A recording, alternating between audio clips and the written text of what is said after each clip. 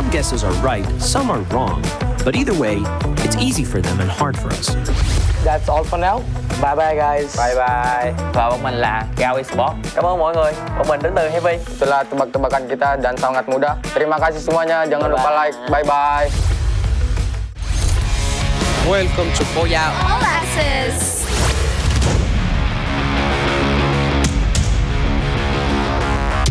Welcome to the Free Fire World Series Global Finals 2025.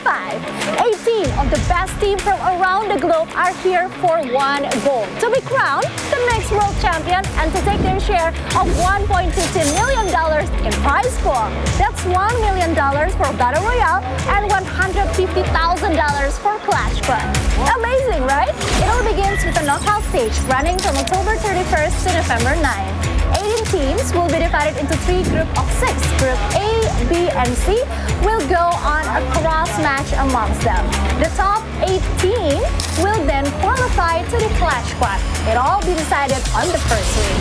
And on the second week, that is the last final sprint to the grand finals. Every point counts. At the end of the knockout stage, the last 12 teams standing will then advance to the grand finals, and the 6 bottom teams will be eliminated. The Grand Finals, also known as Champion Rush, takes place in November 15th. And the rules are pretty simple. The first team to reach 80 points and secure a Booyah will then be crowned the next world champion. If there's no team who succeeds to secure a Booyah while having 80 points, then the champion will be decided by the highest total points. Every rotation, every fight, and every Booyah will decide who's going to be the next world champion. Before we head into the Battle Royale Champion Rush, let's take a detour to the Clash Squad tournament. So the teams competing are the best 8 teams from the first week final rankings. The format follows a best of 3 series, and they will be played as Swiss format. So the winners fight winners and the losers fight losers. Lose twice and you're out. Win all the way through and you will be crowned the Clash Squad champion. Alright survivors, my name is Conchita and that is the format of Free Fire World Series Global Finals 2025.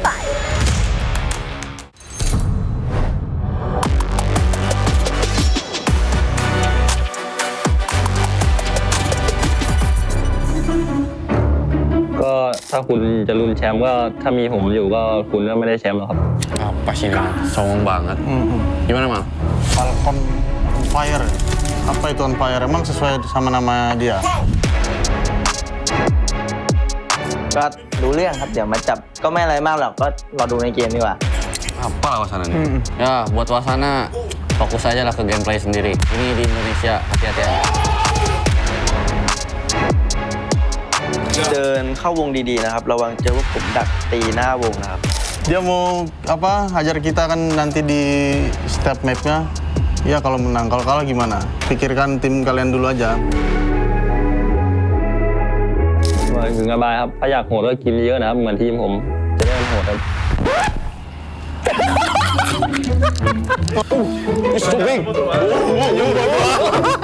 ขอปลดล็อกแล้วแบบบูย่าเลยได้ไหมผมไม่อยากเห็นทุกคนต้องร้องไห้แล้ว Shut up. ทีมที่พูดเยอะมัวแต่พูดเยอะที่สุดก็คือ RQ ครับก็พูดไม่หยุดครับแต่ก็ไม่เคยจะได้แชมป์สักทีครับ Oi kalian, ini rumah kita Indonesia, jangan macam-macam lah ke orang tuh. Hati-hati kita tembak nanti kalian, pecah kepala kalian. Buat semua tim, sampai jumpa di grand final. Good luck brother.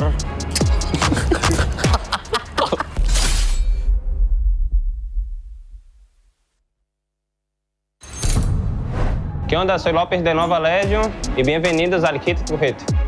Xin chào các bạn, mình là Nero đến từ Esports. Chào mừng các bạn đến với Hit to Hit. Pues creo que no hay mucho que decir quién es mejor. Yo creo que obvio que América, porque estamos por arriba de la... พวกลาแทมอ่ะไม่ได้ตึงหรอกเดี๋ยวผมเล่นให้ดู Em thấy khi mà ra thế giới thì em nghĩ là không có đội tuyển nào yếu hết. Lucas es el equipo actual campeón del mundo, pero ya creo que pasaron su tiempo y estamos acá para quitarle la corona. Sempre falam a mesma coisa, mas 2 anos seguidos deu a lógica. Vamos fazer acontecer de novo nos cursos. Eu acho que a região que mais tem que melhorar é a Ásia. Acho que são poucos times assim que dominam e eles têm que focar mais no endgame. Với sự tham gia của 4 đội Việt Nam trong giải đấu lần này, Chúng tôi sẽ chứng minh cho các bạn rằng khu vực Việt Nam không hề yếu. เฮ้ยพวกเวียดนามอะทำไมตอบสวยจังวะเฮ้ยเราเป็นคนเอเชียนะ Para todos os equipos asiáticos que querem aprender como se juega de verdad, yo doy clases los jueves, no cobro mucho. Hello teacher.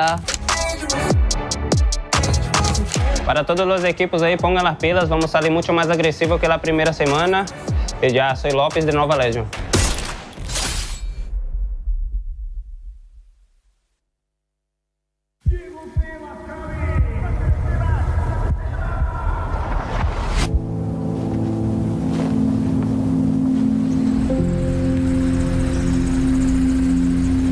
Mi nombre es Sebastián Zambrano, soy jugador profesional de Free Fire y pues yo vivo con mi mamá y mi hermano. Anteriormente vivía con mi papá y un hermano mayor, pero ellos fallecieron. Pues tanto para Sebastián como para todos nosotros fue un golpe muy fuerte, muy fuerte. Sebastián falleció su papá. De verdad que yo lo admiro porque, o sea, él, a pesar de todo, él no, o sea, fue muy responsable con el equipo. Literal, sí íbamos top 1, creo que yo iba a top 1 killer también y pues cuando pasó eso pues se me bajó todo literal y cuando pues que el equipo se enteró pues me dieron como 2 semanas de descanso y pues ya cuando volví a la liga pues ya no volví siendo igual.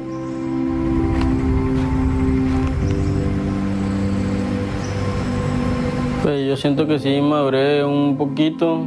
Y también siento que mi vida pues, cambió mi mente porque ahora pues tengo que ayudar en mi casa. Antes pues no lo hacía, bueno sí lo hacía pero no tanto y pues siento que es eso, que ahora tengo que estar más enfocado en las cosas de la casa, que antes no lo hacía.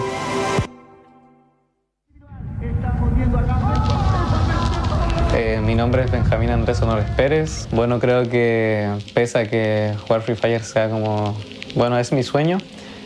Siempre hay que tener otra alternativa y bueno, en este caso es tener una carrera. Este balance en mi vida lo logro hacer gracias a la disciplina de mis padres, también a un gran esfuerzo mío, la verdad. Actualmente estoy con un tema psiquiátrico, tengo trastorno de ansiedad generalizada, entonces creo que la disciplina y la constancia es lo que más me ha llevado a estar donde estoy hoy. Antes lo regañábamos demasiado, o sea, porque pensábamos que era como perdiendo el tiempo ahí y pues él estudiaba, entonces le apagábamos el internet a las 2 de la mañana y lo regañábamos, pero él me decía, no más, yo estoy jugando bien, entonces yo le decía, pero tienes que empezar primero en el estudio. Bueno, en el juego hay mucha comunicación, ¿cierto? Sí. Hay mucha comunicación, se tienen que hablar con los compañeros para jugar. Y él por lo mismo, como sabía que nosotros lo estábamos escuchando o lo podíamos escuchar, él prácticamente en el juego no hablaba. Entonces le pusieron ahí un nombre que era el mudo, le pusieron el mudo. Pero no porque él no quisiera interactuar con los compañeros, sino porque en realidad tenía miedo de que nosotros lo escucháramos y que le quitáramos el teléfono, lo castigáramos o que lo mandáramos a dormir más temprano. Es que en un principio nosotros siempre pensábamos que era un hobby para él. O sea, siempre lo vimos así como padre, siempre lo vimos desde ese punto de vista, hasta que ahora vemos que ya es un poco más profesional, se podría decir. Al comienzo de proponerle esto de ser profesional costó un poco, costó lograr hacerle entender que es otro mundo aparte y que era mi sueño. Y de hecho el primer contrato que llegó de R7, cuando él cumplió 17 años, había una fecha límite para firmarlo. Y me acuerdo que estuvimos hasta el último día para firmar ese contrato, porque ahí le dijimos a él que tenía que asumir él un compromiso de que tenía que cumplir con sus estudios y a la vez nosotros le íbamos a permitir que él jugara.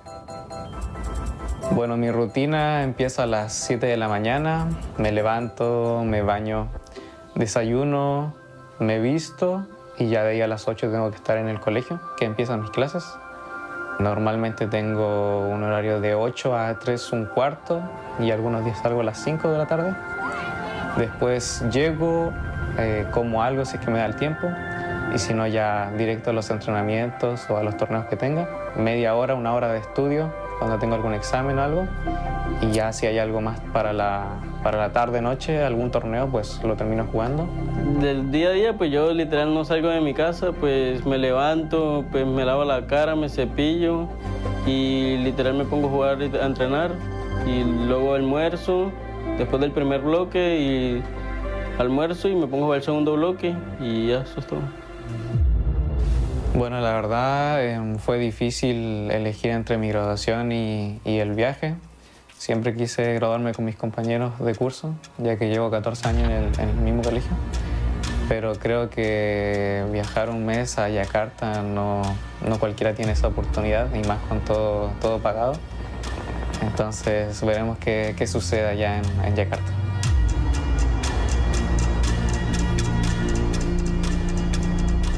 Pues de cara al mundial, pues me veo la verdad muy bien, ya que el mundial pasado pues me quedé con una espinita de pasar a la final, que no pasé literal por un punto, que fue el desempate. Mi principal motivación es mi mamá y mi papá y mi hermano que están en el Chile. Y pues sí, me siento muy motivado para este mundial que viene.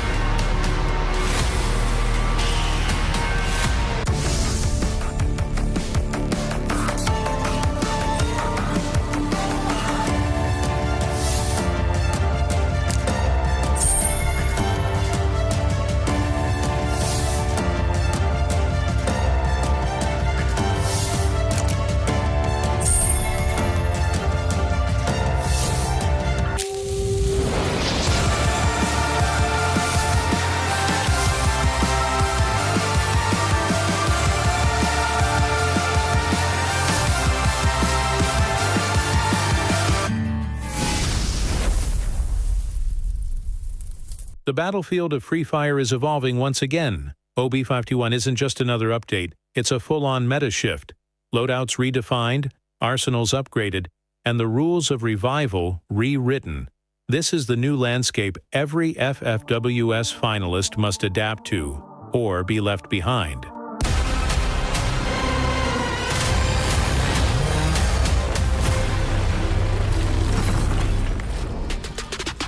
Let's break down the ultimate game changer, Loadout 3.0. The shift from solo gear to team economy is absolute. Enhance Hammer lets you instantly upgrade a teammate's weapon. One red tier gun can determine who wins that early scramble. Tactical Market introduces Bolt Maker zones for smart control, and the Super Leg Pocket combines essential survival items into one resilient tool. The old meta is dead. Coordination is king. Triple kill. This meta was practically built for the aggressive roaming giants. Teams like RRQ and Booyahs United thrive on early momentum, and now they have zero excuses. The weapon rack guarantees a gun off the drop, and the Enhance Hammer ensures their first rush hits lethally hard. They will dominate the kill point race, setting the pace for the entire lobby. But the mid-game masters, the teams that are start safe but always ready for combat like Fluxo and R7, get their own safety nets. The Super Revival Point allows for riskier mid-game fights because a revived ally returns with a much better chance to stabilize. They can leverage the gold accumulated from safe rotations into the upgradable arsenal, ensuring their late-game inventory is overwhelmingly superior. Now, let's talk defense. Survival-focused squads like Heavy gain endurance from the Super Leg Pocket and new glue mushrooms that add healing to their fortifications. But there is a massive counter. The new character Nero is the ultimate anti-fortification tool. His skill generates a field that prevents all glue wall placement and drains health inside. This is the new key to breaking up stubborn late-game holds. Survival teams must adapt or they'll be defenseless. In Loadout 3.0, the Team Booster stands out as the most strategic upgrade. It will be a must-have item for all teams. Each Team Booster user can choose up to 3 of 6 buffs, with the first slot being free and the next 2 being unlocked with coins. These buffs can increase healing, movement, or team coordination, making the team economy a key part of mid-game planning and opening up a myriad of new gameplay combinations.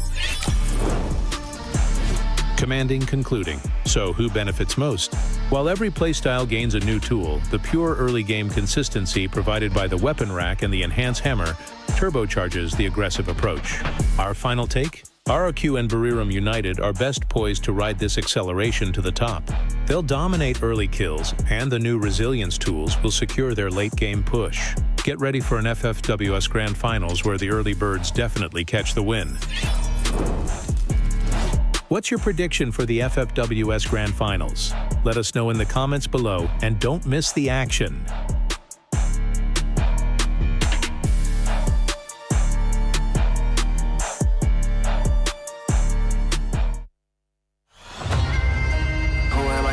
Now. Burn bright, I don't burn out. Crush style, sick of me now, huh? I can never go reverse now. But I'ma spin it back, A-jump. Went from nada to the crowd, throw in their hands, bass jump. I'ma hit the finish line no matter what. They front, first place, you a runner-up, dominant, but the red and the blues going ruthless. 10 out of 10, 11, I don't snooze. I pursue, don't push it, put me in game that I don't lose. I stay cool, depending on my pen and pennants I choose. Hey, I'ma show you how it work. Got it, now that is Wu-Tang, I'm a bird, love the competition. Told you only way is up, I don't go reverse. I can't entertain. Will you do the same? Cause I've been ready my whole life. Only see my back, I ain't turning back on them. Wings on me, I'm higher.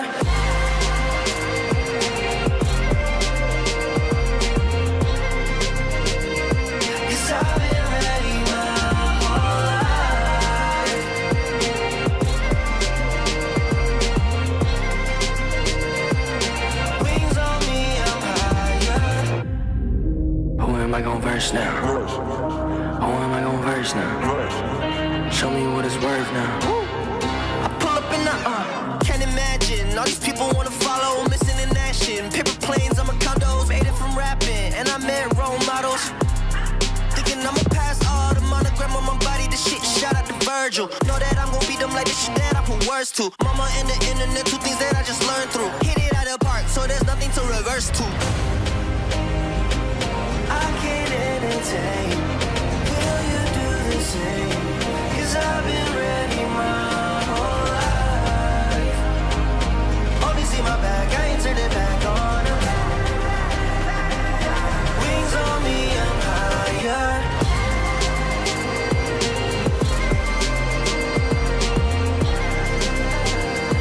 Cause I've been ready my whole life.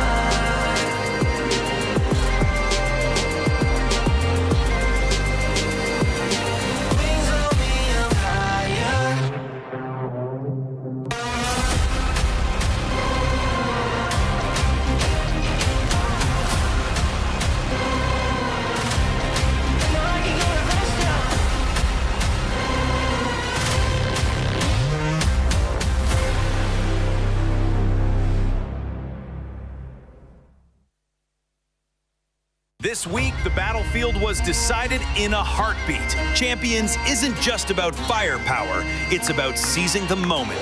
Here are your highlights of Week 1. Fluxo stormed through Heavy's defenses with Glue Wall Melter, Freeze Grenade, and eliminated Heavy. Bob's FD7 backing away, and then has got the grenade launcher, just needs a good pop here. Boom! WAG trapped Evos in a room of death, and X4's perfectly timed M79 blast erased them in an instant. Dudes turned RRQ's house into a horror show for AG, leading a perfectly coordinated assault that ended with his deadly triple kill. Heavy snuffed out E1's fire as Allen's perfectly timed M79 blast wiped them out in one calculated strike. What a name! Fluxo deemed Hotshot unworthy, raining Hellfire with the new Bolt Maker to chip away their health and secure a swift team wipe. Here is how the standings look. After another unforgettable Week 1 of FFWS 2025, the race for the crown only grows fiercer. Salute the teams, for they are the architects of history. And next week, new legends awaits.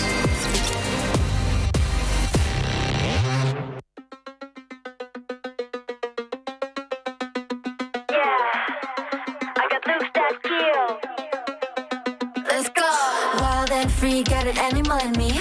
Once you see, you ain't never wanna leave. You think your eyes are fooling you.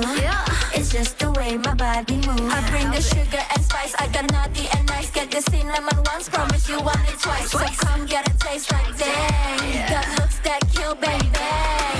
I'm razor sharp, really so hard. Light it up, fireworks in the dark. Watch out, I'ma get ya. Don't leave, I will let ya. I'm razor sharp, really so hard. I light it up, fireworks in the dark. I'm a non-stop drill, I got looks that kill. I'm a little bit bittersweet, but you can pour some sugar on me. I'ma knock you off of your feet. Non-stop drill, I got looks that kill. I'm a little bit bittersweet, but you can pour some sugar on me. I'ma knock you off of your feet. Non-stop drill, I got looks that kill.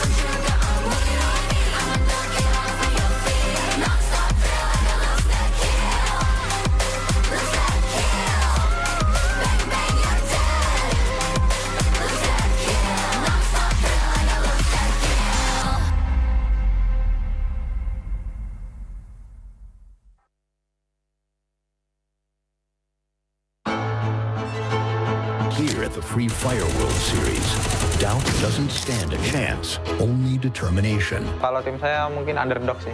Ya kalau di grand final ya kita konsisten lah. Ini tanah Indonesia dan pastinya tim-tim Indonesia termasuk gua sama RRQ pasti bakal juara.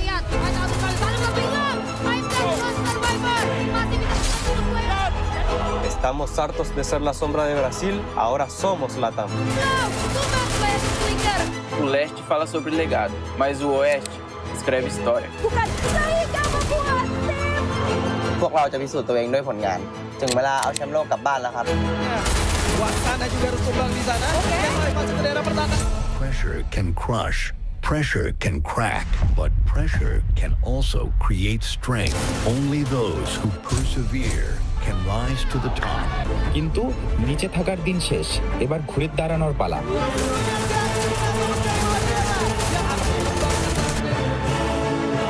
This is our story of courage. This is how we crush doubt in the room of pressure.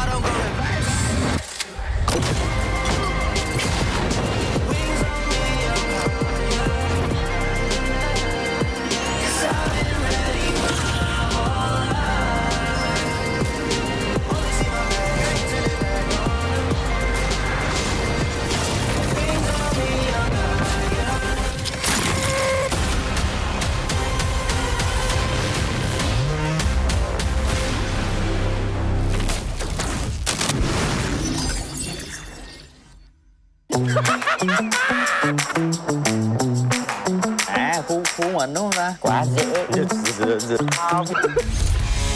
Welcome to Booyahs. All access. Welcome to Now. Let me guess. 2 players and a whole lot of chaos. Tries to guess what's going on in Free Fire.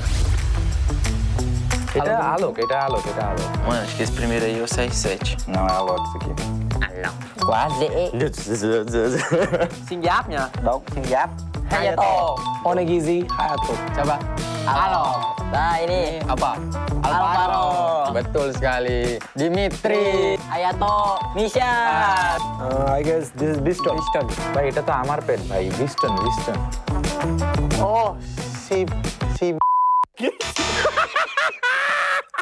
Spirit Fox. Next! Này là con cáo. Con cáo nha, con bé này nó tên là Phan. what the man. Dok. Ini apa nih? Lu tau nggak? Gak tahu. Ini namanya Jepur kadang ada golf course. Okay, I want some more. Golf course. À, khu mình đúng không ta? Khu gợi quy. Làng Kim Nam. Có cái đảo nhỏ đó, chắc chắn là làng Kim Nam rồi. Gampang banget. Ini drop zone RRQ. Didok. Nah kalau misalnya ini drop zone heavy militia. Oke, banyak pokoknya mah. Intellect Center. Some guesses are right, some are wrong. But either way, it's easy for them and hard for us. That's all for now. Bye bye guys. Bye bye. Và bọn mình là Gao Esports. Cảm ơn mọi người. Bọn mình đến từ Heavy. Itulah tebak-tebakan kita dan sangat mudah. Terima kasih semuanya. Jangan lupa like. Bye-bye. Welcome to Booyahs. All access.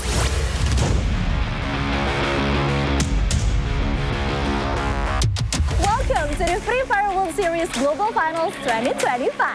18 of the best teams from around the globe are here for one goal: to be crowned the next world champion and to take their share of $1.50 million in prize pool. That's $1 million for Battle Royale and $150,000 for Clash Squad. Amazing, right? It all begins with a knockout stage running from October 31st to November 9th. 18 teams will be divided into 3 groups of 6. Group A, B, and C will go on a cross match amongst them. The top 8 teams will then qualify to the Clash Squad. It all be decided on the first week. And on the second week, that is the last final sprint to the grand final. Every point counts.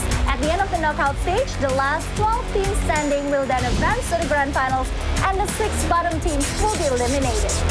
The Grand Finals, also known as Champion Rush, takes place in November 15th. And the rules are pretty simple. The first team to reach 80 points and secure a Booyah will then be crowned the next world champion. If there's no team who succeeds to secure a Booyah while having 80 points, then the champion will be decided by the highest total points. Every rotation, every fight, and every Booyah will decide who's going to be the next world champion. Before we head into the Battle Royale Champion Rush, let's take a detour to the Clash Squad tournament. So the teams competing are the best 8 teams from the first week final rankings. The format follows a best of 3 series, and they will be played as Swiss format. So the winners fight winners and the losers fight losers. Lose twice and you're out. Win all the way through and you will be crowned the Clash Squad champion. Alright survivors, my name is Conchita and that is the format of Free Fire World Series Global Finals 2025.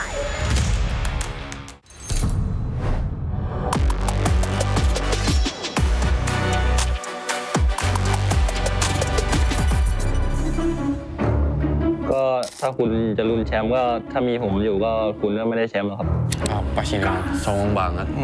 Gimana mal? Falcon on fire. Apa itu on fire? Emang sesuai sama nama dia? ก็รู้เรื่องครับเดี๋ยวมาจับก็ไม่อะไรมากหรอกก็รอดูในเกมดีกว่า Apa lah wacana nih? Ya buat wacana fokus aja lah ke gameplay sendiri. Ini di Indonesia hati-hati aja. เดินเข้าวงดีๆนะครับระวังเจอว่าผมดักตีหน้าวงนะครับ Dia mau apa? Hajar kita kan nanti di step map-nya. Ya kalau menang, kalau kalah gimana? Pikirkan tim kalian dulu aja. ถึงสบายครับถ้าอยากโหดก็กินเยอะนะครับเหมือนทีมผมจะได้โหดครับ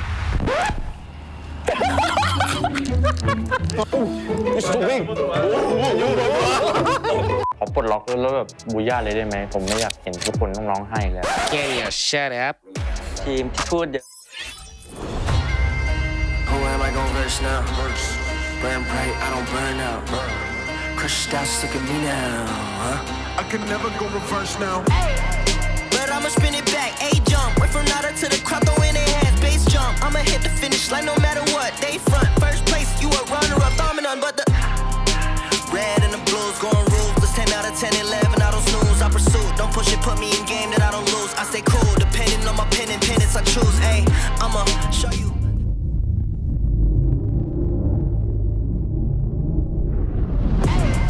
But I'ma spin it back, A-jump. Went from nada to the crowd, throw in their hands, bass jump. I'ma hit the finish line no matter what. They front, first place, you a runner-up, dominant, but the red and the blues going ruthless. 10 out of 10, 11, I don't snooze. I pursue, don't push it, put me in game that I don't lose. I stay cool, depending on my pen and pennants I choose. Ayy, I'ma show you how. Got it, now that Wu-Tang, I'm a bird of the competition. Hit it out of the park, so there's nothing to reverse. I can't entertain.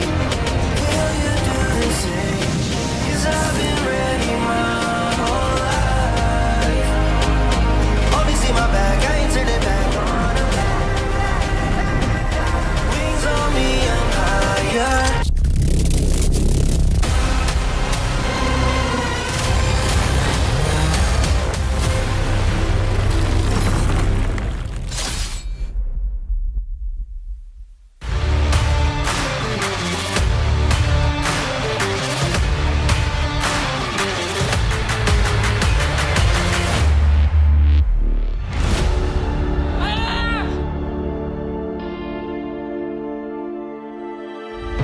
So, where do we start? Well, a lot has happened in FFWS. Unpredictable upsets, unmet expectations, unfinished re-release. We have no time to lose. So, the defending champion Fluxo came to Jakarta with a statement performance, claiming 178 points in the first week and a whopping 34 eliminations from MT7. Ooh, many teams will try to threaten Fluxo title defense. The question stands, who has the audacity to do that? I think Movistar R7 Games King is the prime suspect here. Our intel found a very shocking comment from the LATAM Wonder King himself. Fluxo, ya que en Lidoma serie no fueron real para nosotros, entonces en la Free Fire World Series Finals Global tampoco será la excepção. Sobre o Games King e todo o time dele aí da R7, eu acho que eles falam muito e dentro de jogo eles não entregam nada do que eles falam, eles não foram campeões na região deles, eles não têm bala e não têm histórico pra falar de nós, eles são famosos star players que só falam e não fazem nada.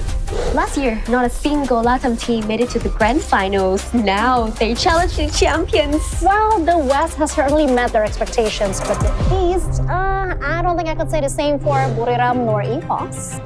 Despite recruiting last year, the Wonder Kid might not be able to help EVOS escape their fate of missing out on grand finals again. Oh no, Indonesia already has one unlucky team. We do not need another. What is the possibilities of 4 Vietnam teams qualifying for the grand finals? Ooh, PE Sports is looking strong, while Gal and Heavy still looks pretty consistent. PE Sports Mirror is leading the damage charts, and we have 2 MVP Booyahs for Heavy's new recruit, Alan. Speaking of Alan, I think his ex-team needs to reevaluate their tactics, because WAG is struggling right now. It's unfortunate for the champions contenders, Thailand, Team Falcons, and Buriram. But our Gamers Global have been crushing all doubts. I know, right? AG earned a well-deserved Team of the Day on day 1. But despite all the upsets and surprises that is happening in FFWS, that does not change the fate for some teams like Red Hawks, Red Cliffs, Hotshot, and Clear Vision who are still falling behind in point. Well, 1 week for them. One last sprint to the grand final.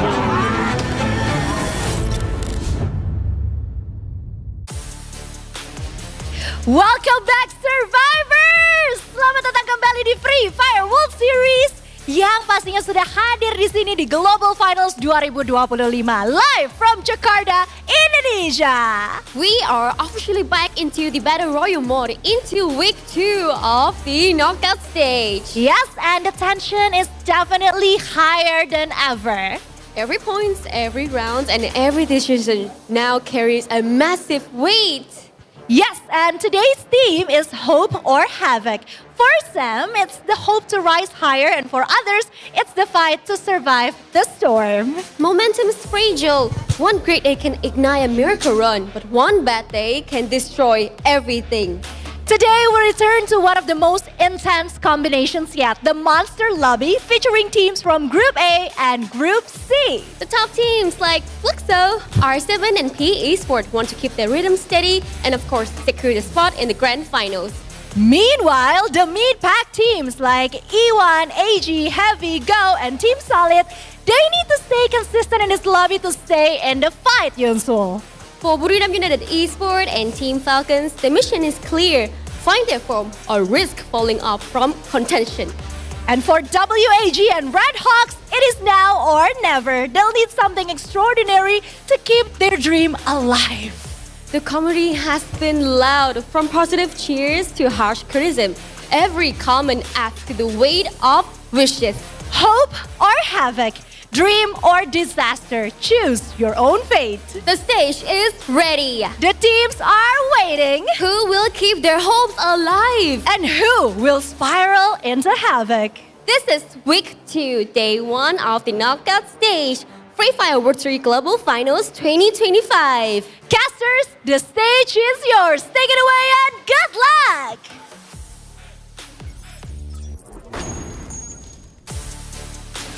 Thank you so much, Yunsol, and as well, Cochita. Guys, once again, back in Battle Royale for the very third day, the second rotation, the final week where these teams are looking for a qualifying spot into the grand finals itself. Of course, my name is Gideon Q. We've got Denali here at the desk one more time. It's been a long 3 days after Clash Squad, and hopefully this gives you a little bit of a taste of what the top 8 is all about, because some of these teams have been doing very well in their individual Clash Squads. Look, I think it's been a pretty interesting experience focusing on Clash Squad so much for these past 2 days, because now it's given me a new perspective of how these teams could be approaching Battle Royale for these final 2 days. Because yes, we say final 2 days because these are your last 2 play days to secure that top 12 placement. 6 teams are going to be eliminated at the end of this weekend, and to secure top 12, you need to make sure you hit that precious threshold of top 12. And we have done some math behind the scene, but the magic number hasn't really shown itself as of yet. So as we play these next 2 play days, we'll see what is going to be happening for our teams and what they're really going to be aiming for.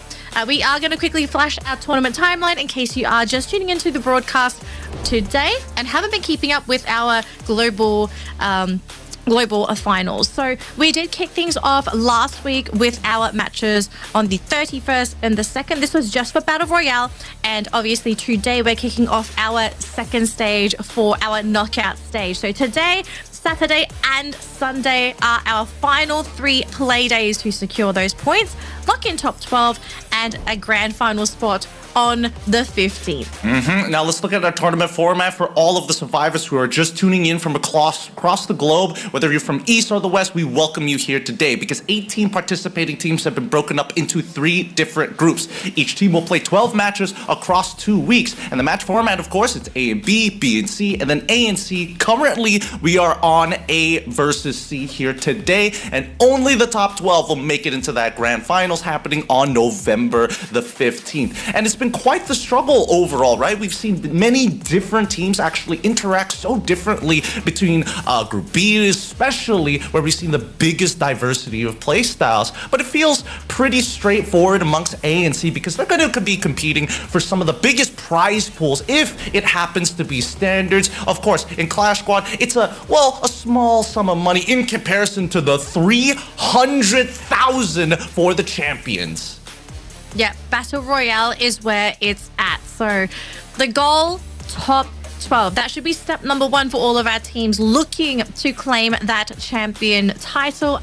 and the champions prize pool. Now, just a quick recap on our point system as well for the Battle Royale format as well. It is very standard for our typical Battle Royale Free Fire tournaments. First place, the team that gets that Booyah will be securing 12 points for the round. Second place will get 9. And as you go down the leaderboard, the last 2 teams in a round, they will score absolutely nothing for placement points. But don't forget, it's not just about placements, it's also about eliminations. Every head you put on the chopping block, you'll be able to get a point from that elimination. So there are ways to score points. It's not all about placements, but at the same time, it's not only about those eliminations. Yep, it's about placements as well. And how they're going to be looking for those opportunities is through their unique active skills. Of course, we've been playing this throughout the year, the one unique active skill sets. And this has really introduced a lot of dynamic play amongst the teams. Every single time a patch drops, you can see that teams are working extremely hard to find the next meta composition to bring into the global finals. Now, keep in mind, you're only one unique active skills. You can't stack one on top of each other every single time. Now, we have to look at the overall standings, because if you guys are just tuning in to week number 2, you've been missing out on all the action, the introduction to how these teams have been battling out against each other. Because if you are from the West, you can be very happy to see that Fluxo is still standing in number 1 with a total of 178 points. RRQ Kazu's just behind them by 5 points, and then we have P Esports, who came out guns blazing on the 3rd day of Battle Royale to make it into Clash Squad. Yep, so we have our top 3 teams leading the charge with a huge point advantage over 4th place and every team underneath. But obviously, looking at that race at the top, we also need to look at the race at the bottom. And so far, occupying that final spot, 12th place, we have Team Solid. And we are starting to see a gap occur between that 12th and 13th spot, right? Because top 12 is where it's at. These teams need to grab points if they haven't already. And there are some very familiar names in that bottom 6. Some of them I'm quite concerned as to why they're even there to begin with. So anyone that is below 12, they are going to have to work hard this weekend to get those points and to push them just across the finish line to make it to the grand finals. Now keep in mind, 12th and 13th, the point differential is 27 points, and they need to find a big point total game in our game schedule, starting off with Purgatory, the next Terra, Bermuda, Solara, Alpine, and we end the day on Kalahari. So we're going to see a lot of standardized plays, at least for the first 3 maps, before we get into Solara, kind of break that mold. We've seen teams have those slow starts, and I think they can't afford them anymore, especially when you're looking at anybody who is within that 10th all the way to 12th position. Yes, there is a gap between 12th and 13th, but the scary part is if they don't claim those points now, it's just more pressures in the following second last play day. Yeah, and effectively, if you think about it, Gideon, all it takes is for somebody to get a Booyah down there to really lock their spot for top 12. And this includes teams that might not have even made it into that top 12 yet, right? Even 13th, they are so close to getting them in that top 12. It's just, they've got to find a Booyah. They've got to find those points. And honestly, it cannot really come down to one round. We need to see consistency. We need to see more eliminations. I want to see aggression, and I want to see somebody take a risk. If you have everything to lose, just go for the risky plays. Take the gamble, because if you lose, you're going to lose anyway if you don't do anything at all. I totally agree with you here. And this is between groups A and as well as C, which we would have expected to be the more standardized players in terms of the way that they rotate and how they actually make decisions around the early to mid game, which has been a bit of a problem for some of these teams, getting constantly either hot drop or contested in those moments. BRU in particular has been notably jumped on so many times. But let's look at the full team lineups here in case you want to see the faces of the people who are trying to make it to that grand finals. Falcons, another team that I am a little concerned about, but that's the thing. During these 2 play days, teams like GOW, Team Solid, RHK, and as well as Falcons, they're looking to secure top 12, not necessarily be number 1, because that doesn't give you any advantages coming into the global finals. Yeah, it doesn't really give you an advantage, but I guess from a confidence standpoint, you'd be feeling really good if you do well during the group stage. So I'm not mad. I don't think the teams are mad if they do accidentally perform well or they just place very high. But I think for anyone that is worried about Falcons and Booyahs, okay, because Booyahs is also not looking too hot. They're in, I think, 10th place. Both these teams are at 10th and 11th place, so quite far down from where we're used to seeing these teams. But I think from a tactical standpoint, I believe this might be intentional. I think these guys are trying to keep their cards close and to take these targets off their back so that when we do go to grand final weekend, that's when they bring out the real big guns. So we'll see how everyone sort of reacts to some of these big guns not performing so well in that group stage, because I want to see if they continue to respect them or maybe their attention slips and they focus on a few other teams. I mean, Thailand in general, as of right now, the only one who's doing significantly well in their current standings, I would say.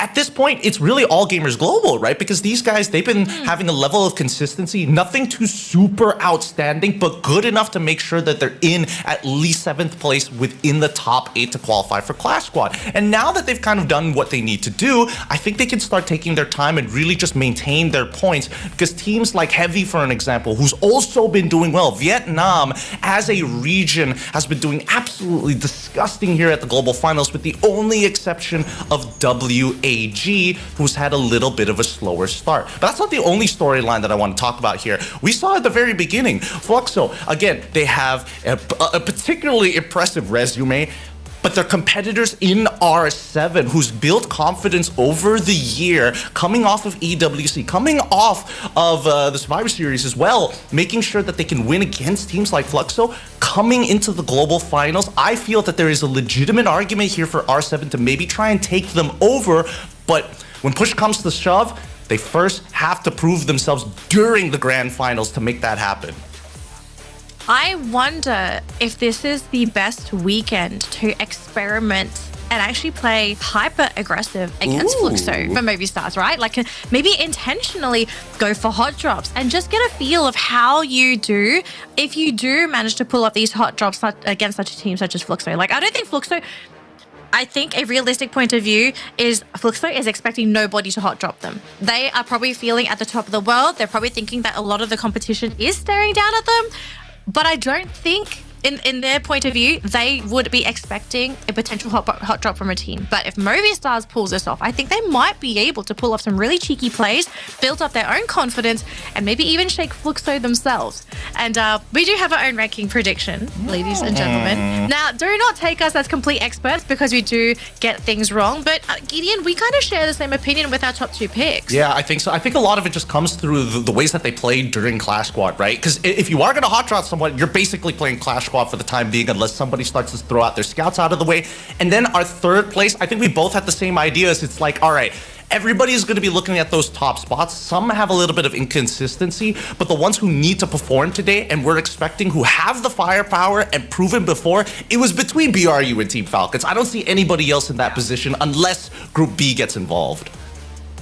Okay, so we actually have a Room of Pressure interview lined up for you folks. So it looks like the teams, they are getting ready. But before we jump into the game, let's head on over to the Room of Pressure and see how our players are feeling before we kick things off with game number 1.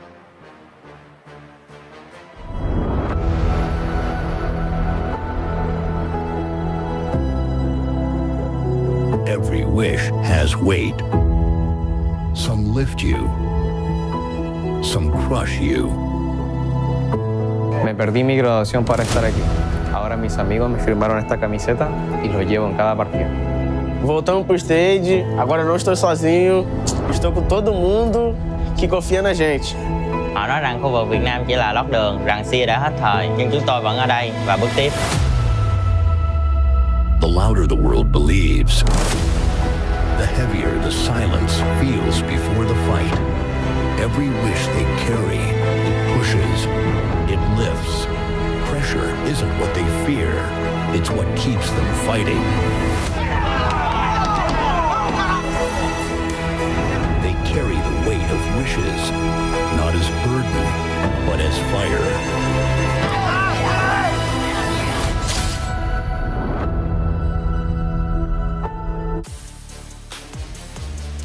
Well, there we have it, man.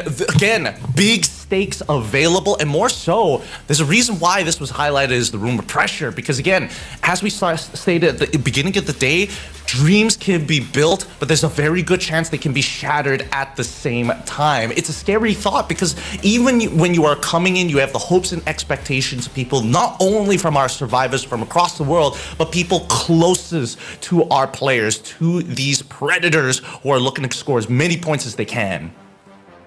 I'm so glad that we're still seeing teams have high spirits. You know, they're still happy, they're excited, they're raring to go, rather than teams just sort of sitting there all stiff, nervous, maybe racking their brains thinking what they're supposed to do during those first couple minutes of the game.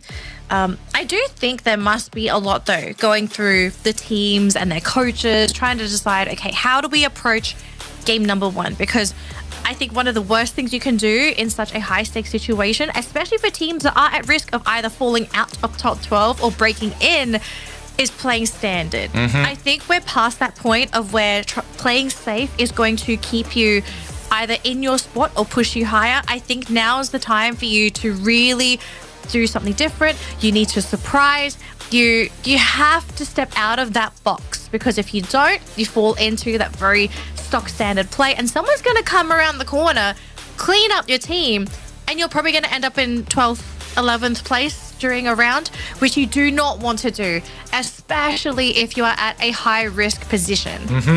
I think Vietnam as a region really, I feel like they're going to be the ones who are going to be a little bit more consistent here. And that's a funny statement to say, because at the very beginning of the year, we were thinking that, like, you know, Thailand is still going to be on top, that they are going to be dominating throughout the year with a couple of pretty big changes when it comes down to the patch. I wouldn't have expected them to drop off this hard after EWC, because those were the two regions we were looking for. We were looking at Indonesia and as well as Thailand, right, to be the top spot. But I think it's time.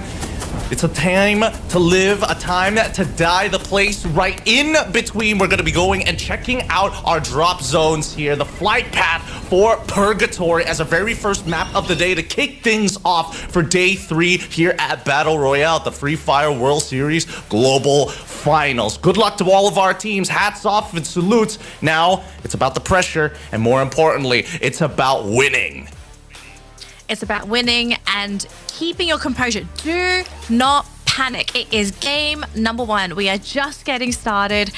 You know, Gideon, I do have to sort of mention, you brought up a point earlier on saying that, you know, the first 3 maps are not so bad, right? The final 3 are definitely where things start to get a little bit weird, a little bit quirky. But I think Purgatory can be one of those dirty maps as well, depending on where the circle decides to end the match, right? And this one looks like it's going to be a filthy one, because we have a huge line of river going down, almost down the center of that circle. If it continues to pivot down towards the bottom of that map, and we might even go through that cross section, teams are going to be in a lot of trouble if they are in the wrong position. And I mean, that flight path was not helpful whatsoever. E1 already finding first blood. Vivid 9 already taking it off of R7. Hax goes down. It's a little unfortunate for R7 because, again, they know what the drop spots are supposed to be, but the flight path has severely hurt them in who lands first. But they are not the only teams who are getting into these early engagements. On the north side of the ring, we're already seeing WAG and his Red Hawks fight against each other. Neja, he already has the HP advantage and takes out Tikwe, no problem. Oh, the car! Just to roll him over. Guess who's coming into the middle of the mix is more reinforcements of WAG getting involved into the fight. Keep in mind that E1 is creeping up behind him on the southern side. The longer this fight goes, the third is so very possible. And Red Hawks, they recognize this and they back away as E1 takes the engagement against WAG. As the backline tries to run away, Red Hawks are on the chase. Kind of insane to think that we have 3 teams within firing range of each other. Red Hawks still trying to apply pressure onto WAG, but E1, I'm actually surprised. I thought E1 would try and fight into that, but I guess after yesterday's games in Clash Squad, they are going to continue on with this trend of theirs where they do like to play a little bit slower and focus more on their macro game. But Red Hawks, yeah, I don't think they're going to be given the option of playing slowly, because WAG, they want blood, and in particular, they want Blade. They want as many as they possibly can, especially especially in the earlier stages of the game. If they can weather the stone. Oh, no, I don't. Wait, are they going to be coming over? We don't know for sure because Kutosh is the next to fall here for WAG as they're looking to try and wipe this squad. And it's a high number of eliminations for WAG right at the beginning. 5 in the bag, E1. And they've already been able to set up kind of their post-game fight, right? They're making sure that E1 can't move out of position just yet as PLS1 needs to make sure that the movements are away from them rather than looking for the wraparound on the flank. Because keep in mind, they still have the circles on the southern side. Yep. So just a quick update on what did potentially happen on the other side of the map. I saw some Booyah names actually flashing on the screen, and it was GOW that was challenging them. We'll have to see if the team is going to be looking okay. But for Falcons, Kororo is not going to be looking too happy himself because he has an entire team of Heavy chasing him down. He does have a teammate nearby, but I don't think they're in a position to be able to bail this man out. So Kororo, he will fall on fire playing on top of the mountain. I mean, He's sticking around. I have to say, on fire, the fact that you decided to stay here, very ballsy play. But if you want to try and go for the bait, you know, sometimes you just got to pull out the crazy play. So on fire, can he fire them down? Goes for the dash, goes onto the other side. Can't quite catch anyone very fast. They're able to get the jukes off, and nobody drops aside from on fire. So Heavy, lock in 2 points. Nicely done by Heavy. And this is the playstyle that we're seeing them try to perfect over the local scene during FFWSC. And they've really nailed it down on their first engagements. Falcons, they had to play for survival, right? On Fire needs to buy as much time so that everybody else can actually look for looting spots outside from Fire Brigade. I'm not entirely sure whether they split off into Central and as well as Lumber Mill, because we did see a majority of the fights actually happening towards Central and as well as arguably just the edge of Brasilia. But now we look towards the northern side, towards the crossroads. E1 as well as R7, they haven't let it go just yet. R7 in particular, as they already find one in Vitten XP. They need to take out both the Vitten brothers before they have a chance here. Vitten, he can be picked up, but it's going to be a very difficult fight if they're going to play from that low ground. Games King holding well. Joker with a good headshot to kind of secure the position, allowing Games King to jump on in. Oh no! 1 HP, still alive. Leon still makes it through. Now, while this is happening, BRU are currently in engagement with WAG. As the ring continues to circle down, they've already used the Riptide Rhythm, trying to close the doors here. Time turners for both Chronos have been used. Della very close to winning this fight. I think he needs to start pushing forward, but he's worried about his back as Joker loses his head. And without being done for, GOW intervening in this fight. R7, they just got to back out of this, and they have to do it from the outside in the blue. I don't think they're going to be able to go away though, because for GOW, they look like they want to be hunting down their AG though. This team is going to be hunted on the other side of the map. And poor Barosh, a 2v1 versus Hacker Nix, not a chance to leave this fight. And AG, they need Dew to get on out of there. Is he the final player for the team? Because we did see multiple players being eliminated. I mean, they're tracking him, so poor Dew, if he's able to get out of here, it would be a miracle in itself. And it looks like Booyah, we are finally able to catch out to the team. They are still 4-man strong, but this time it's going to be Tikui going up against Wasana. So Booyah, they're still kicking. They've actually picked up 4 points this round. So even though things did look a little bit scary for the team earlier on, it looks like they have stabilized and they have points on the board. Now, speaking of points, Gideon, we do have updates on the right-hand side of the screen. These are live updates as well and live placements for the round. And, you know, Booyah, they were quiet last week, but they're coming and kicking strong in game number 1 today. They avoided the early engagements. They wanted to see. They saw everything that was happening on the north side of the crossroads, and WAG seemed to be the clear victors of it with 7 eliminations. Unfortunately, getting intercepted midway, especially when we're thinking about the arsenals as well, which is what WAG probably was going to be looking for here. Same goes for movie star R7, but look above them. GOW seems to be flying above and landing right behind them as well. They are on the hunt. On fire as well. Oh no, hold on. GOW Hans getting into the mix, making sure that they can at least intercept some of the members here from movie star R7. Everybody on the north side is taking significant damage as they walk out of the blue with their full squad or having to revive multiple members already. Yeah, but aside from that one pickoff, look at the respect given by all of our teams so far. Everyone has kept their rosters alive or they've brought their teammates back. 4 players alive for every team remaining in the competition. I mean, it just goes to show how desperate everybody needs these points. And also the fact that we are having so many players being picked up, these are more points for the round. This is going to be a very bloated round when it comes to elimination points, and Demon almost catching Moshi out there. Would have been nice if he got the drop, because at least he would have been able to create an opening for the rest of his teammates to follow through. But now they're just waiting to see, does Booyahs do anything? Because if they don't move, it's going to have to be GOW to push on in if they want to get inside the safe zone. Now, on the other end, we do have Heavy fighting up against Falcons. And so far, Falcons coming from the outside. And Heavy, they're still holding down the fort. But so far, we're going to be seeing somebody go in for that backstab. Kororo going to be going in that building. Don't cry. Trying to fight the team inside the compound, but all on his own. Everyone's abandoned. Mufasa comes in after he gets down. It's 1 versus 3. Mufasa, the numbers are not in your favor. Round 2 goes over to Falcons after getting an early drop against Heavy. They got the revenge here. Heavy still losing 1 member, not the biggest of deal. They're like, okay, fair enough. You know, karma sucks, but what are we going to do about it? Here by Golf Course, we see that Fluxo moving towards that northern side, expecting a lot of the members, at least a lot of the population who are fighting up there, would eventually start making their way around. Here in the second ring, it's encapsulating Marble Work, Golf Course, and as well as Brasilia, with the river cutting them in half. So, clearing the northern side and making sure that their backs are clear, which Fluxo has already checked those 2 boxes. Now, if they take out R7, they've got the perfect recipe and a 50-50 that could give them a Booyah win. But now we look over to BRU versus the Red Hawks. Yeah, we do have Wasana scouting the way for the team, trying to clear out all these buildings just to make sure that they've managed to pin them. Oh, the 1 shot onto Blade! Wasn't even given a chance to be able to be picked up. And now Wasana pushing through for the team. They as well. We still have Blade and Neja.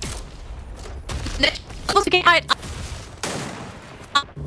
One corner. They do manage to get both to the cat. And in the air, Nejad, he gets shot out of the sky, but the team is not out as of yet. We still have Flicker trying to get away, but he gets sniped. And that's going to be it. The Red Hawks end the round in 11th place. Oh, Booyahs United are hungry today. They are intercepting any team to ensure, and they are double checking the crossroads just in case, knowing that the population who dropped there, they didn't see enough action down by the northern side of the fields to guarantee that their backs were going to be clear. So good job on BRU to do their due diligence. But now we see the teams who are currently in the ring. And this is where it gets a little awkward, right? For GOW, they're holding the northernmost, and they're right at the tip of the river, which is a scary position to be in, right? Because you're expecting teams to be watching this bridge specifically because it's one of the few easy crossroads without having to swim across if the 50-50 doesn't go into your favor. And it looks like the 50-50 leans more towards Brasilia. GOW have an easy rotation in if they can win their next engagement. Fluxo, on the other hand, I'm interested to see how they're going to start moving on. They can play towards the sand base of their current island on the west side of the map, but they did engage and encounter Movistar R7. It looks like Movistar R7 still, let me just quickly double check, at full fighting capacity. I'm not sure if their weaponry is going to be as good as Fluxo, and not to mention that BRU, if I look at that at the top corner there, has already made their way from the north side of Marble Works too. Hang on, we might even get Booyahs running into Fluxo, which might be an even bigger fight than we originally anticipated. We thought it was going to be Movistar's get high, though, get shut down by GU. Wasn't even able to close the gap, and Fluxo, they're ready to shut Booyahs out. They will be able to send out Jonah, and it looks like he is able to successfully cross the river into GOW. The Wolves are being fed. Oh no, Asana left all by himself as well. The Wolves in prime position. I don't think they were expecting Booyahs United to be in that spot or Fluxo to move this far up towards the north. But now, with Booyahs already neutered and cut down, there's nothing much to worry about. E1 currently in the middle of a fight, as well as P Esports as well.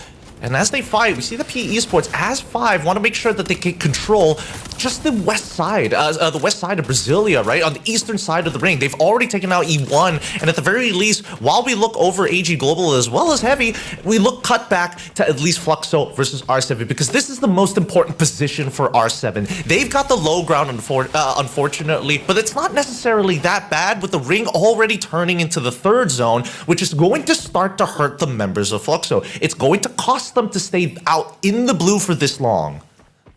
Yeah, and unfortunately, if they do try to rush down the hill, there's no cover. So they would be sitting ducks as Movistar's R7 just gunned them down. So the team, they are going to group up. They will have to find a way through somehow. And I mean, if they can find a way in without being taken out by Movistars, that would be a miracle in itself. They're still trying to snipe them from a distance. You can see Fluxo, they are pinned in a really tough spot, and they're going to start sending teammates in. They fly the team in, and Movistars, they're not ready for this. I don't think they were expecting Fluxo to play so aggressively, but all of a sudden, in the compound that was supposed to be their safe place, ends up being maybe the worst place they see in this game, but the team is still standing strong. It's Fluxo to be losing players. GU goes down as well, and all of a sudden their aggressors fell into a terrible trap.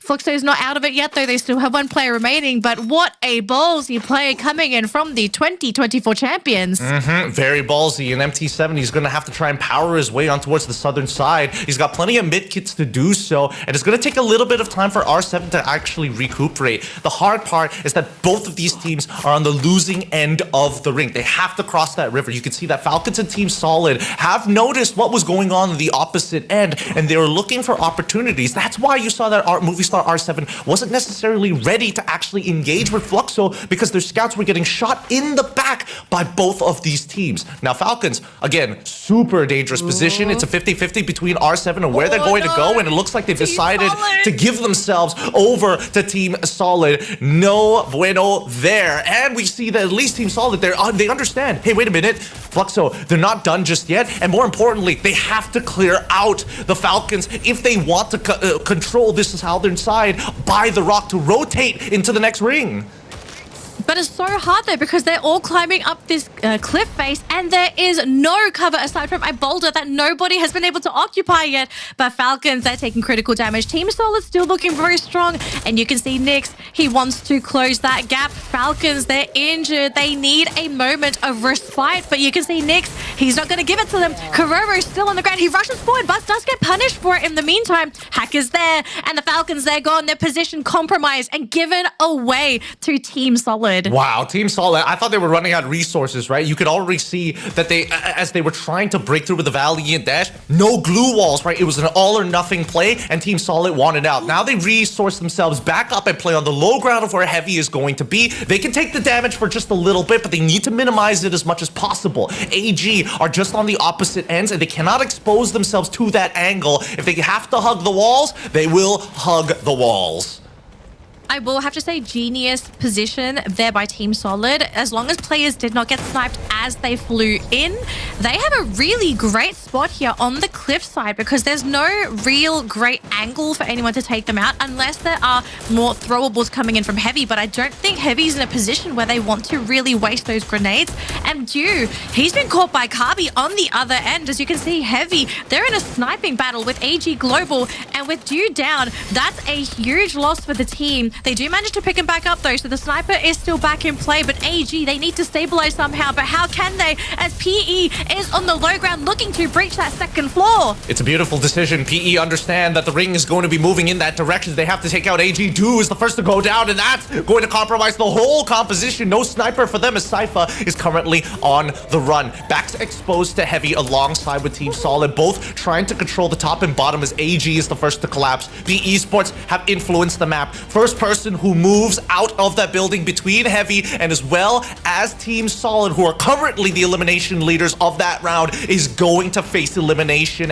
in third place. And PE Esports, they're just waiting for that blood to be seeping into the water, and they can smell it, right? The blue, it's slowly starting to cut themselves out, and Heavy is the first to move as they notice that PE Esports have ran. Now Heavy are trying to block out the ways of Team Solid, and they're going to be dropping down a UAV of their own to protect their glue walls. And unfortunately for Kabi, he wasn't looking. He gets panned in the back. He didn't see the concussive hit. He was blinded. Oh my gosh, the maze, the damage, it's all coming into play. So Team Solid, they're the one that's going to be at a really awkward angle here. Heavy, they do have one player there, Mufasa. Mufasa, get out of there, Mufasa.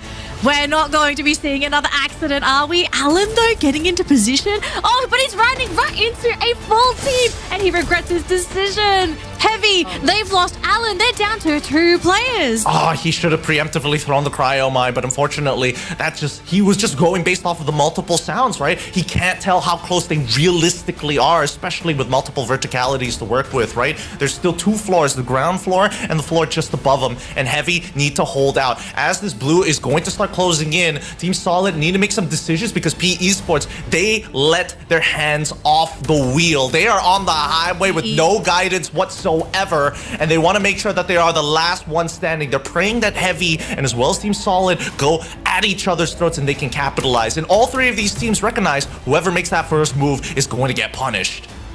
There are several scenarios that could happen right now. Either all the teams wait for the circle to close in, and then Team Solid are in an awkward spot, having to jump down from the rooftop, leaving them very exposed. Or PE Esports storm the compound, eliminate Heavy, and it ends up being a PE versus Team Solid endgame. But the question is, what does PE want to do? Because I think this team is the X factor right now. They are the ones that decide who's going to be their final opponent. And as you can see, this circle, it is starting to slowly close in. And Team Solid, I mean, they have a monster truck on the that bottom ground floor. Are they thinking of trying to go for a very crazy maneuver? We've seen this before when things get extremely dire. We see monster truck gaming. At the moment, though, both teams holding their ground. PE waiting for the final moment before they jump through that window. Because once they do, that's going to be a bottle. Beautiful. They're going together, already losing Nira right off the bat. Lauho and LBT, though, going to be starting the fight here for the rest of them. They do manage to pick up Nira. They are back to a 4-man strong roster. Team Solid shooting from the rooftop, but they haven't been able to get any major elims. Amazing play coming out from Team Solid. Incredible, in a matter of fact, as they control both levels of verticality, and PE Esports decide, you know what? We can't beat you yet. You've already taken one of our teammates. We're taking out Heavy, guaranteeing ourselves in at least second place. Now it's a 3v4 scenario, and PE Esports, they've locked themselves in here into this fight club, and I think they're just going to play healing gaming. Unfortunately for them, they can't do that. They're not right smack in the center. They move the monster truck just a little bit, but unfortunately Guaxa is able to find one. Hawk takes the second, and that's Team Solid coming up with a big booyah. Incredible decision making. The A124 to find a pick. Everything working perfectly for Team Solid. That was a really tough decision to make for PE Esports, and they decided to try and play the long game. They were hoping that Team Solid were the ones to make the move first to claim that central area of that circle. And I kind of feel like that was a mistake, because I think at some point PE realized we have to jump through a windowsill that's in the blue zone. You're going to be taking damage before you even get into that firefight with Team Solid. And moving that monster truck, I don't know about you, Gideon, but I feel like that might have been one of the main reasons as to why maybe the team fell. They put so much emphasis in pushing that monster truck away that the rest of the team completely exposed. They were shot through the windowsill because it was a very easy bottleneck to predict, and either you lose your teammates as they climb through the window, or they're coming through with barely any health to begin with. So yeah, Team Solid, patience paying off. I think for PE, do you think they would have had a chance if they made their move a little bit sooner? Oh, it's all about timings, right? And the windows was really, really awkward. I understand where PE was coming from. They were expecting Team Solid to, they had to kind of give them that first initiative, right? They can wait out until the blue starts pushing them before they make their decision. And I think that Team Solid caught on very quickly to what was going on, which is why we saw them preemptively throw the A124 to maximize the amount of time that they're going to be stuck out in the glue. They knew that they had the cryo mine available, so anybody, their 2 members who are playing the 2-2 on that ground floor would be a lot of trouble, or at least the top side who are forced to drop down glue walls in necessary when PE decide to peek out. So in both scenarios, we see that at the end of the day, if the A124 was not on the side of Team Solid, I think this would have been a more playable scenario for PE, because Heavy, they were completely out of question. They were like, we already lost a member to Team Solid earlier for moving out first. We paid our dues. We don't want to have to evade taxes any longer. Yeah, unfortunately, paying taxes still hurts in the long run. So look, I think Heavy did the best that they could in their situation, right? Just hope that the other 2 teams start that firefight first and you come in as the dark horse to try and clean things up. But that just wasn't a scenario that ended up happening. So Heavy, best that they could have done. But for Team Solid, already going to be feeling really good taking that first map of the day, because I mean, it's not just Team Solid. I think a lot of teams are going to be very pleased with their results after this first map, because we had an influx of elimination points. So many teams were reviving their teammates, and we were constantly seeing rosters. We saw so many elims on the scoreboard, but we kept seeing full 4-man teams up until, I want to say, that third, fourth circle. Teams were just buying back their team members as if they were just candy. So I am keen to see what the elimination scoreboard is going to look like for a lot of our teams. I think it's going to be all over the place. Maybe this round alone could be the deciding factor in determining either someone staying in top 12 or actually making it through. I know we want to see the scoreboard. It's still being calculated though, so hold your horses.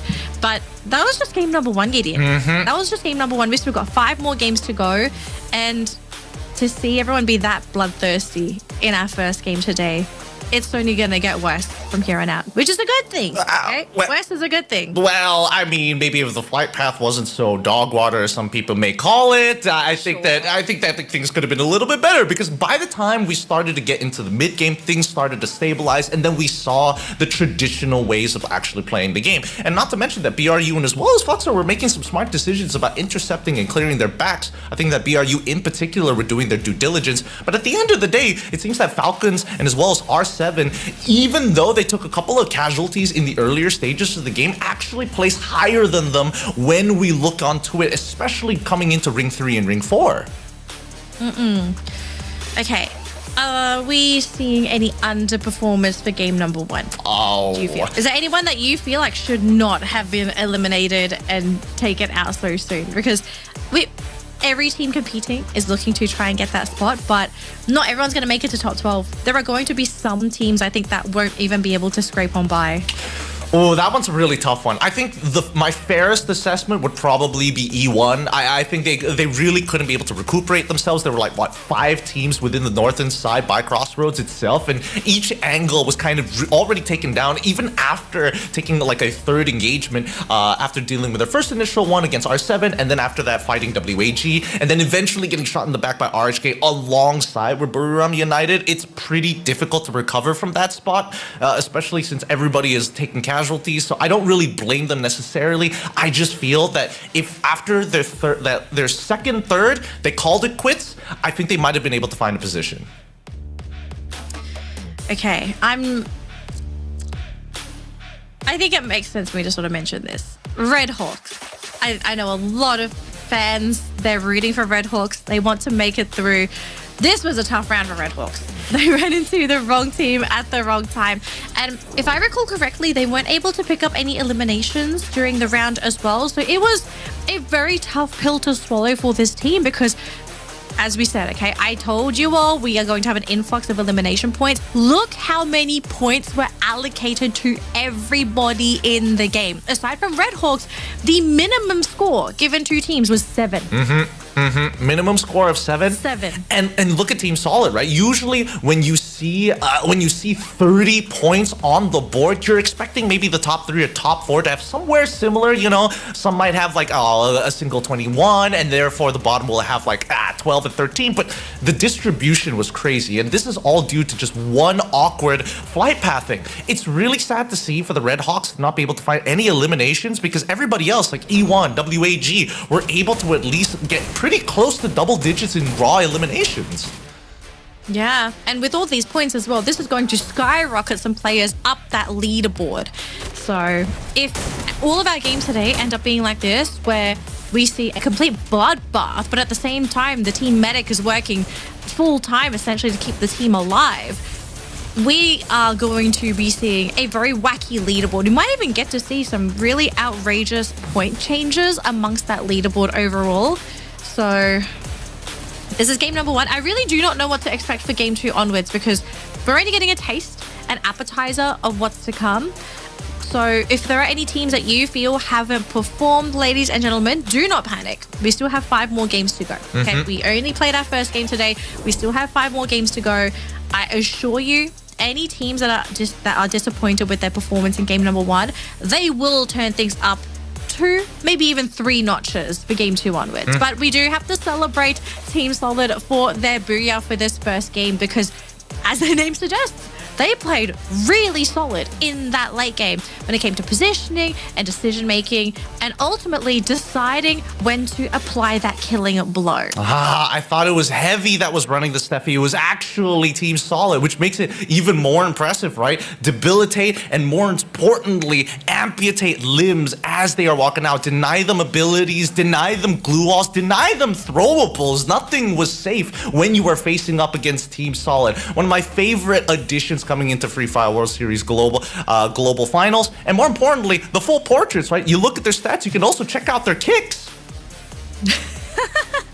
I know we very rarely get to see the entire player, right? Normally they sit in the booth, you just get to see the shoulders up generally, but I like seeing the jerseys on the teams as well. In particular, I have to say, Movie Stars, I think they have my favorite uniform this year thus far. Really? Movie Stars? Like their jerseys. Okay. Yeah, Movie Stars, I really like their uniform. For me, I don't have a particular favorite, unfortunately, unless, you know, one of these teams decide to donate one or hand it on over. I'm very easily bought in those cases. But I think that generally the West, if we're talking about the kicks game, they have been looking, their footwear has been amazing. And no doubt that our MVP coming into this game just has to be Nyx, right? Again, he's holding on to that lower ground, but he's making sure that initial pick on Kabi was after his Valiant dash with the Oscar to break through 3 glue walls despite the maze being thrown out initially by Team Heavy, who tried to lock them into the compound on that bottom floor. And without this Oscar, it would have been impossible for them to actually cut on through, because then you have to worry about UAV glue walls that are reinforcing them, making it twice as hard to cut through. Yeah. Well, you have to also think at the same time, that's probably why the team was comfortable to sit in their current position, right? They knew that there was going to be that slew of glue walls. And so they said, it doesn't matter. We have a solution for this. We have the Valiant Dash on our Oscar. Let's fight them and make them think that we're actually not ready to deal with this. This is where the mastery of teams and understanding the actives that they have on their roster, allowing them to play certain situations that you normally wouldn't be able to, and basically tricking. Yeah. How to walk down, how, like, if I can I block them out? And the thing is, like, it's not always going to work, because at the same time, you don't know when some of these actives are available. And in most cases, I think it's safe to assume, like, yes, the Valiant Dash, the Time Turner, the Riptide Rhythm, it's always going to be available. If you do keep track of your opponent's active uses, that's the moment of weakness, where they don't have a way to retaliate. They don't have a way to save themselves. And that's why I think that particularly like characters like Cryo, Steffi, and as well as the A124 definitely have their use cases, right? And with the new addition of Nero, it feels like bringing them all together gives you that certainty that you can like win fights, almost guaranteed sometimes, because even supports are unable to keep on holding on into these longer and longer fights. But now we're looking at our game schedule. The next map up is going to be Nextera, the city of the future, and for good reason. And I would love to see how these teams are going to adapt, because the last time we saw Nextera, if I remember correctly, it was happening on day 1 between A and C. Things were a little interesting, right? I mean, obviously the fight path was very, very standard, but generally the way that we saw these rotations were very much based on clearing our backs and making some hard reads on the ring. And I think that's what I'm waiting to see, right? These hard reads, and so far, Heavy, PE have done some phenomenal groundwork to figure out where that last ring is going to be. They did win out on the 50-50 initially on Purgatory, but I think it can get a little bit better as we get into Nextera, where there's a little bit more unpredictability on how it pulls. I want to see another crazy flight path, Gideon. I know that's a terrible thing to say. I want to see it though, because not only does it make the games interesting for us viewers, but all of a sudden we now have to see these teams realize, okay, a flight path, maybe it works for you, maybe it doesn't. But for teams that don't have it work for them, we see in real time how, like, what kind of contingency plan they have. What's the backup plan where you're not able to make it to your normal headquarters? We are going to highlight Brazil very quickly on the stream, because it's not silly to say that Brazil have been doing absolutely insane here at the global finals. Fluxo obviously is sitting in first place on that leaderboard, E1 in 5th place, and then Team Solid. Yeah, this team is in 12th place now, but after that round, they're not in 12th anymore. They're definitely not in 12th anymore. Oh, yeah. Especially with 30 points added to their name. Yep. I mean, this is from last week's stats, and we already got a good idea of how these teams generally want to kind of feel the rest of the lobby out. I think that Fluxo as well as E1 have very distinct playstyles, but despite the name Team Solid, I think they're the more flexible team between both of them, right? E1, there are moments of definite hesitation because at the end of the day, it's about the macro more than the micro. I think that Team Solid has a good balance between the two, with Fluxo on top, perfecting their own game style, which is why they always come out on top in Brazil. Even so, I think the West bring a really good argument as to why they're going to pull back the trophy again to the West. But so far, we haven't seen teams really step up just yet. I mean, other than map number 1, I'm hoping that Nextera is going to give us a little bit of a better litmus test.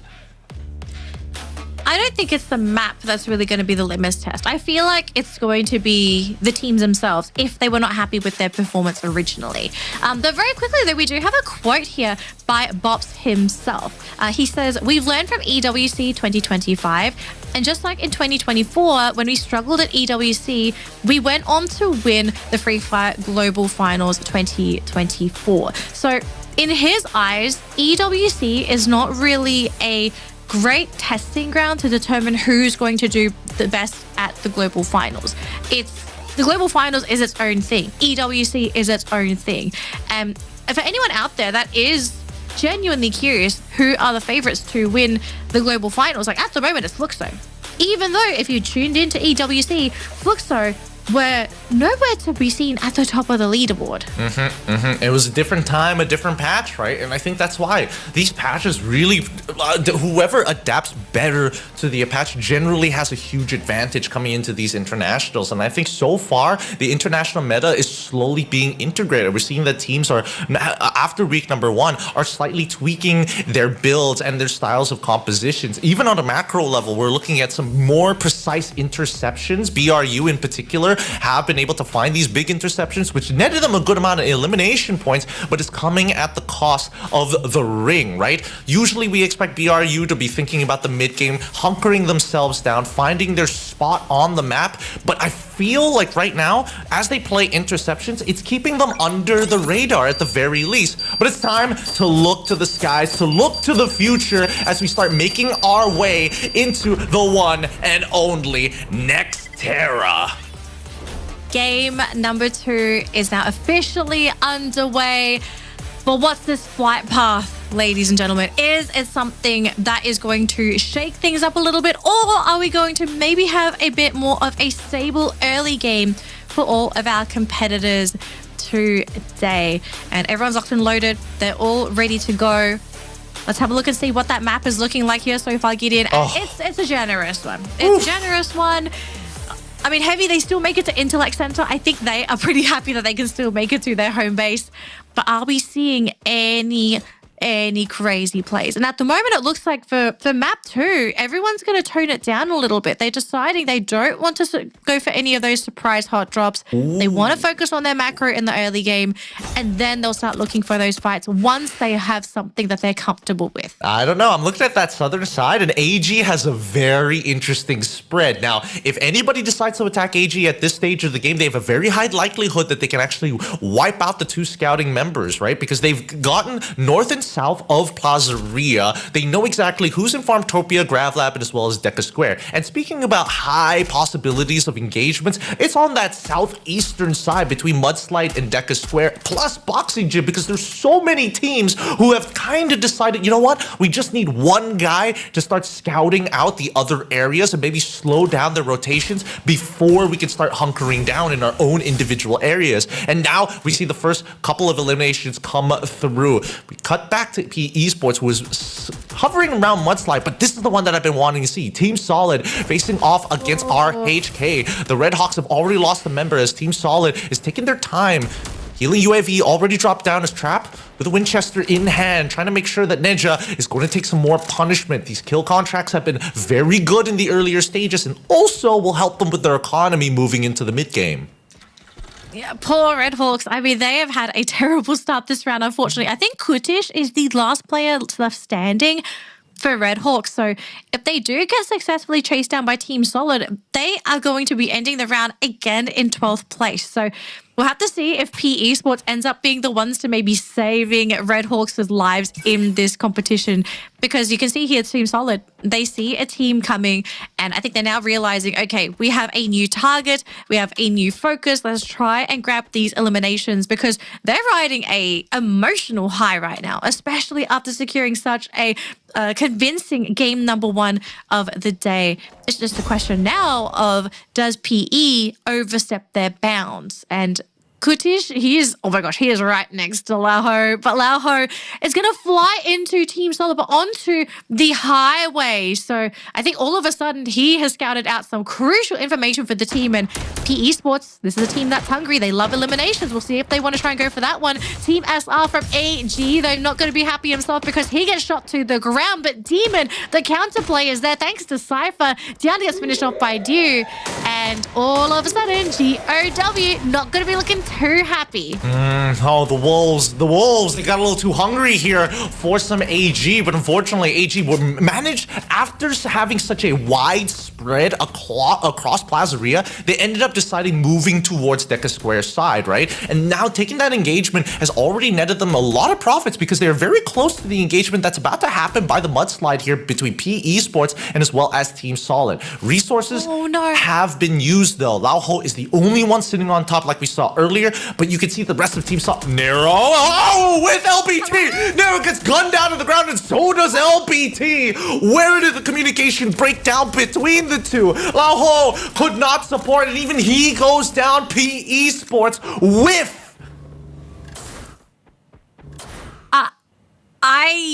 I had to pick my mouth off the floor because that was a crazy play coming up from PE.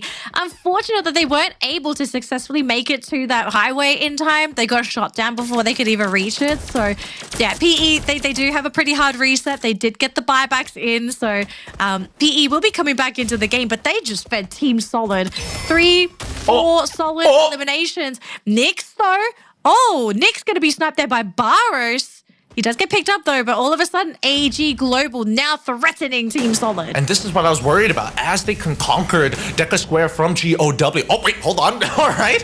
Unfortunate for Cypher. He gets picked back up at the very least, and they need to take out Nyx now because Traps, he can only do so much. Team Solid need to back away from this fight. They weren't able to recuperate a majority of the loot. 2 on the ground, 1 as well in the middle on top of a POI. And as soon as they were going for it, that's when AG Global got involved. Now Trap needs to turn the corner and beats down Cypher with a Bison.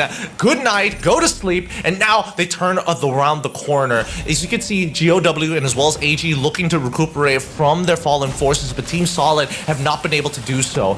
As they take their time back, turns the corner, Trap will buy as much time as possible. Guaxa needs to make a decision on where he's going to go. It's either they completely give up on this fight, or Traps has to bait out AG Global into the open, exposed to the Eastern Highway. And he's not going to let that happen. He's trying to make sure that Trap takes as much damage as possible as he looks for the interception and guesses correctly on the window and takes him out with a headshot. And they know where Guaxa is on the opposite side. Couldn't make it to the mark. Riptide Rhythm comes out. Cypher is there behind him, and that's Team Solid going out as the first team on Nextera. Going out with a bang as well. It looked like the team was going to snowball in this round, but they get shut down in 12th place. Oh my gosh, what a shocking turn of events. So we're not going to be seeing any back-to-back Booyahs in this game. We will be having a new team secure a Booyah. And over on the other side, we do have Movistar's R7. They've just picked up Games King as they're actually running and being chased by Red Hawks. Red Hawks running in as a 4-man roster. But look at this though, the entire R7 lineup just launching themselves to the other side of the map. And Red Hawks, I think it is wise for them not to pursue. We have seen what what's happened in the past. Teams being launched and all of a sudden finding themselves feeding their bodies to other teams. But R7, they're not safe. They are basically neighbors to E1 and to Booyahs as well, and Heavy. So we could be in for a shooting range any moment now. But E1, they also have another target in their sights. It's Fluxo, who is across the bridge. Man, there are so many teams here, Gideon. It is not funny. I kind of feel bad for whoever has to leave their compound if the circle takes an unexpected turn. Yeah, I think that right now, E1 is an extremely dangerous spot. Look at that pull to that northern side. This is why you see so many teams here. And it looks like, if I'm seeing this correctly, WAG actually, they've already used their binoculars to scout out the northern side of E1. They give up the museum to go even further north into the open play space area, which is a good and bad thing for a couple of reasons. One, they know for a fact nobody's there, so why not hold on to museum as the ring starts to close in? They've got plenty of space to play for, unless they're worried about whoever is coming in from Intellect Center. Now, besides that, RHK, even though they decided to give up on that fight, they were able to take some eliminations against GOW, and they meet them once again. They backed away from R7 to face off against GOW one more time by Turbine. Ooh. Oh my gosh, Tian getting a pick up there onto a Flicker. Nejat is still stuck onto his teammate though, still thinking if they want to go for Hans, but I think after losing Flicker there, they are hesitating to go into the fight. But who isn't hesitating is Heavy running into Booyahs. This is only a 3-man roster. Moshi already down to less than half of his health. On the other end though, we are seeing E1 being jumped on by WAG. Jonah though caught it, catching out Mufasa himself and getting a very crucial drop. And now Heavy not feeling too confident about this fight at all. Wasana dropping low, fighting it to Kabi, but he goes down. And all of a sudden, Booyahs not looking too healthy themselves, but neither are Heavy. 2 versus 2. Alan looking for his next target. We still have more. Kabi, though, getting caught by Jonah in the nick of time. Huge play for the team, and Jonah, he eliminates Kabi. Heavy, they've lost the fight. They started with 4 versus 3, and now it's 1 versus 2. Man, they got griefed. BRU got griefed heavily this time, and even though the Heavy makes it out of here, we'll see whether they're able to make it the full recovery, because GOW and as well as RHK, this has been a bloody war between the two from Turbines for quite some time, and it hasn't ended just yet. The recovery game keeps on getting disrupted because these two teams think very similarly of how to actually pull themselves back. Now resources have been blown, and oh no, Dian, he goes down to the launcher coming in from Neja, and they also secure that elimination. GOW with only 2 eliminations need to make it a play, and it looks like they will go in for Kutush as he hops back out with the valiant dash. He's expecting somebody else to jump out of that window, but with 25 HP, Neja takes him down. Demon gone as well. Hans trying his best to cover it. No, he ends up going down as well. They managed to get the revive at the bare minimum onto Demon, who's coming down with Dian, but I think that the damage, it's already done, right? There's nothing much that they can do from this point onwards. RHK finally should end this fight sooner rather than later. Yeah, I think Rip already knows that there's no way he gets out of this. No! Essentially, you can only really waste time, but Team SR from AG, they actually catch up Red Hawks, and they might have to go for a bit of a skirmish before they make it into that next circle. But who else is skirmishing? It is Fluxo and WAG. Now, WAG, they are on this 2nd level, so Fluxo is going to have to try and fight their way up there if they do want to aim for these eliminations. But it seems like they are that hungry. But GOW, they have run into a completely different issue, losing players left, right, and center on the other side of the map. But back here, Fluxo playing with this window, with these blue walls into WAG. They're trying to find an angle, and Butson, he may have just found one on that 2nd level, but he can't find that window. Policeman has blocked this one too, so he is stuck there until something opens up. And Gio, he is considering going on that 1st floor window. The team, they're still there. They're camping it out. WAG, I hope they're ready for this push because it's coming from our previous world champions. WAG, they gave up Museum to try and make sure that they could gatekeep on the northern side. And Fluxo really taking a long time from Intellect Center to get to this point. Didn't come with much punishment, but WAG have been preparing for this. They were prepared to take on a team at this stage. And from this building specifically, look at the beautiful fortifications that's come out. But how many glue walls did it take? The A1 has already been thrown towards that 2nd floor. 2 members already caught in between. Cluster grenades with the help of the Alvaro is already going to open things up. Counter nade back.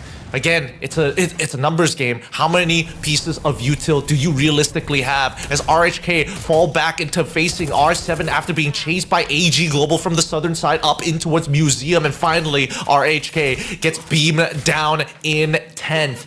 At this point, even Team Solid has also... Oh, wait, no! RHK got beamed down in 11. Team Solid ends up falling immediately after them. And Fluxo still holding on to as much as they possibly can. R7 need to make sure that they can get into the compound, but I think playing on the outside might be a little smarter here. Kind of depends on what AG want to do. Yeah, I don't think Movistar really want to force a fight inside that compound. They might try and wait for them to exit through that front door and get high. And Jonah, they're getting ready to make their way through, but it looks like Movistar, they're going to be the ones to find a better position first. But at the same time, they are getting very, very close to what could be a potential firefight. They see AG on that rooftop there. 4 players hiding in one corner. And Joker's just waiting for that moment. He just wants anybody to stick their head out so he can get that one tap. Anybody at all. But AG, they have some grenades cooked up. They're trying to flush them away so they have that moment so that they can jump down. I have to say, AG, they put themselves in a really weird spot. And it looks like the fight has finally broken up between Fluxo and WAG. And Fluxo seems like they're the ones on the losing end of this with only bops remaining for the team. WAG still have the entire roster. Oh, Fluxo unsuccessful in this attack of theirs. Yeah, but WAG were super prepared, right? Oh man, these reinforced blue walls with the U-wall UAV, with the glue wall UAV, disgusting. PE get bummed out in 8th, unfortunately, but Fluxo, we'll see how this pans out for them, right? They still have 1 member still left, but no eliminations whatsoever. A complete shutdown here by WAG against the Western favorites. Now R7, they're at full fighting force. They see Jonah, they quickly take him out, and that's going to be BRU falling out in 7th as well. They've had a tough time, especially in the latter half of the game. The mid game was going all right until it didn't from Heavy, and they recognize that. Now we see that Falcons trying to control the center here of the current ring. Eventually, once it starts pulling through, that's when Falcons will become gatekeepers. R7, southern side gatekeepers. They see E1 crossing around on the eastern side into the Falcons. This could be an opportunity as you see R7 now solely moving towards the eastern side from the south. The nades are coming up towards Falcons, and they're hoping that they can get a little bit more, but Della is already finding one. Kiroro nades Leon as Joker takes off his head, stealing away an elimination. E1 eliminated, and now it's R7 facing off. Oh, a good shot from Games King onto On Fire. This might initiate a push. No, Hax is already down.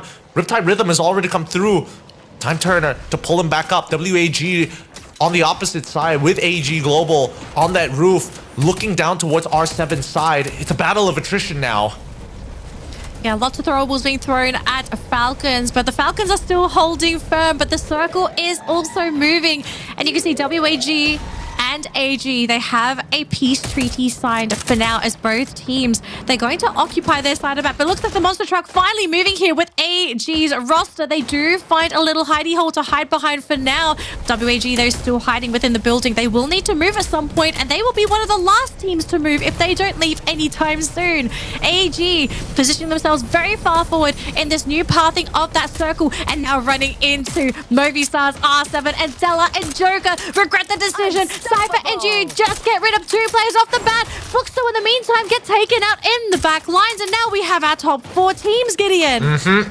Luckily for R7, they are now guarantees them at least 4th place at this point. Frustrating for Fluxo, but at the very least, the timing coming in from AG Global was great to punish R7, but this opens up an opportunity. Oh, I thought it did for WAG to mirror them, but Falcons take advantage of the entire situation, finally mirroring WAG. So this trail that they have made is going to cost them a lot as R7 is looking to hold on. He gets hit by the A1, but he never had his Tatsuya dash to begin with. As he is locked out of it, he is hoping that he can do his best behind this monster truck as AG Global has thrown out Riptide Rhythms to try and secure this elimination. With 1 member still left, they start turning their attention towards the Falcons, who have been mirroring WAG this entire time, and they're looking to secure points as Doof finds it into Pina. WAG already with time turn, and Kiroro says hello as Exports in the back tries it. Falcons get eliminated. WAG hold them off. They hold them off, but now their final opponent, their final raid boss is going to be none other than AG. And with X4 already hitting the ground, followed by his teammate Please One, AG Global lock in game number 2. A very decisive Booyah and an enormous surge of points after that round as well. AG, you know, this team, they have been crushing it in Clash Squad, and for the second week here in Battle Royale, they've already woken up in game number 2. Wow, that was a really disgusting game. I mean, every decision that they made, it feels planned out from the get-go. Their spread between Farmtopia of Plazaria and the southern side of Plazaria to moving over into Deca Square. They could have gone into Grab Labs if they wanted to, but they wanted the high-intensity situations. They heard the fights from Mudslide to Deca Square, and they took advantage of every single one of them, forcing the south side to be compromised, to move to the northeast, and even then there was no way in. Oh man, AG, I am wondering if this is going to be AG Global's day. Is this team going to take the lead, and are they going to cross that finish line in first place? Because if they play the rest of the game today like they did just now, we have a top contender. We have a battle. We have a team that can also compete for both Clash Squad and Battle Royale's titles. It would be absolutely insane if that does end up being the case, because we know, Gideon, the main story, I think we did bring this up. Oh, I think it was Husky actually that brought this up yesterday. Dude, this is a player that a lot of us have known for a very long time, especially if you have been keeping up with the Free Fire series,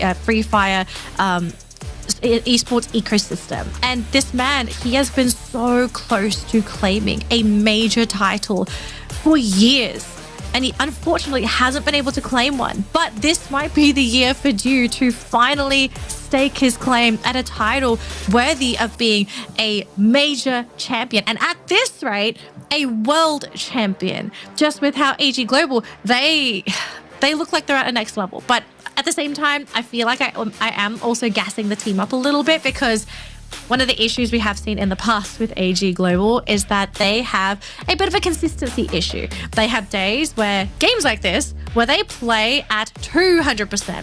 This is an AG that you don't always get to see, because there are other days where AG just kind of fall flat on their face, and you kind of wonder, is this the same team that I was cheering for? So I have high hopes, but it's going to be up to AG to continue to prove to us that they are playing at their absolute best at the global finals this year. Yeah, and I think they're playing good so far, but let's look at the game standings to see how truly well they actually did in this game. Let's have a look-see. They are currently coming off a 34 total point. Oh my goodness. And this is what we're more used to, right? If somebody has 34 points, then we're expecting the rest of the lobby to be significantly less. Only the top 5 are able to break into the double digits, with Team Solid and Buram United, unfortunately 2 points away. And even the Red Hawks, honestly, finding eliminations of themselves from some of the other members. Even Fluxo struggling to find any eliminations, but they snuck into the ring to at least get them 6 placement points. Yeah, quite surprised that Fluxo did not pick up any eliminations. I thought the team would play a little bit faster today, but I kind of wonder if they're feeling maybe a little bit of the heat, a little bit of the pressure, so they decide to take a bit of a back seat in the games today. But for Red Hawks, I think the team, after game number 1 and just seeing the score line and how all the other teams played, I think they're also starting to realize that today is elimination day. Today is the day to pick up those elimination points and to inflate and bloat your score line. Because if you don't do it today, Red Hawks only have one more play day left, and it is too late to leave your point scoring day to the very last day. But now the standings for today's game. This is not the overall standings. AG, top of the scoreline, 44 points, feeling fantastic. We know Team Solid, they got eliminated really early in that round just now, but thankfully, because they scored a few points and they had that 30 points from round number 1, still able to sit in second place with 38 points. And in third place, Movistar's R7. You know, this team is still kicking. They're still fighting, sitting in third place. I do expect them to continue this very consistent play, because I think Clash Squad, again, a really great example of what this team is capable of. And finally, I do have to highlight Falcons. Falcons, they were a little bit slow during our first week of play, but they are looking a lot better today. We're getting to see a little bit of the shadow of their wings, right? I feel like they're definitely taking a step back on purpose because they are not trying to crush. There's a lot of moments in this game where they could have mirrored a lot earlier to try and close things out. And I think they thought for a moment, hey, we could actually do this. But once again, WAG, that was the one engagement. They weren't expecting WAG to be so good at just planting their feet in the ground, getting into position and just eating damage from both sides. They thought it was going to be a free win for sure with AG at the AG gunning them down from the front. And looking at their lineup, there's even more reason to do so. Skylers and as well as A124s being brought into the lineups to make sure that they can third perfectly, which was the key plays that AG love, right? This is a composition that wants to play for thirds consistently, and if you notice, every one of their engagements are basically thirds. It's always thirds. I also, again, want to go back to Due's Skylar pick.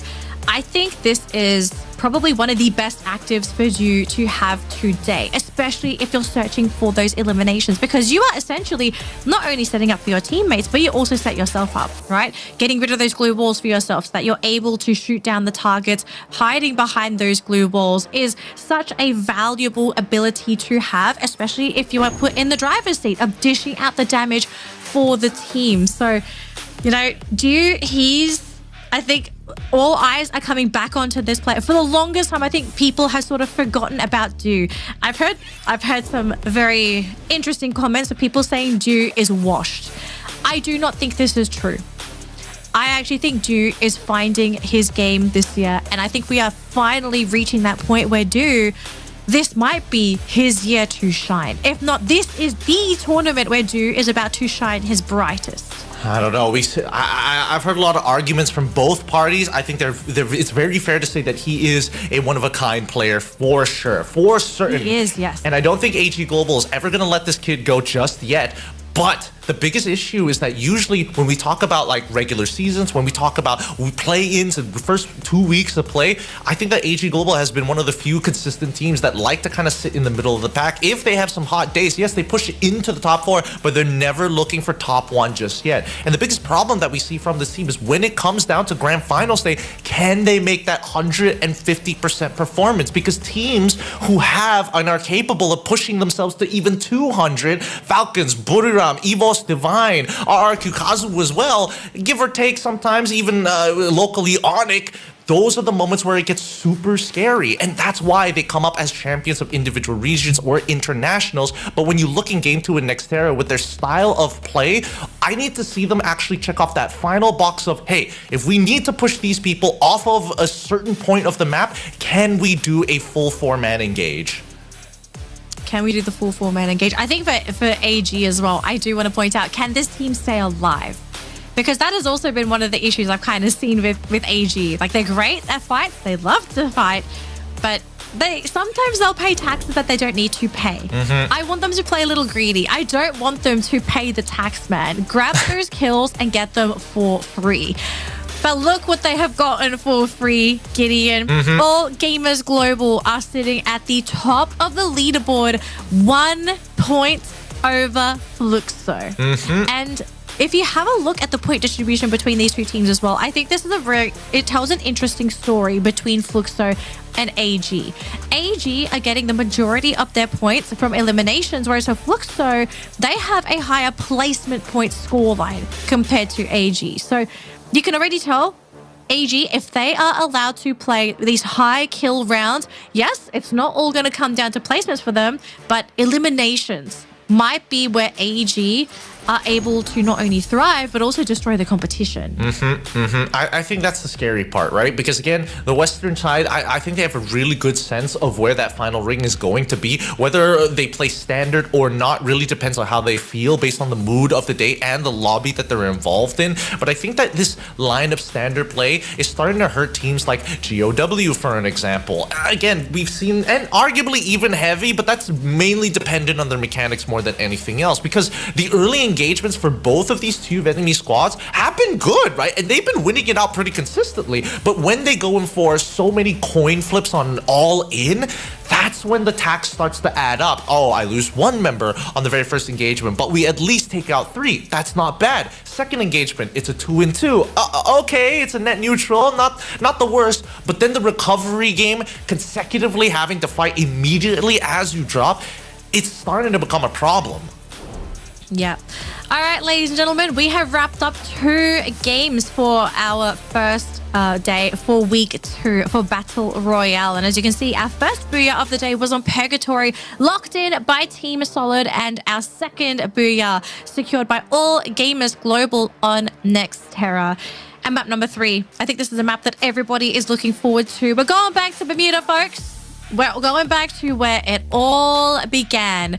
And are we going to be seeing a repeat Booyah from either Team Solid or AG, or will a new team take the crown and surge on up the leaderboard with those very precious placement points? And they need it. They need these points. They need as many as they can. And honestly, within the first half, I'm expecting, teams who are consistently at least not getting as many points. It's going to be a bit of a slow burn, but once we get into the second half, and especially after map number 4, Solara, I'm expecting a lot more from these teams. That's when the motors are really running, that they've been running for a while, that the afterburners are on, and that's when they're really going to scrounge out for some of these points. But at least Bermuda is a neutral map for everybody. Everybody loves it. Nobody hates it. And more importantly, will the ring actually skew heavily like we saw in Nexterra towards that northern side? Usually, we don't see, it's more centralized, right? A little bit more net neutral, not so drastic. No, not drastic at all. I don't think the circle on Bermuda matters as much as some of the other maps.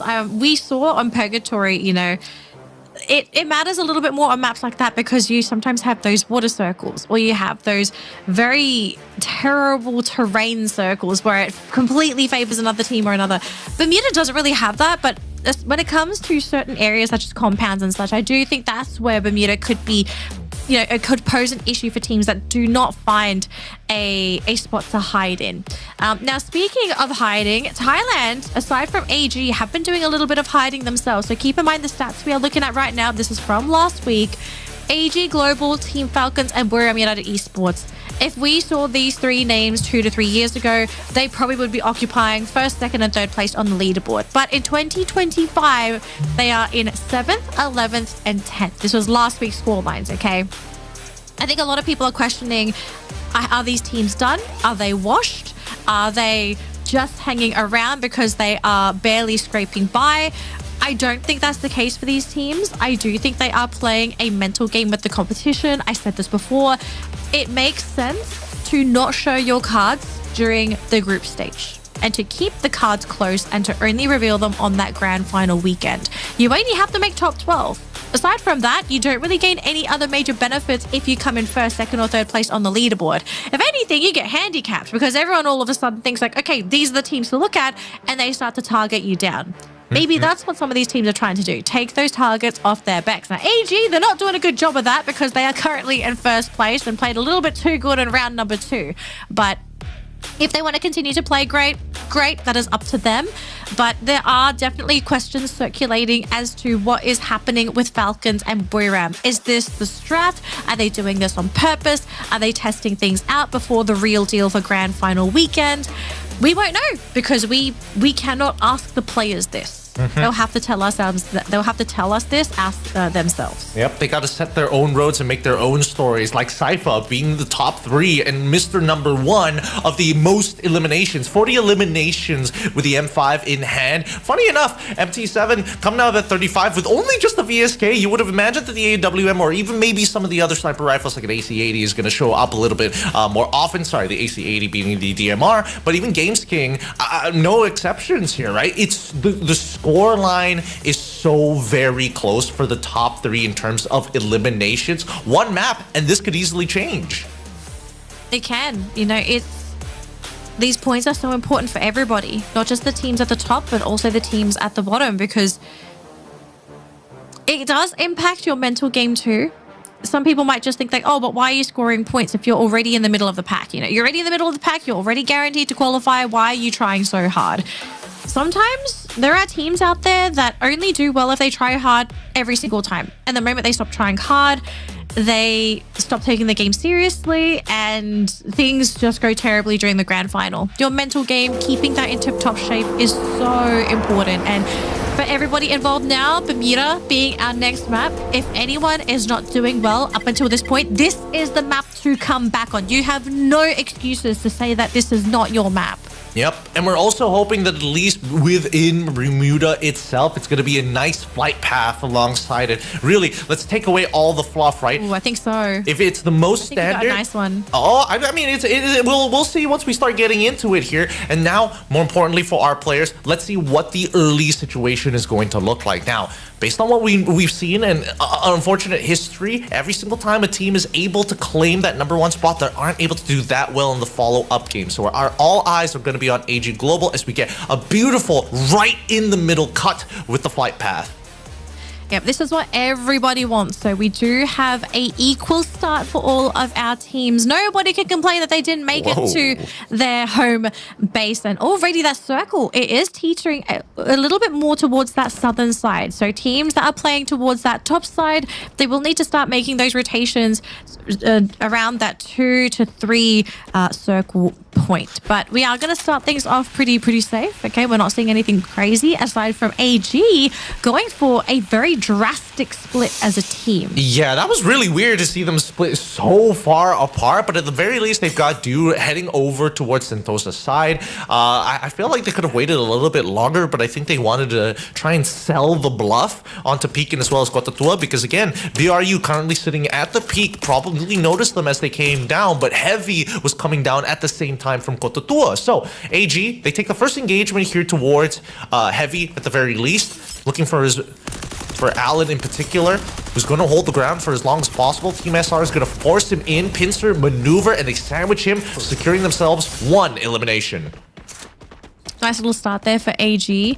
I wonder if this is the plan for the team, just to go for these little assassination missions. Not only are you scouting for the team, but if you do get a pick off, that is what the team wants. You want to grab the elims, you want to grab the points, because for AG, that's where they're getting the majority of their points. If it's not placements, they want to score, if they're given the chance, 20 eliminations per round, because it's a Clash Squad team. They love to fight. But there needs to be precision on their drop sites, right? Because again, this is between BRU and as well as Heavy. If anybody from Pochinok noticed what was going on and actually made, like, sent in a scout for an example, a 3-in-1 type of drop, or maybe even if BRU decided to spread a little bit wider coming in from the peak, they could have absolutely ruined the odds of AG, which is why it's important that your insurance policy is running all the way into Sentosa rather than participating in the fight. Now we look over RHK, who's got the backs right now of E1 as they take away Leon. Unfortunately for him, he gets gunned down pretty quickly as Team Solid on the opposite end, on the north side, starting to push RHK out of position, forcing them into the clock tower.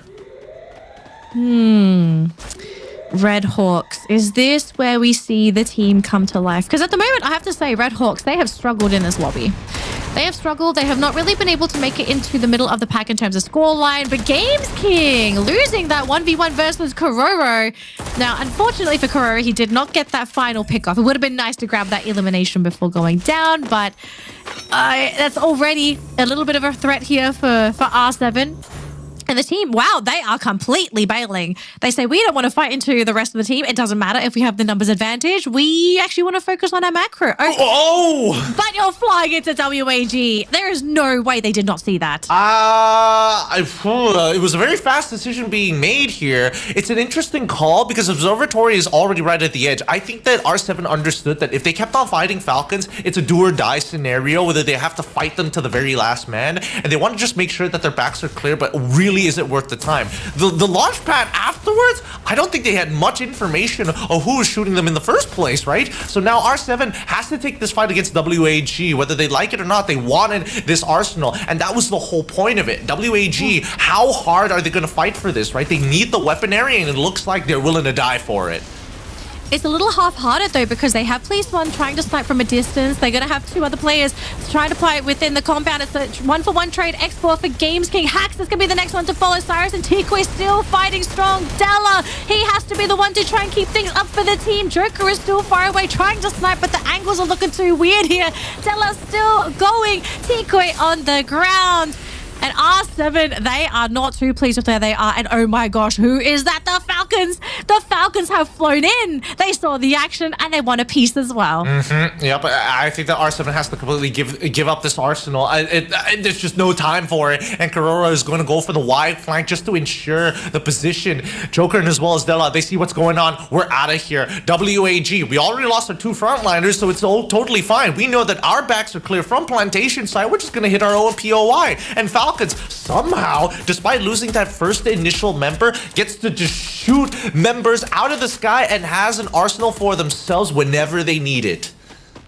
Oh, WAG. They just had a terrible fight and they're about to lose 2 of their players. Export happy to be brought back again. And Tikui, he is at the mercy of one more if a sniper's able to connect, but it looks like he's too far away. So the damage has been done, but at least WAG are able to now stabilize. But a little unfortunate for the Falcons, though, not able to get any more from that skirmish that had previously happened. But let's change perspectives here, folks. We've got E1 playing on top of Factory at the moment with their entire team. And we do get a little bit of vision on the remaining teams within the competition and where they currently are. But E1, are they hoping that they are going to be in the best spot for this circle? Because, you know, to make this kind of play, if you're camping this hard, it means you're happy with your loadout. You don't want to focus anymore on your macro. But Fluxo, though, not having the best game of their life because they've just lost 2 players to AG. And this is the last team you want to run into as Fluxo. They want to stabilize and grab points, but you're up against a team that's bloodthirsty and love to shoot their guns. MT7 and GU flying away, but instead of shooting, the teams, they're just going to try and chase them down. I don't think they're getting away because look at that. We see a player from Red Hawks there. It's Nejad. Nejad is already in a pretty awkward position here. When you look at the stats coming from Dew, AG's 34 in the last game is the highest single round score that we have so far at the tournament. And 34 is going to be the number to beat. At this point of time, AG once again making their way into Mars Electrical on the further south side of the map. Fluxo looks to have completely disengaged, and Dew is just making sure he's checking the sky, seeing if is anybody gonna get revived there. Did they hit up the marketplace before they left? And it doesn't seem to be like it. Team Solid and PE Esports having a little war of their own. Seems like both of these teams still remember map number 1. They haven't let go of the vendettas just yet. As the Cryo Mine has already come out towards Hackside, he's forced to move position. We cut back over to as the RHK members are getting chased down by Heavy by Pochinok. Red Hawks losing players left, right, and center. They just are struggling to stabilize on map number 3. And Heavy, they're just looking for this final play. Back on over to PE versus Team Solid. And at the moment, PE Esports are still keeping up they're still keeping their heads above water in this team fight, but now they just have to figure out what's the angle. Do we react? And they're trying to be the ones to force the fight here. Nick is going to come down with his teammate as well. Nero having to go for the jukes, but no, Gua has managed to catch him out, so they've lost the captain. The captain is down for PE Esports, and LBT, he's out of there, but Lao Ho wanting to run back into the building. I mean, he's there to provide support there for LBT and Nolan. But now Lao Ho all on his own. Hack in the meantime getting caught thanks to Lao Ho snipes. And now the jump. GOW want to get involved into this. You can see that Team Solid, they sent one of their members to go and hit and quickly get to the marketplace, the vending machine, to make the purchases. And Guaxa is finally down. A good play from Team Solid to get themselves back in the game right at the cusp. Because GOW, they've been creeping up here. And unfortunately for the rest of the map, that kill contract is kind of revealing their positions here. And that's why you can see that PE, they're holding their ground here by Clock Tower. And also why GOW didn't decide to pounce even though it was almost the perfect time. AG, whoa, my goodness! We cut to them getting blown out of the waters by AG. The launchers coming into play. E1 also contributing as well. Oh man, that was very painful to see. But again, AG, they are so bloodthirsty today. Their hands are, they've got that itchy trigger finger syndrome today, Gideon, I swear. As soon as they see anybody, they just go after them like bloodhounds. They're up to 7 eliminations. They're leading the eliminations charts, but knowing this team, they are not content with this score. If they can, and if they're given the opportunity, they will look for more. So this is the team to look out for if they're able to survive into that late game again for map number 3. Well, let's see, because the next ring is about to reveal itself, right? As ring 2 comes down to its close, E1, they've been sitting by factory for a very long time. And now they're starting to make their way south to ensure that they can at least clear their backs. And when we look at Mars Electric, right, only Heavy is the one who's trying to make it out of there, while Fluxo is going out their way into the blue to maybe find a way into the ring from the north side of Pochinok, possibly. But let's see this next ring, because if it starts moving up towards that clock tower, AG have a lot of gatekeepers to get through. I don't think that's an issue for AG. Oh. They want so. Oh no! They do not have to fight their way through, but they will be able to cut these teams down as they are trying to come into that circle. GOW though, hiding from P Esports. It's just LBT and Nira at the moment though, so not really a team to be worried about at the moment. But they're cowering. They are really afraid to run and fight into a team right now. And LBT, he's threatening. Nolan is coming from the other side as well. I think Hans may have caught sight of him as well. GOW bracing themselves, but Rip and Dion, both players caught and down right off the get-go. And I think this might just be it for Gao. You can see P Esports wanting to run in as well. PE having the same issue as AG.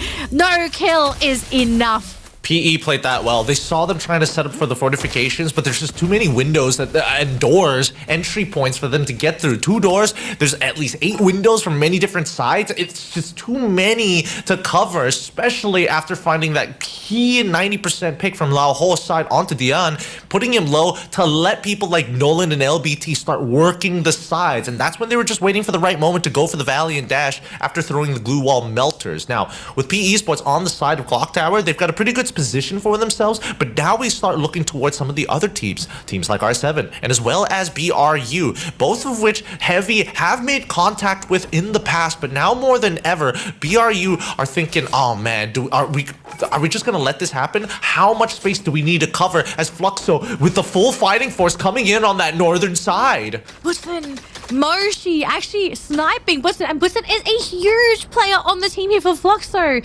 And going into that blue zone, there is no way he survives this. So the team, they're going to have to somehow figure out a way to fight through this.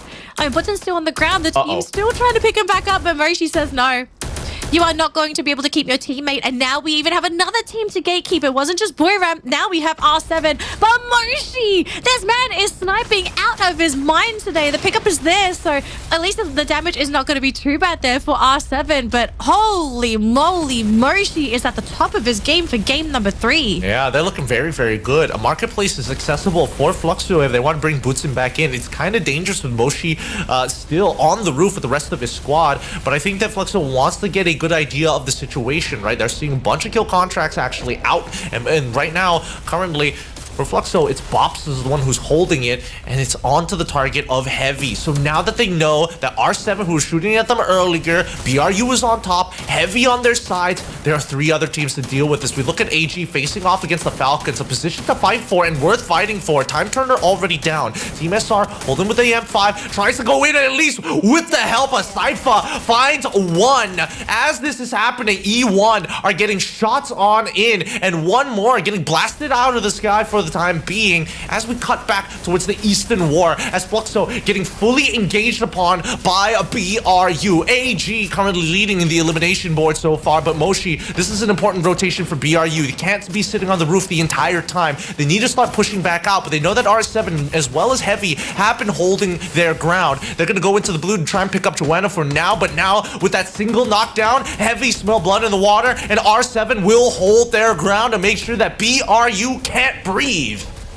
Oh, they can't breathe at all. There's this 2-pronged attack coming from both teams. It is hindering Booyahs. The Riptide Rhythm's being thrown down as well. But the team, they're somehow making it through. But Jonah and Moshi, both teams hitting the ground, another as well. And this might just be it for Booyahs. Booyahs is out in 6th place. And now we have a different battle on our hands. It's Heavy and R7. And actually, Heavy, they just had to back out instead. They know that this can get very dicey. They see the circle as well. So Instead, Heavy, they're going to respect that next circle. And keep in mind that R7 is the one coming in with 1 member down. E1, AG, and as well as Heavy all have 4 of their members. And while this was happening, E1 was actually showing presence on the map. So Heavy are well aware of what's going on the western side. Now R7, they can try and hold on for as long as possible. They know that E1 have to make the very first move. And unfortunately, Do is getting involved with Poe. And as AG hold the southern side, Heavy slowly creep up, and they noticed it, and finally they have to respond. E1 getting behind them. This is a pincer maneuver that actually works out in favor of Heavy. Hopefully Heavy noticed this, because they just have to hold on. They need to hold the line of scrimmage for as long as possible, as E1 is about to turn the corner on walk up to the high ground. Sypha, he's breaking through with a valiant dash. He's looking for anything right now, because Do is already gone with a single nade, and Finn XP takes him out of the question. R7 could look for the northern side push to try and look for a flank of their own, but as we see Sypha taking out member after member with Baras as well, Heavy finally starting to collapse. Riptide Rhythm has been thrown by Joker's side as they stop the continuous oppression from E1. Mufasa is the only one left, as AG have already lost down a member, pulling it to a 3v2 v3.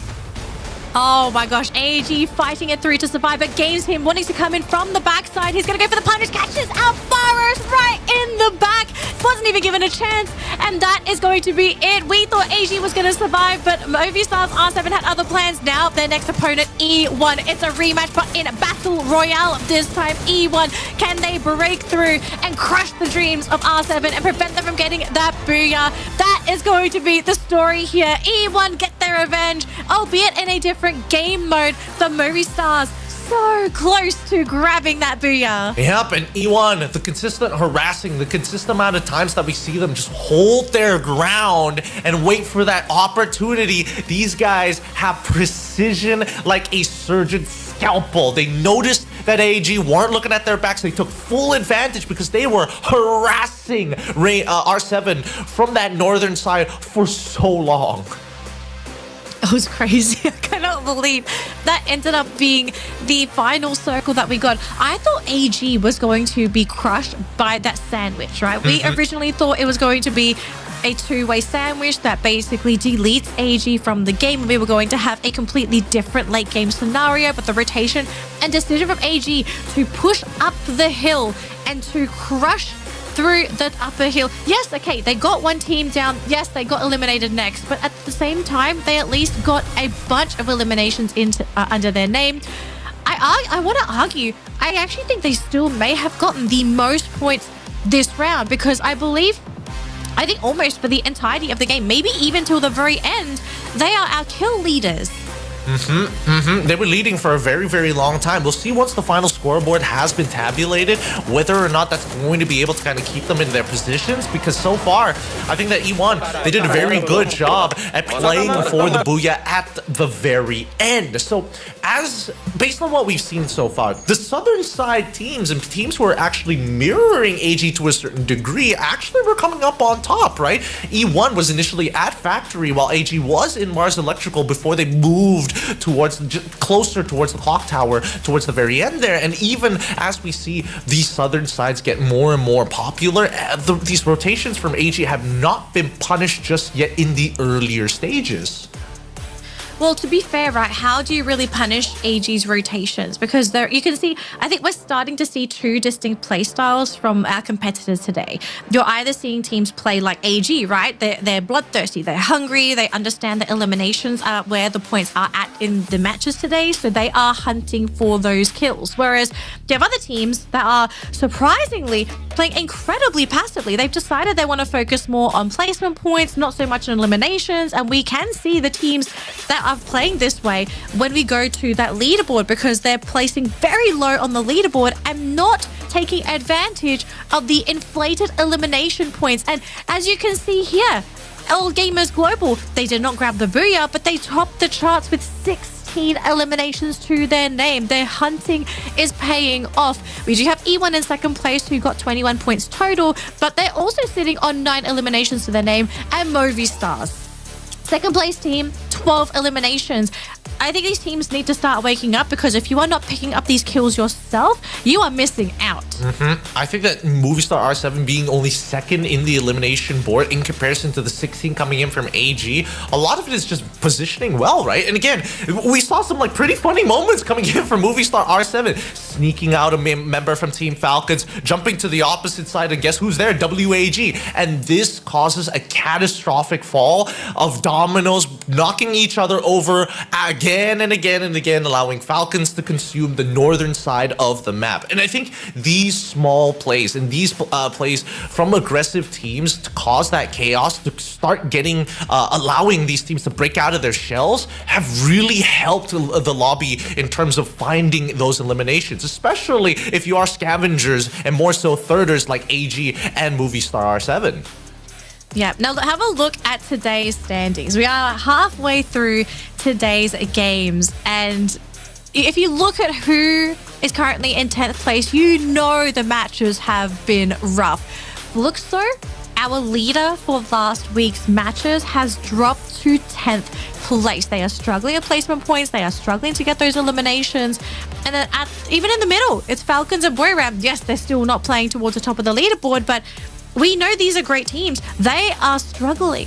The lobby today is monstrous, and we can already see at the top who's thriving. All Gamers Global, Team Solid, Movistar R7, and E1. Like, these guys are feasting. And PE Esports, I kind of feel like I have to give these guys a special mention, because they have been constantly on our screens. We are seeing them constantly run into teams, or teams trying to fight into them and regretting their decision. Yeah, I feel a little bad for PE Sports, right? Because I think they are still keeping to their own game that has been, again, giving them a lot of success, especially from Battle Royale day number 3, if I remember correctly. Because that's when they were on their second play day, is when they got one of the most amount of points a team has ever achieved so far within the day, as they have set the record. And teams like Heavy, teams like GOW in particular, they haven't been able to prey on some of the weaker teams, because now they're facing a lot more resistance than they're usually comfortable with, and it comes at a cost. So on that recovery game, they end up having to deal with PE, who again, very comfortable playing as 4, and if you are down just a single member, they take full advantage of it. And this is causing a lot more fights than what we were expecting, which is why E1 was like, I'm happy to sit in factory. We can, our loadouts are like, okay, we're running 2 team boosters. The longer we live, and the more picks that we actually find, the better it is for us. Yeah, I mean, we also have to mention, I think in that last game as well, E1's natural play style of being very patient, I think in that situation paid off. They could have, if they really wanted to, push up onto the high ground and put them at risk of having players being knocked down unnecessarily, trying to fight into AG. But the fact that they decided to wait, let AG finish their business at the top of the hill, and then come in at the last moment to finish R7 and AG at the same time. I mean, E1, they read the situation perfectly. This is where strategy also kicks in for the teams. It's not only about getting eliminations and kills, but it's also deciding when to go for that finishing blow. And speaking of finishing blow, he's going to be our highlight player, game MVP for game number 3, rocking the skylight here for E1 as well. So not only creating opportunities for himself, but also setting up for his teammates with the Riptide rhythm. He's the tactical market guy with VSK in hand, making sure that he can actually relay the information to his team, right? Especially for early to mid, I think everybody is like trying to make sure that they can fortify their own spots, because the E1 getting into these early engagements, sometimes really they do get into a moment of the game where it's like, oh, they get a little too bloodthirsty and they kind of forget what their initial objective was, which is what we saw in the previous 2 maps. Now let's look at the circle analysis here, right? Because E1 from that northern side decided to actually come back down into factory, where it was just a long and hard battle against RHK, Team Solid, and even PE Esports. And at a certain point, actually, based on what we've seen, I'm surprised that E1 wasn't able to get more eliminations, because each and every time they found a way into the ring, secured themselves a position, and even found that final zone and pushed at the right moment as AG were about to win their fight against Heavy. Yeah, so I'm glad you brought that up, because I was just looking at that circle analysis for E1, and I don't know if we're going to be able to run it back again, but it was quite fascinating to see that, yes, they were occupying the central area of the zones, but they were basically camping. They weren't focusing on grabbing eliminations. They wanted to make sure that they were safe. They had vision on the competition around them. And they didn't really put themselves in any kind of danger because this is their natural play style as a team. I think Clash Squad, again, if you watch those games, it was a great example of how this team likes to approach those fights. They're not like AG where they will confidently run into their enemies head on and fight them toe to toe.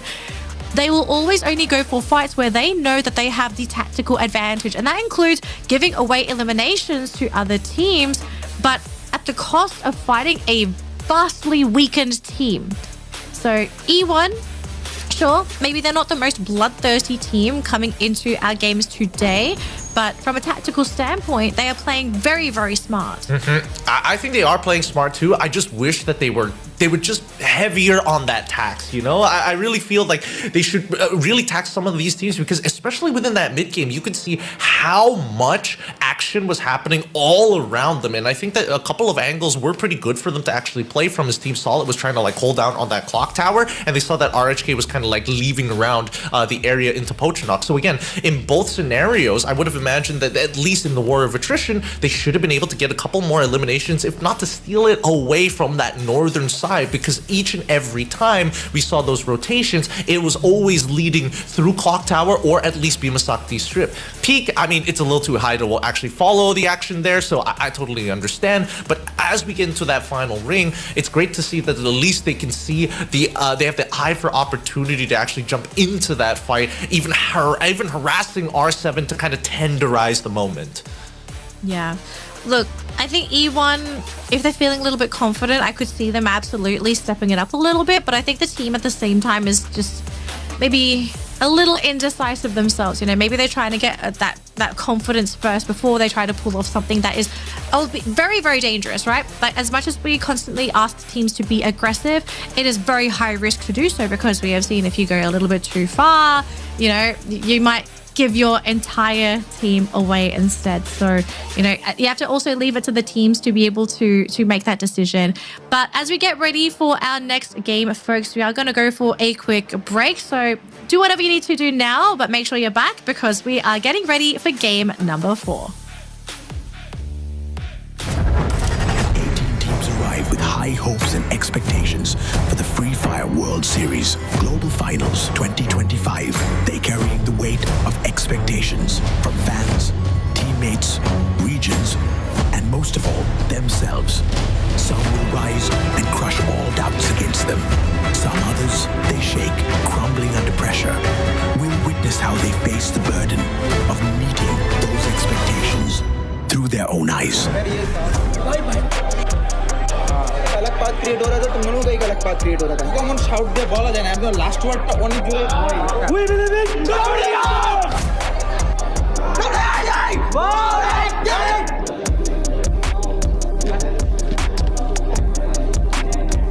एक साथ देखो एक साथ namse अरे अरे सुदार अकोई chạy chạy anh em bắn anh em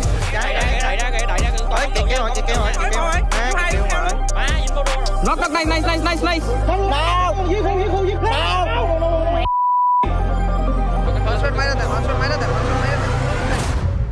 WAG and Red Hawks came in with massive support from their fans, but ended the day at the bottom of the standings. For some teams, day one was a harsh reality check. For others, it's just a smooth start beginning of their campaign.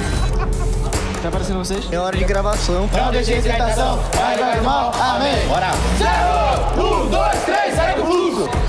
Rapaziada, começando um vlog aqui no canto. Bora. Tira. 70. Tá dentro da bandeira. 70 no outro. Claro comigo, tem 100 na esquerda, irmão. 100 no outro, tiro, caralho. Tô marcando outro. Joguei no outro também. Roda pra direita, vou voltar.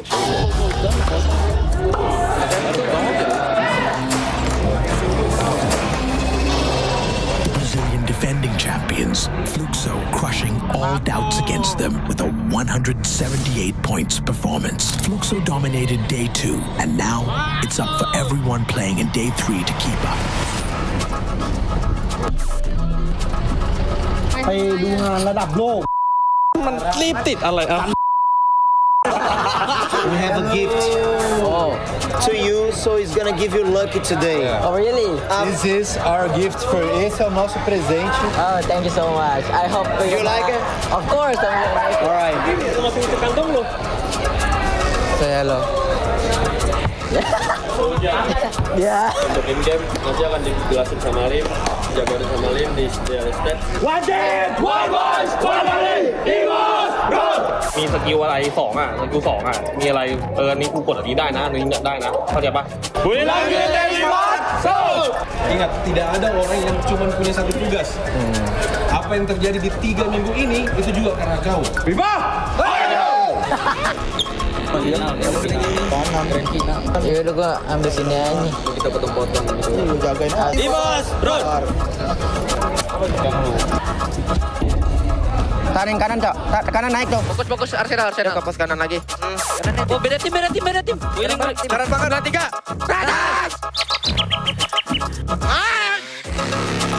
Santai, brother.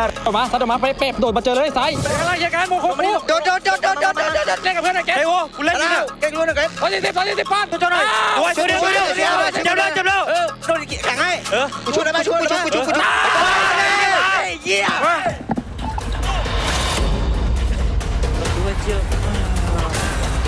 Tinggal lagi, Dit. Oh, benar.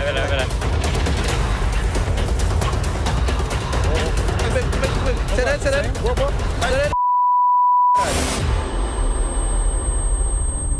To their own eyes, we'll see the journey continue. Who will crush doubts and burn bright to the grand finals?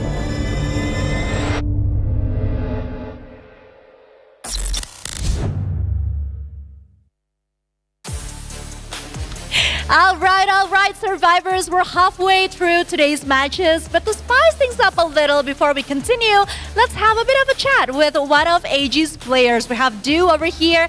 Hi, Du. So I kind of want to ask you, in the second game, AG's 34 points is the current highest point per round in FFWS 2025. Can you tell me what exactly went right and how did it go for you guys? ในเกมที่2ทีมเราทำได้34แต้มซึ่งถือว่าเยอะที่สุดในการแข่งขันครั้งนี้ต่อเกมว่าเกิดอะไรขึ้นกับเราในเกมนั้นทำไมเราถึงทำได้ขนาดนั้นคะดวงดีด้วยครับแล้วก็อีกอย่างนึงครับมือสไนโหดครับก็เลยได้34คะแนนครับมือสไนSorry, I cannot hear. No, it's fine. เพราะว่ามีมือสไนโหดครับเลยได้คะแนนเยอะแล้วก็ดวงดีด้วย Because we have a good teamwork, good sniper. Yeah, we have the best sniper. That's why we got a lot of the points and also lucky. Oh, so are you confident that AG can secure more points than just 34 in upcoming matches? เราคิดว่าเราจะทำได้มากกว่านี้ไหมในเกมที่เหลือได้ครับได้วันนี้ได้แน่นอน Sure, I can guess that. Yeah, sure, of course. Sounding very confident. Okay, on to the next question, which is also the last. AG is currently number 1 in the overall standing. How confident are you in maintaining that spot for the knockout stage? ตอนนี้คือทีม AG อยู่อันดับ1ของตารางเรามั่นใจแค่ไหนว่าเราจะรักษาอันดับจนจบการแข่งขันในรอบน็อกเอาท์ค่ะได้ครับเพราะว่ามันเป็นเบสิกพื้นฐานครับ Yes, of course we can do it because it's just a basic standard for us. Oh my God, the confidence is pretty high today, but I'm liking that answer. Thank you so much, Du. Thank you once again. And survivors, we're gonna go back to the casters. Take it away, casters.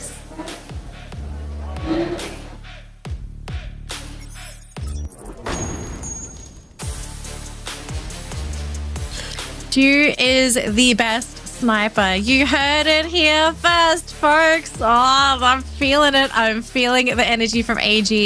I mean, we can't really argue against it either because Du has been so on point with both of his games in Battle Royale and Clash Squad. So for him, at this point, the only way up is up. I don't see this man going down anytime soon. Me neither. I think that he's been doing a great job, and I think, a lot of confidence was built up throughout Clash Squad to give him just, I don't know, some kind of extra energy for his third play-in day. And I think, funny enough, I love the fact that at least for production side, they got the body cam footage for week 1 just to kind of see how these teams are communicating with each other, because a lot of it comes down to like focusing and making sure that all 4 of your members are working together to pressure the same side. And I think that the big difference that we're seeing from AG Global is that, again, I think that yes, there is that same communication level of saying, hey, we need to focus on this side of the map, or we need to focus on the left or right. But I think there is some level of independency, knowing that Do has got your back, that they can actually, like Sypha in particular, can make individual plays.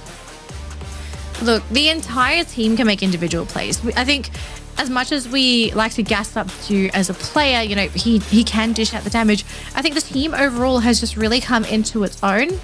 They really understand one another. They really know how to angle these fights so that everyone is able to contribute. This is not a team that is built up on individual skill. Like, yes, the players themselves are mechanically skilled individually, but they function so well as a team, and we are seeing them reap the benefits here at the global finals. And, it's what we're seeing right now, it's making a lot of people feel very confident about the team. But again, this is just one day. We need this team to continue to play like this during their second play day, and most importantly, carry it through once they get to the grand final, and it is grand final weekend. Because at the end of the day, it doesn't matter unless you have won the grand finals. Everything you've done leading up to it, it doesn't matter. When that is the title everybody is vying for this year. And as expected, game number 4 is going to be happening on Solara. For any of those slower teams who needed a little bit of warm-up time to get really into it, Solara is going to break that mold. We've seen teams close out the game by ring 4, ring 5 sometimes before we start getting into the transitions. And I think that Solara is just one of the few maps, even though it has only been recently let through into the competitive scene in the middle of the year. I think that teams are starting to figure out the necessary movements to make in the game, because again, there's not a lot of structures to actually play around once you start getting into that 3rd and 4th ring, depending on where it starts to pull to. So learning how to mirror your opponents and utilizing those slide rails really helps you into putting yourself in a very successful position. I'm glad you bring up the slide rails. I still feel like a lot of teams are kind of experimenting with the slide rails overall. I know originally when Solara originally came out, right, people thought that the slide rails were just from getting from point A to point B. But now we're starting to see players get very creative with the slide rails, using it to bait teams into thinking that they are going from point A to point B, faking usage of the slide rails as well. So it's been pretty fun watching everyone sort of adapt and learn to Free Fire's most recent addition to its map pool. The games there have been a little funky as well. We haven't seen anybody really just take control of Solara. It's been a bit of a split so far. I think it's just mainly the fact that everyone, because they're not comfy on it, you either have good or bad games. But we've got to talk a little bit about Baum here, because he left us a player quote. So it's on the teams that's all talk but no show. So according to Baum, I think it should be PE Sports. We practice against them a lot in scrims, and they love to talk even when they lose. Though, honestly, they're not even that good. I've been hearing a little chit-chat down the grapevine that in scrimmages, PE Sports and as well as E1 have really bumped heads, whether it's a winning or losing scenario, which is why we're getting a quote of this sort, which is interesting, right? Because again, E1 as well as PE Sports don't really meet each other in the past couple of maps, maybe some small engagements, but that's when we see that E1 completely back away, like we saw back in Bermuda. But in Solara, it might be a different scenario, right? We might see an early engagement between the two. Well, I expect a lot of teams to try and play aggressive now, especially if they've had a not so great start today, because we are on our second half of maps. You don't really have any more chances left to try and play safe or to try, and do any funny business if you haven't been able to get the points that you're needing. We do have a point check here for Red Hawks. So at the moment, the status for the team is that they currently have 79 points. Red Hawks needs roughly 18.5 points per game in their last 9 games to stay in the race and advance to the grand finals. This is 9 games, an average of 18.5 points in their remaining matches. And at the moment, if we look at the average that the team is currently accumulated today, I think the average scoreline for this team has been 4 points per game. I think the only way that they can redeem themselves is to find 2 big 30-point games and then try to keep it consistently 8 to roughly 9 points. Yeah, just to qualify, right? But again, we need to see those 2 big games within the next 9 that they still have remaining to try to give the rest of the region some hope. Now, we still have 36 seconds left before we start flying on into the map. Are there any teams that are, under your radar specifically for Solara? For me, okay, I am not going to base my prediction purely on map. I'm going to base my prediction purely on performance today. Now, as much as I'm going to gas up AG here, I have a feeling this is the map where we are going to see Falcons glow up. We're going to see this team really come alive and actually get their Booyah today, because I think just based off of their performance across these games, they've been slowly climbing up that leaderboard. Just for today, okay, not the previous leaderboard, but just today's scoreboard.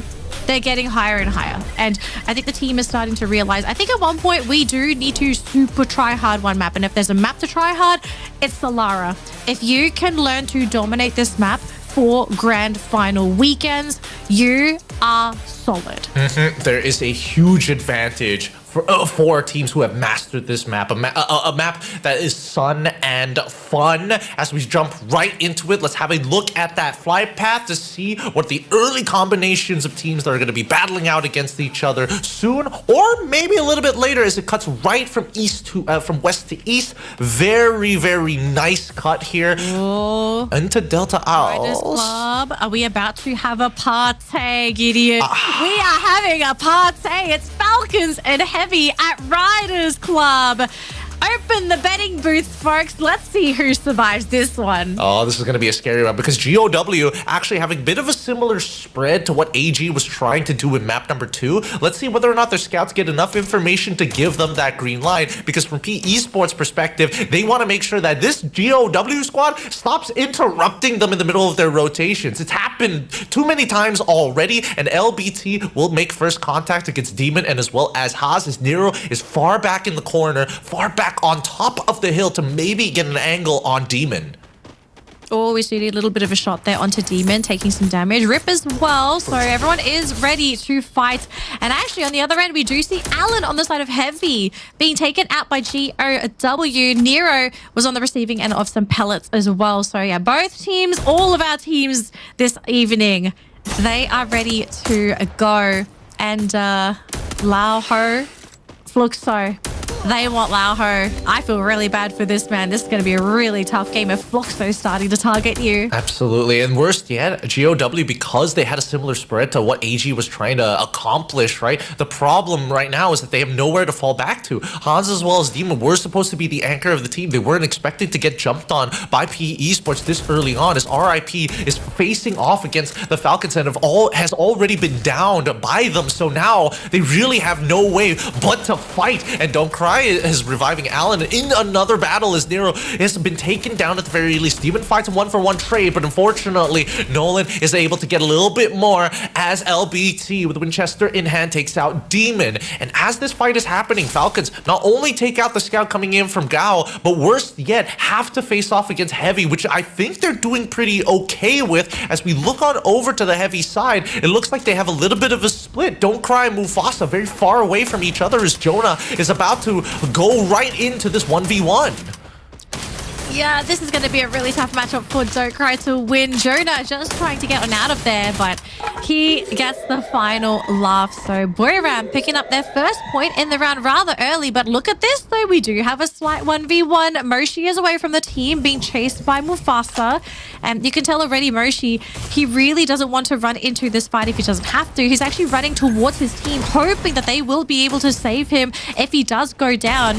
And unless Mufasa finishes soon, he is going to go down, but he loses the 1v1. Moshi coming in with the better headshot. Oh boy, Mufasa thought he had that one, but Moshi turns the tables. Yeah, I mean, it feels bad because initially Moshi was just trying to sell, hey, I got a Winchester, I don't have anything else, but even with the Winchester in hand, he finds and secures an elimination onto On Fire. Falcons, they thought maybe this was going to be a free fight, but they didn't realize that the sniper Moshi was so far on the high ground on the western side. Jonah now making contact against Kirora and as well as Pina. Hopefully they're able to cross on over safely, because now they're lobbing the nades to try and block them off or push them out of position a little far, but still gets enough damage. Now they have to worry about their left flank as Get High has to face off against two of their members. Wasana is already down. They win out the fight against Pina at the very least with the help of Jonah on their flank, on their right-hand side to cover his back. But they need to go for this Mart and pick up Wasana as soon as possible because they're coming out of this with plenty of eliminations and some very good gear.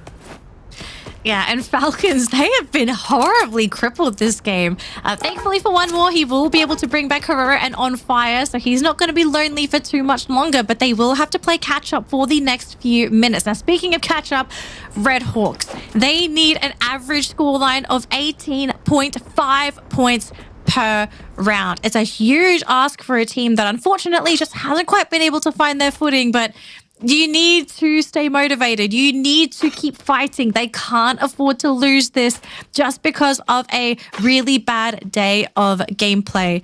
Now, the problem is they're running into a really tough opponent in R7. We know this team is really scary to deal with in a team versus team situation. So unless Red Horse can surprise them or they're able to get a few cheeky pickoffs before the fight even begins, I don't really expect them to be able to come out of this fight unscathed. They might be able to slip out with one and buy the team back, but that's going to set you so far back in this set. And Najad already being targeted by Della and Haxus. And they're going to take their time here. Honestly, for me, R7 was my personal favorite to try because with the way they play, it makes a lot of sense that Solara would actually fit that play style. But now for the early engagements, even movie star R7 realized that they do need eliminations if they want to kind of maintain their current position. And I think it's a good idea to have, especially when you are targeting some of the bottom tier teams like RHK. It is cruel, but that's just the nature of competition. Unfortunately for Games Game, Flicker says, no, we will not let it be that easy. As we cut on over to another fight, Team Solid was looking upon an engagement happening between WAG and P Esports, but we cut back over to R7. Let's see how they're going to play this out, right? Because that top side is compromised. They know that their sniper is in a completely different angle. As the nades are starting to come on through, it's looking good as they chunk out a majority of their members with the FGL as well, making sure that they can't get back on top. But luckily with the medic gun, they just, well, both of them with medic guns, healing each other to stay alive and not have to waste more resources than necessary.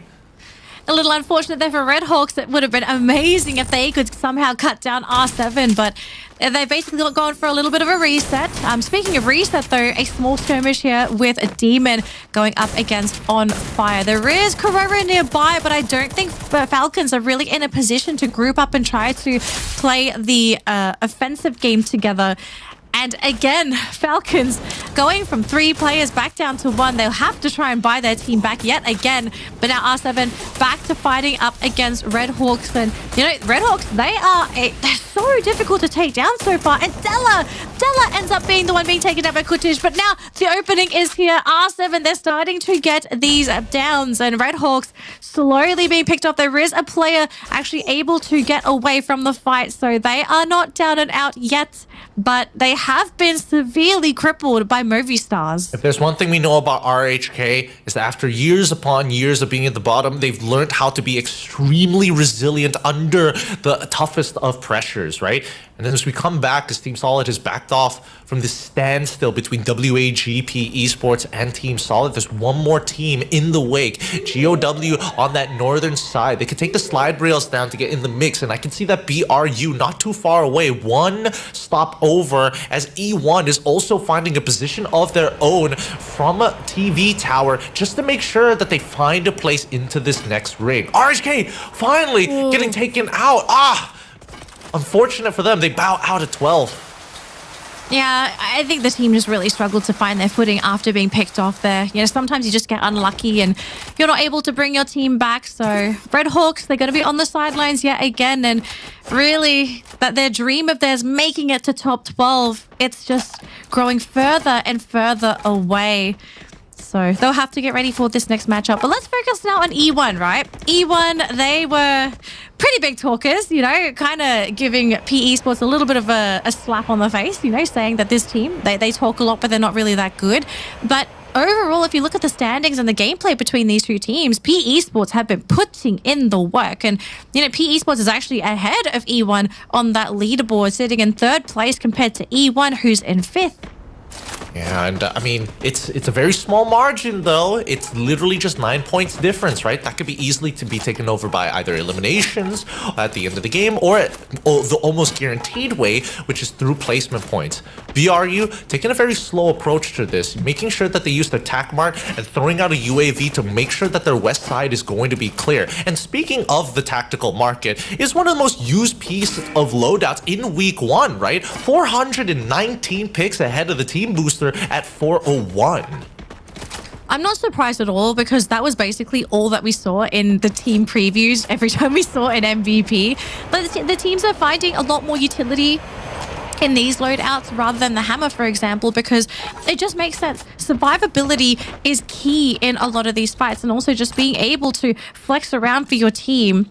It's as much as I love to say like a big damage, boom, you win, that's not the case in Free Fire. A lot of it comes down to having some kind of tactical advantage, being able to bring your teammates back, because having extra hands and eyes and guns is also going to help you in those team fights rather than just saying big damage, gun, go boom.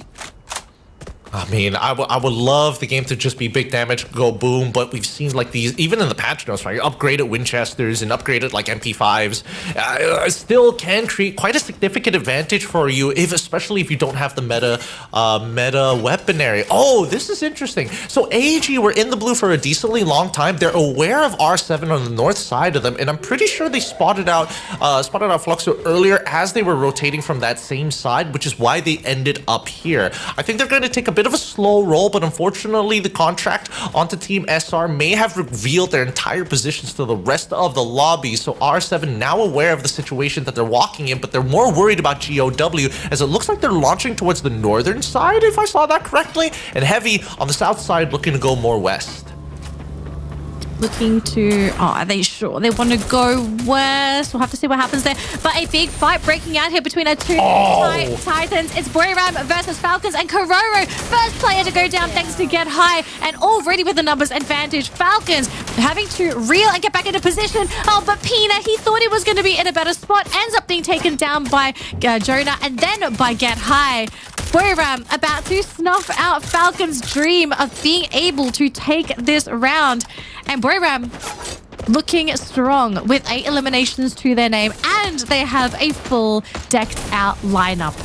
AG getting into a bit of a scuffle as R7 are able to take out the majority of the members, but unfortunately Fluxo win out their own fight against AG, so AG bow out in 10th. Oh wait, hold on, Team Solid are getting some pretty good shots and finding a secure in eliminations against PE, who once again have to deal with another Vietnamese squad. If it's not Gao, it's Heavy, and so far Heavy's all-in engagements, their coin flip engagements, sometimes it works out, and usually it cripples the team to the point where they can't even bring themselves to the final rounds. And Heavy, Gabi already founding Lao Ho, making sure that the important factor is already gone. The cryo mine not going to do too much. PE Esports trying to hold on for as long as possible. E1 making sure that they guarantee cannot get out of there as Falcons lose their last member, the north side, controlled by BRU. And R7 want to get involved with this. As elimination leaders, they saw what happened to Falcons, and now they're going to test their luck. They're going to test their luck into probably one of the scariest teams to skirmish with out in the open. So Get High going to be the one to start things off for the team. Wasana taking some damage, so they're going to retreat behind some glue walls. And Booyahs they really want to play with this boulder. I'm assuming that this is mainly because they don't want to use their econ or they're running low on those glue walls. But Moshi gonna get on top of the boulder. He needs to land a critical shot here because if he doesn't, Movie Stars are going to start running into Booyah and Games King. Oh! He wanted to make first contact, but he just did not have enough health to survive the shot there. And now it looks like Movie Stars, the entire team crumbles, feeding their lives away to Booyah, who now sit at the top of the kill chart with 12 eliminations to their name. Oh my goodness, you were absolutely right. They were hiding behind natural cover because they didn't have glue walls. And as they attempted to make that first initial push, there was just nothing much. And honestly, I think that R7 could have just chilled out for a little bit to play the war of attrition. But now we look at WAG getting hit in by E1. They need to make a decisive call because as the artillery is starting to fire, it's going to bring in unwanted attention in heavy. The reinforced glue wall is going to make sure that WAG is not going to take too much of attacks. But where are the throwables as the monster truck completely blocks the entrance here? Don't Cry and Kabi creeping up on the back. Pau, he's already been knocked out thanks to Fluxo. And as we see Don't Cry and Kabi, they're just going to bide their time as Vitten9 has been sneaking in the shots. Unfortunately, he's the first one to go down as they hold strong. That launcher is coming in big time. Leon gets picked up. Luckily, the time turner forced to come out as the A1 does connect. And even the Cryo Mine, this is not good. It's going to be an all-out war, and maybe Heavy is going to be the one who comes up on top. Bops is going to find Kabi, unfortunately, and secures the elimination as Don't Cry takes out one of the members of E1. Don't Cry ends up going down anyways as Vitten tries to take one back. The trades are good, but the ones who are winning the most are Fluxo halfway across the map as they find another point of elimination. They take out WAG, and Mufasa is all by himself. Leon left to crumble here for E1, crippled by Fluxo. And all of a sudden, we are down to our top 5 teams. Booyah, we're thinking of trying to use the monster truck to advance down the hill, but they're changing their minds here, knowing that Fluxo is sniping from a distance. So instead, they're going to play behind their glue wall, summoning their own monster truck. And maybe, just maybe, we're going to see Booyah pull off some crazy shenanigans. Down the bottom, though, we have Team Solid at the mercy of 2 very aggressive teams taking Riptide Rhythms, Gunshots, and Throwables as well. They are sticking around, though. And now the circle has been decided. It is going to be the advantage here for Fluxo and Booyah. And you can see Team Solid, they know that they have to move because they were the ones on the very edge. On the ground, they are thinking about picking him up, but they're also hesitating at the same time. They will be able to pick up their teammate. Heavy finally ending the round after losing their final player in 4th place. And now top 3 teams. Fluxo still trying to keep Team Solid at bay, but there's just 2 players versus 4, and Booyah are going to be their next opponent if they somehow survive this, but they can't. Team Solid, too many warm bodies, too many guns, and we have our final 4 versus 4. It's time to clash squad. Quackson finds a headshot onto Moshi with a VSK. Surprisingly, Moshi is able to get back in time as Wasana's trying to cover him. Nick unfortunately gets gunned down as Wasana finds it. They throw down the Cryo Mine to buy a little bit of time, but they see the backs of traps. Elimination leaders reclaimed as BRU close out the round. Finally, a Booyah in the back pocket.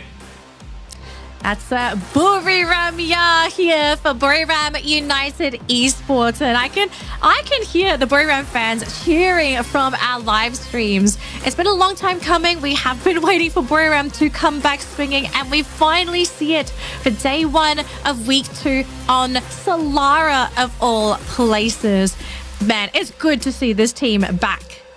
I love the fact that they were making some great decisions, but they're also taking a lot of important fights against teams that we would consider titans within the industry, right? They had to beat out Falcons in a full-on engagement, and I think that the way that they're playing just now was really, really great, right? Initially, I thought, hey, they're going to target down Fluxo as soon as they saw the Team Solid actually trying to go for the pincer maneuver, but instead, they actually wanted to neuter Team Solid just a little bit because they knew for a fact, hey, at the end of the day, even if we take out Fluxo, there's still a 4-man that we have to deal on the other side. So let's break some armors. Let's take away some helmets. Let's weaken everybody because as long as our fighting force is strong, this war of attrition is ours.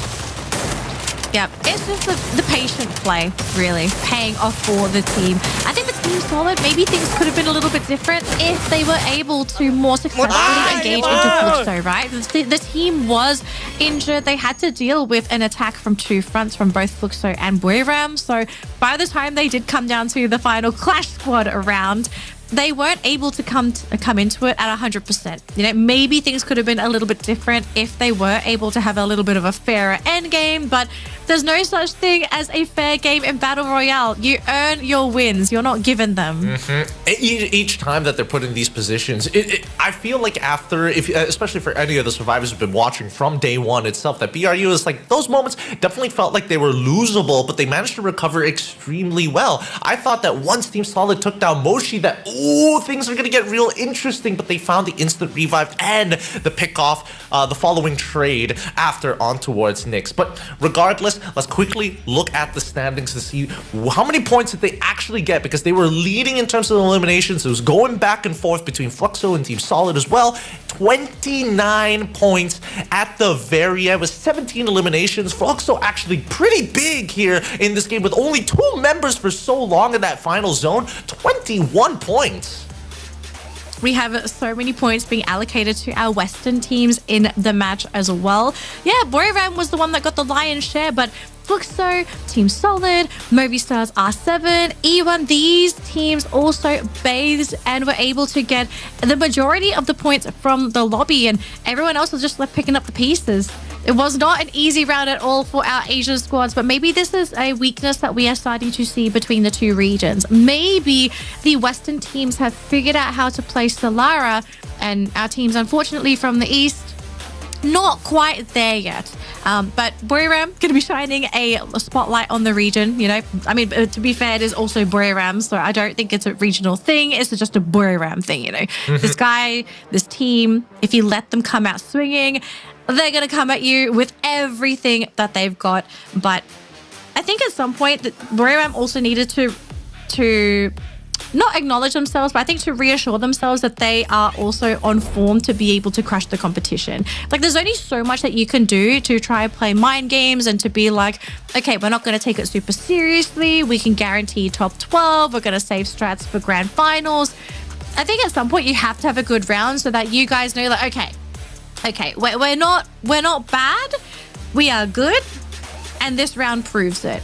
So congratulations to Booyahs. It's good to see them again. This does also push them into 4th place because of that Booyah. So Booyahs off to the races, I guess. Are we going to be seeing 2 more rounds of Booyahs waking up and proving to everybody that they are not washed? Possibly, or maybe it could be Falcons' turn, because again, we haven't seen like a big game coming out of Falcons just yet. Like, they get relatively close to the final rings, but most of the time they're not ending off with like huge points at the end of the day.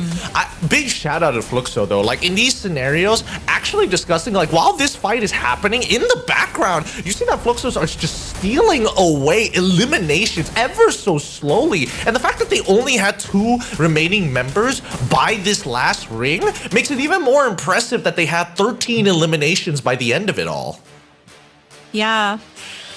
Look, more. Give me more eliminations. Okay, I want to see game 1, but for our last 2 games, Gideon, because I do feel like when the games get this bloodthirsty, obviously there's more points to go around for everybody involved, but I think at the same time you see teams have to balance aggression with thought, with strategical thinking. You don't simply run into a team, run and gun, and expect your team to come out of it unscathed. If anything, you're going to probably lose half your roster. So I want to see game 1 again, even game 2.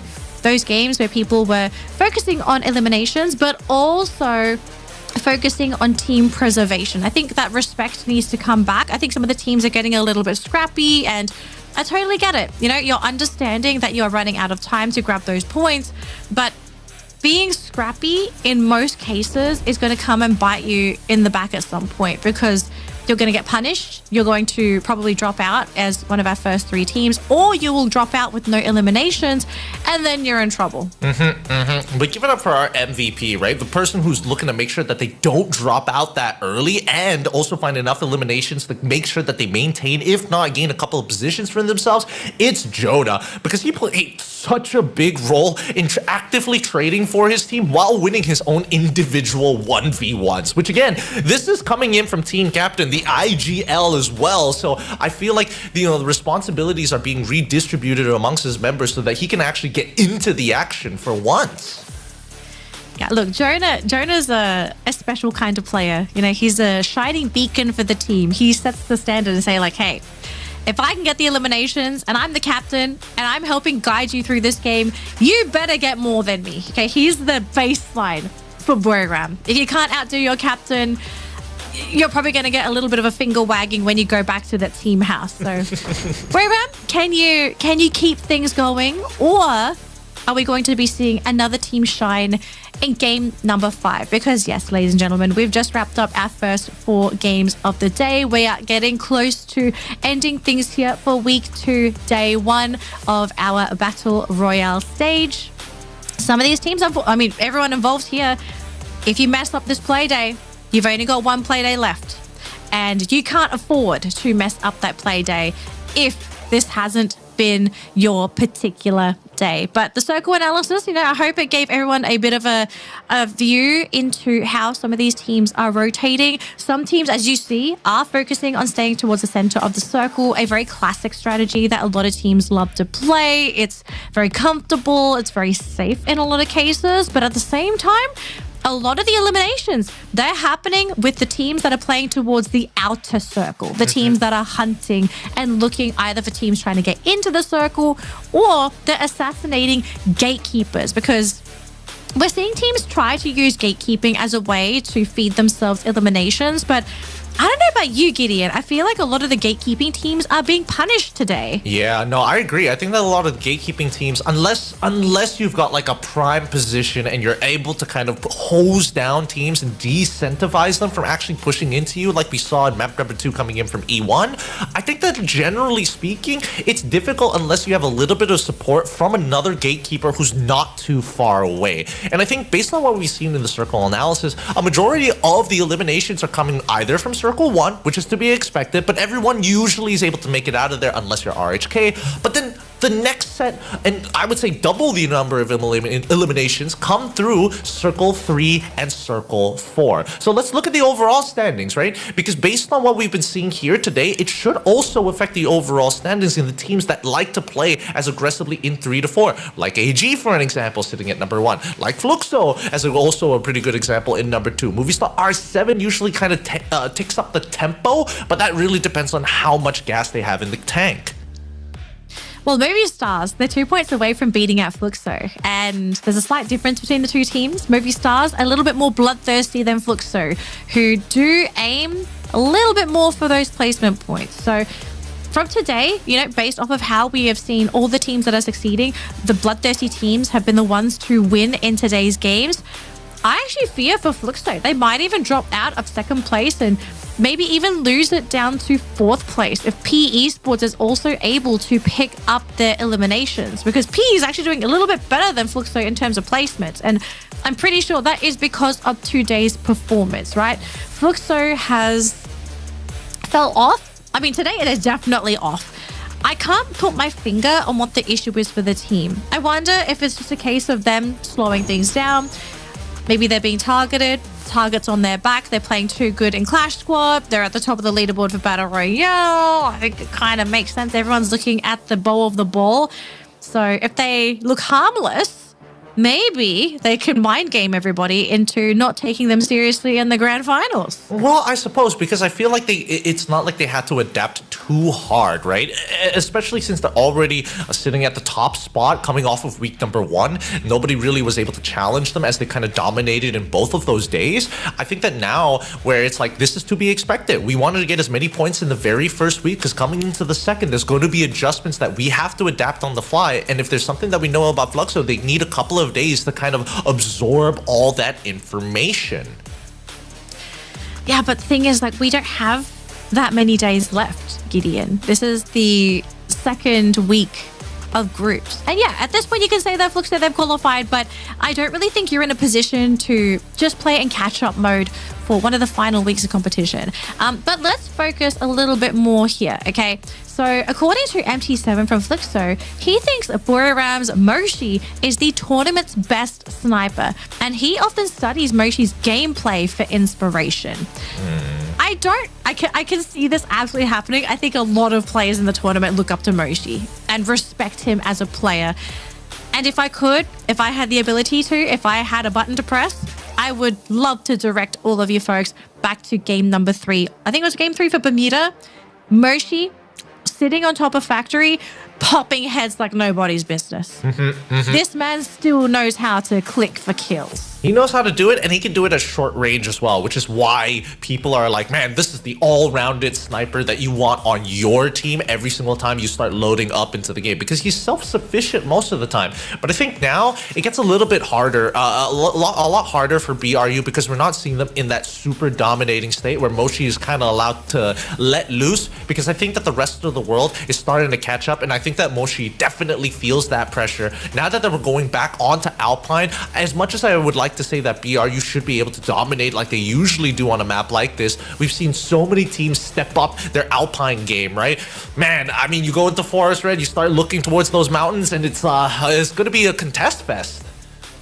Look, everyone's contesting. It's not even just the teams that are good at Alpine. It's even the teams that look at Alpine and think, oh, not this again. Sorry, gentlemen, you don't have a choice. You will have to play this map. And if you have not gotten the points, if you have not hit your goal today, you have to basically get those points on the 2, I want to say, this may be even 3rd hardest. I'm going to say Solara is either 2nd hardest. For some teams, maybe the hardest. Kalahari, I think, arguably is the hardest map still to play in the game, even though it's such an old map. But Alpine, it's kind of up there, you know? It's not an easy map to navigate at all. There is a lot of cliffs and hills, and things just get very chaotic, especially with a lot of the circles that tend to happen on Alpine. So, yeah, you don't really get a choice here, ladies and gentlemen. If you don't like Alpine, time to step it up. You know, you're at the global finals. This is not a place where you can really complain about the map orders and when you play them. All that matters is, can you grab the points? Can you make it to top 12? And as an added bonus, can you humiliate your opponent? I mean, the bragging rights are always going to be great, because again, I'm pretty sure that all of these players are, in the same living quarters within the hotel. They're going to pass by each other. You can throw a couple of little quips, especially if you're doing hot that day. But Alpine, it's scary, right? Because as we saw in the previous maps, that those rings 3 and 4 get really, really nasty. We haven't seen us go all the way to the very end as often as I thought it would. Most of these rounds are ending 3-4, 4-5. We're pretty much done with it. Yeah, we're not really going to the very end. And I think it's mostly because everyone has been very trigger happy with these fights. Now, we do have another player quote here. Now, this time, Fluxo was no match for us during the Endless series. This global finals won't be an exception. They're the world champions right now, but we're going for their crown. And this is coming from Games King from Movistar's R7. I believe this guy. I believe him. He has played phenomenally at the global final so far, and I've noticed a lot of fans and viewers in the chats, they're rooting for Games King, not just because of his personal story coming into the global finals, but his performance not only has shocked the teams competing, but it has impressed a lot of our fans and viewers that he's able to pull off probably some of the most complex maneuvers in the game and get away scot-free. This man is getting into the faces of the best Free Fire players in the world. He's grabbing eliminations and kills, and he's slipping away. How does he do it?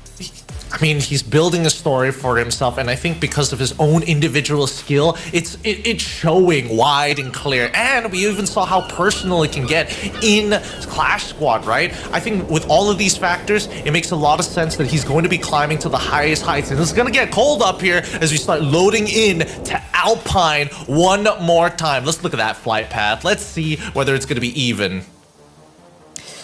It's not looking too bad. It's not too lopsided. So I think they're not going to be... Oh, wait. I think I take it back. I did not see the proper angle. That looks a little dirty. We'll find out in just a second here, folks. But all of our players are locked and loaded. I'm trying to see if anybody is showing a very visual representation of their feelings. But that was worse than I thought. You wanted guns blazing, and this is one of those moments where it's like, you better fight, because Railroads were already saying first engagements. Look, at this rate, the devs may as well make one flight path in the ocean. Okay? Don't give people land. Just go in the ocean. Let's just have some fun. But Movistar is going to be jumping in with P Esports. Now, this is a very serious battle because these are two teams that are currently towards the top of the leaderboard. They love to sit at the very top. But to get there, they're going to have to either beat the other or maybe sign a peace treaty when both teams are left with one player left. But we have another battle. Fluxo challenging AG Global. I mean, it's going to be war all around for now.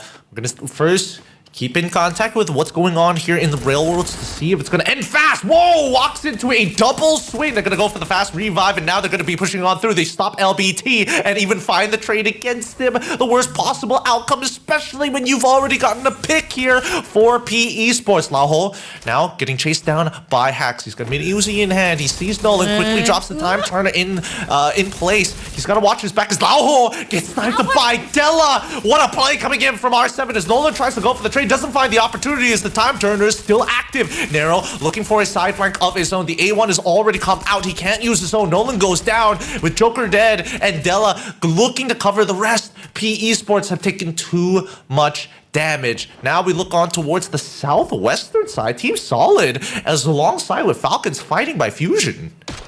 Yeah, Solid is a little split as well. So the team is waiting for reinforcements before they decide if they want to jump in and go for a fight, which might be a bit of a mistake here for Falcons if they try to go for an engage here, but they are considering it. Traps is just trying to keep Falcons at bay. Oh, but he is taking a shot there from Kororo, who is going to try and go for the finish there. Nyx and Traps and Hack all go down. 3 players hit the floor.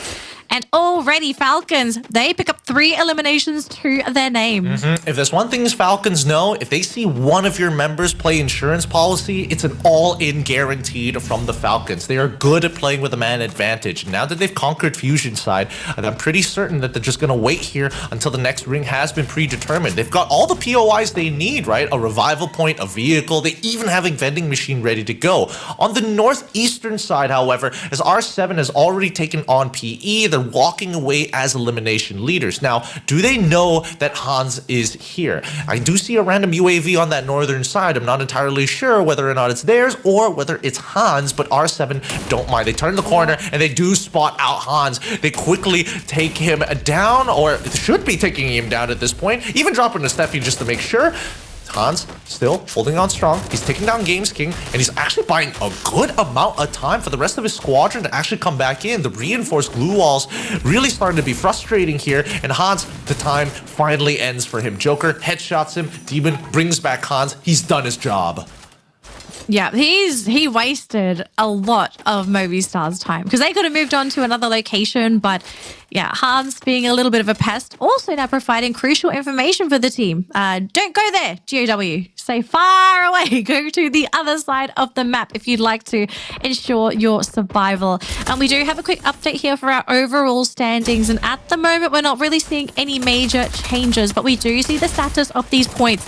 If Movistars picks up an elimination and if AG doesn't pick one up anytime soon, we will get a tie for first place based on the based on total points. So yeah, Movistars, there is a lot for them to gain if they're able to somehow score more points than AG in this round. Now, heading on over to the other side of the map, we have E1 potentially going into a bit of a skirmish here with Heavy, and both teams, they're just waiting to see who wants to make that move first. Vitzen and Leon going to be the ones to start pushing here, as Don't Cry, Mufasa and Alan, they are running for it, and nobody has been taken out yet. I think this might be a mistake here for E1. If they aren't able to get a one tap here, it's going to be problematic. Vitzen, first one to be taken down, eliminated by Don't Cry, and Baum going to be dropped here by Nero from P Esports. Oh man, you wanted to see that one tap, and Heavy were able to do it, and now they're getting hit from every angle possible. The A1, the Cryo Mind as well, even having to deal with a Steffi of their own. Oh my goodness, Heavy, they back away from this. They realize that P Esports have more angles than they would have liked,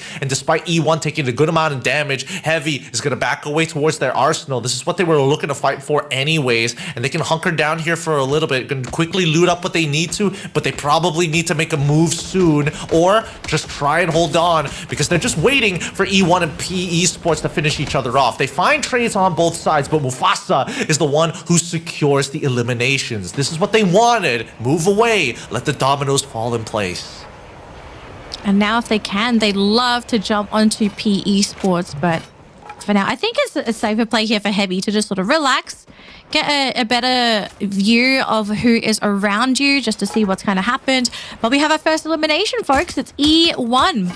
So unfortunately, they will be out of the running to score big in this particular map. And now we've got another battle here. WAG being jumped on here by Falcons who are going to try to enter into their compound. And we do have On Fire sticking around, hugging that wall, cooking up a grenade, hoping to catch somebody. But we do have another fight happening somewhere else. GOW at the mercy of Red Hawks. Bob's going to be jumped by Cypher from AG. Oh my gosh, there are fights happening all over the place. And yeah, Fluxo fighting into AG. This could be a big battle if AG drop the ball. But it looks like Fluxo are the ones to be in trouble. Butson's in between so many players from AG. And unfortunately for Fluxo, they lose this time around. It's just mass chaos all across the map. AG with their insurance policy still running around, and more importantly, at least they know where the kill contract is going to be anyways. Falcons now taking on WAG on the second floor on the southeastern side. WAG get eliminated. I thought they would be able to hold down, but unfortunately, no reinforcements. Unable to hold on longer than they probably should have. A nice play coming in from Falcons, and I think with the help of the Coda, they were able to reveal positions quick so they don't have to waste too much time scrambling around in this maze. Now they find a position for themselves. They're going to hold it for as long as possible. I think as things are starting to calm down, the third ring about to reveal itself, already pushed very far to the west.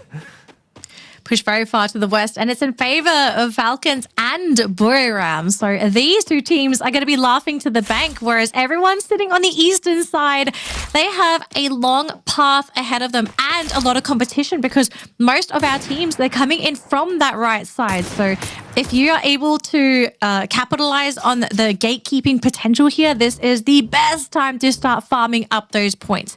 Now, Heavy going to go for a reposition because PE Sports, they have been causing a bit of they have been a thorn in their side, and to avoid being unnecessarily picked off, I think it just makes sense to reposition to a more open spot if possible. Speaking of open, Fluxo, they do manage to bring back, I believe it was Butson just then. So the team is slowly recovering. They are back to full, but they do need to somehow equip Butson with gear so that he's not going to be, you know, not working at full capacity, because we are reaching that point in the game where if you get revived now, you have very little opportunity in being able to gear back up. Oh, but MT7, he's by himself and he's been caught. He's been caught. And it's going to be difficult now, as you can see that the Blues already starting to close in. AG playing a very patient game. They took some damage, but they also take the time to make sure that they are at full fighting strength. They're going to be walking up here, past the river mouth, towards the western side of the river mouth. Eventually, most likely, they're going to be making their way into the highway to get into Forest Red. But I'm guessing that they already know that it's going to be heavily contested there, right? So they're going to take a full detour towards Fusion side to hopefully find an easier way into the ring. But if I'm not mistaken, on Fusion side, it's actually being guarded by Falcons if they haven't left their compound. So we could be in for a really deadly skirmish if AG or Falcons catch wind of the other team on this side of the map. There is Booyahs as well, but for them to meet AG would have to go for a little bit more of a right-sided maneuver in that circle rather than trying to hug along the left-hand side. But they're going left. So yeah, there's a very good chance that they will be meeting Falcons here. We do have some stats at the bottom though. So for AG, Cypher and FXMT7, they're both tied for the most eliminations in week 1 with 34 eliminations. 2.8 eliminations per match. They want to decide on who's getting in the positions. They're like, guys, it's fixed. Don't try and change this, okay? Big boys up front, and the rest of you in the back, you know how it is. Dude's the driver. Remember that. Now, PE Sports. Oh, wait a minute. Loses. Wow. No, it loses his head. They quickly pick him up at the very least, right? They even threw the cryo mine. As soon as he got revealed, he lost his head, which is kind of crazy to watch. But here, by the ocean view. Falcons making sure that southern side is going to be in their dominance. We'll see whether AG is able to sneak past them, because at this point they're jumping right for their building. They know where Limit is going to be, as On Fire... Oh, the A1 is already coming out. On Fire has their backs open. They need to take out Limit, and Limit can buy some time. The rest of the group can actually regroup and hold them down in this building. Oh my gosh, Limit he dodged a bullet. Not even a bullet, he dodged a bullet train. He could have been taken out first, and it would have been a 3 versus 4, but coming out in the nick of time. But we still are in for a massive battle here. AG wanting to occupy Falcon's side of the map. Now keep in mind that might not just be these two teams. We have Team Solid who are nearby. So if they are looking to add some more eliminations to their name, they can very well rotate down there if they'd like to. But Falcons, they're actually looking to avoid a skirmish, but they are moving ever so closer to P Esports. Look at this Bermuda triangle of teams. It's the Bermuda square. There's 4 teams here, but dang, I do not want to be here. No, and I think worse yet, GOW is feeling just part of it, right? Because on the opposite north side, we see that BRU as well as Movie Star R7 have got their sights on this poor Gao squad, but they managed to recover. In the very least, they could look for an angle that's blocked away, because that cabin can't see the backside, and GOW actually sneak past BRU. Now we see the full engagement come between Fluxo as they get right into Heavy's face. They've already found 3 in their back pockets here, looking for that last member left. That UAV is really causing a lot of problems because of how reinforced these glue walls actually are. But Allen finds one back at the very least, locks them out, and hopefully he's able to bring back one of his teammates, finding a trade of his own, as Allen will hold for as long as possible. We see that Kabi is able to get back up. Oh, Allen! He gets gunned down here, and Kabi is the only one left. Unfortunately, he's gonna get taken out by Guaxa halfway across the map. You know what they say? You never try, you never know. And they also knew if they tried to escape that they would have just given their lives away anyway. So props to Allen, you know, to try and go for that very crazy backstab play. If he did manage to get 2 players immediately down in that flank, I think there would have very much been a possibility for WAG to maybe win that fight. Now, Red Hawks going to be running into Movistar's R7. This is going to be a battle of a lifetime here for the team. Della is going to be leading the charge, but already right off the bat, Flicker is down, but Blade going to be able to punish Della. But at the same time, Movistar slowly cutting through Red Hawks as they are trying to use all of their glue walls to increase their survivability. Blade is still there, healing back up. He's bought himself a little bit more time, but these glue walls will eventually expire, and he will have to face this team head on. And that's against Games King. Oh! But Blade, he wins that battle! And slight misplay from Movistars. Oh, that's so unfortunate. That's going to hurt their odds coming into this next fight. And now we can see that Fluxo, one of their members flying. Oh, actually, they're in a monster truck. It's a whole team over getting involved with Movistar R7. They saw what was going on and decided, you know what? We're going to go even further as they take them out. We're still having RHK are still in this game. They're still in the game, all thanks to Fluxo's drive-by. So now we're down to our top 8 teams, folks. 28 players still alive, but MT7 going to be spiked by Moshi from a distance. Lauho also going to be catching out Dew. Now Booyahs hiding behind this boulder. They are going to be assaulting Fluxo, who's on the low ground that doesn't really have anything aside their glue walls to hide behind. But if they can successfully wear out Booyahs, they might run out of those throwables. P Esports, though, not going to be so lucky and will be taken out. But look at this, though. Fluxo running out of gas. I think it's just GU and MT7 left here for the team. Fluxo, it would be a miracle for them to be able to get on out of this, especially with a team such as Booyahs on the offense. Now, we are still having a bit of a fight here with AG and Falcons, but it looks like Falcons are the ones to be able to slowly glide on out of the situation. We still have Barish, though, hiding, but he's in the blue. He needs to find a way out, and he has to go for the punish. He actually gets the buyback for AG. Manages to make it happen. Barros, savior of all. He could have gone for 2 eliminations of his own with the cryo mine being thrown towards Falcons side. Everybody turned in their direction, but right now the best thoughts are looking so good. GOW, they've taken a lot of punishment, but this rock has been their savior as they snuck behind BRU. Now they're in a prime position to try and take this away. BRU must have recognized this, but more importantly, Team Solid, these snipes, these eliminations coming from them have been immaculate so far. Hans finds one into Cypher at the very least. Oh, the cryo mine was a little short there, unfortunately. They just want to prevent anybody from walking over. The counter cryo mine on the opposite side is going to cause a little bit of damage, but they're going to drop down the glue walls as well, the glue wall melters, to slowly whittle them away. Gao is making sure that BRU have to engage with Team Solid. And now, luckily, the ring is in their favor. It's actually going to be pushing to their side everything that they've been looking for. Now they just have to throw glue wall melters towards Team Solid. But the punishment, Moshi finds one, and Guaxa counter-sniping, already successful. They are locking themselves in here.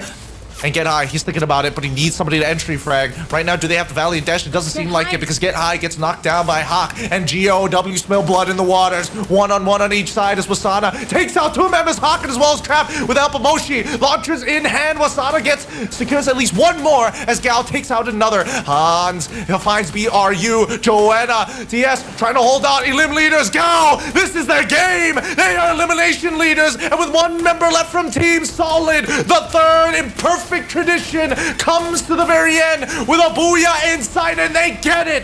Booyah for Gao. GOW securing a huge Booyah over two Titan teams, and they did it in a beautiful fashion as well. They realized it came down to a three-way confrontation between those teams, and for them, they got so lucky because they probably had the best position for that circle rotation, and so they left everyone else to fend for themselves. And once they realized that fight was well underway and that attention had been completely taken off of them, they came in from the back and basically cleaned up both of those teams, securing a bunch of eliminations and giving themselves that Booyah. GOW, we are so used to seeing this team normally pick up those Booyahs on Bermuda, but they've got to be absolutely thrilled to be able to grab one here on Alpine. Absolutely, especially with the amount of punishment that they had to go throughout this game to find the second half and the final few rings working in their favor. They were already in a pretty good position, but once the ring wanted to pull towards their side, it was a guarantee that Gao was going to get exactly what they wanted. GOW. I'm really happy for this team because they have, in a lot of cases, drawn the short end of the stick when it comes to groups and matchups, and sometimes just teams rotating on top of them. So for them to be able to grab this very heroic Booyah, this is going to make them feel much, much better as they progress through that tournament. But just very quickly, just seeing how GOW came in for that cleanup, they didn't need to come in sooner. You know, they could have waited it. They could have left the teams to completely finish the fight and then come in last. But they also realized that just go in during the middle of the fight. You know, they're not focusing on you. They're not even looking at you. They're busy fighting each other. So pick up those kills, deny those eliminations from your opponents, and I guess cash on out. It's about closing out these games, and I think you know that GOW is just one of those teams that always struggle to find these positions. They always set themselves up perfectly, but sometimes they just didn't have that raw firepower. I love that they've been working on this throughout the entire year, and finally the culmination of it comes into a very perfect scenario. We'll see whether or not this is going to be a problem later down the line, but I think for now, at least they can pat themselves on the back. This is going to secure them a good amount of points. Not a good, a lot of juicy points. I mean, we're starting to see the importance of these Booyah Booyah points now, because combined with your elimination points, that's going to be a huge jump in your leaderboard score, especially for teams that are struggling towards the bottom to sort of stabilize and find their footing. Because I mean, we've played almost a full play day here for teams in Group A and C, but unfortunately, we can't do the math on the number that is the golden number that's going to get you into top 12 yet. It is far too soon to determine what that cutoff is going to be. But just based off of all these games, and I definitely think after today's results, I think we are going to have a better idea as to what the cutoff will be and how many points our teams at the bottom need to earn to get there and to stay there.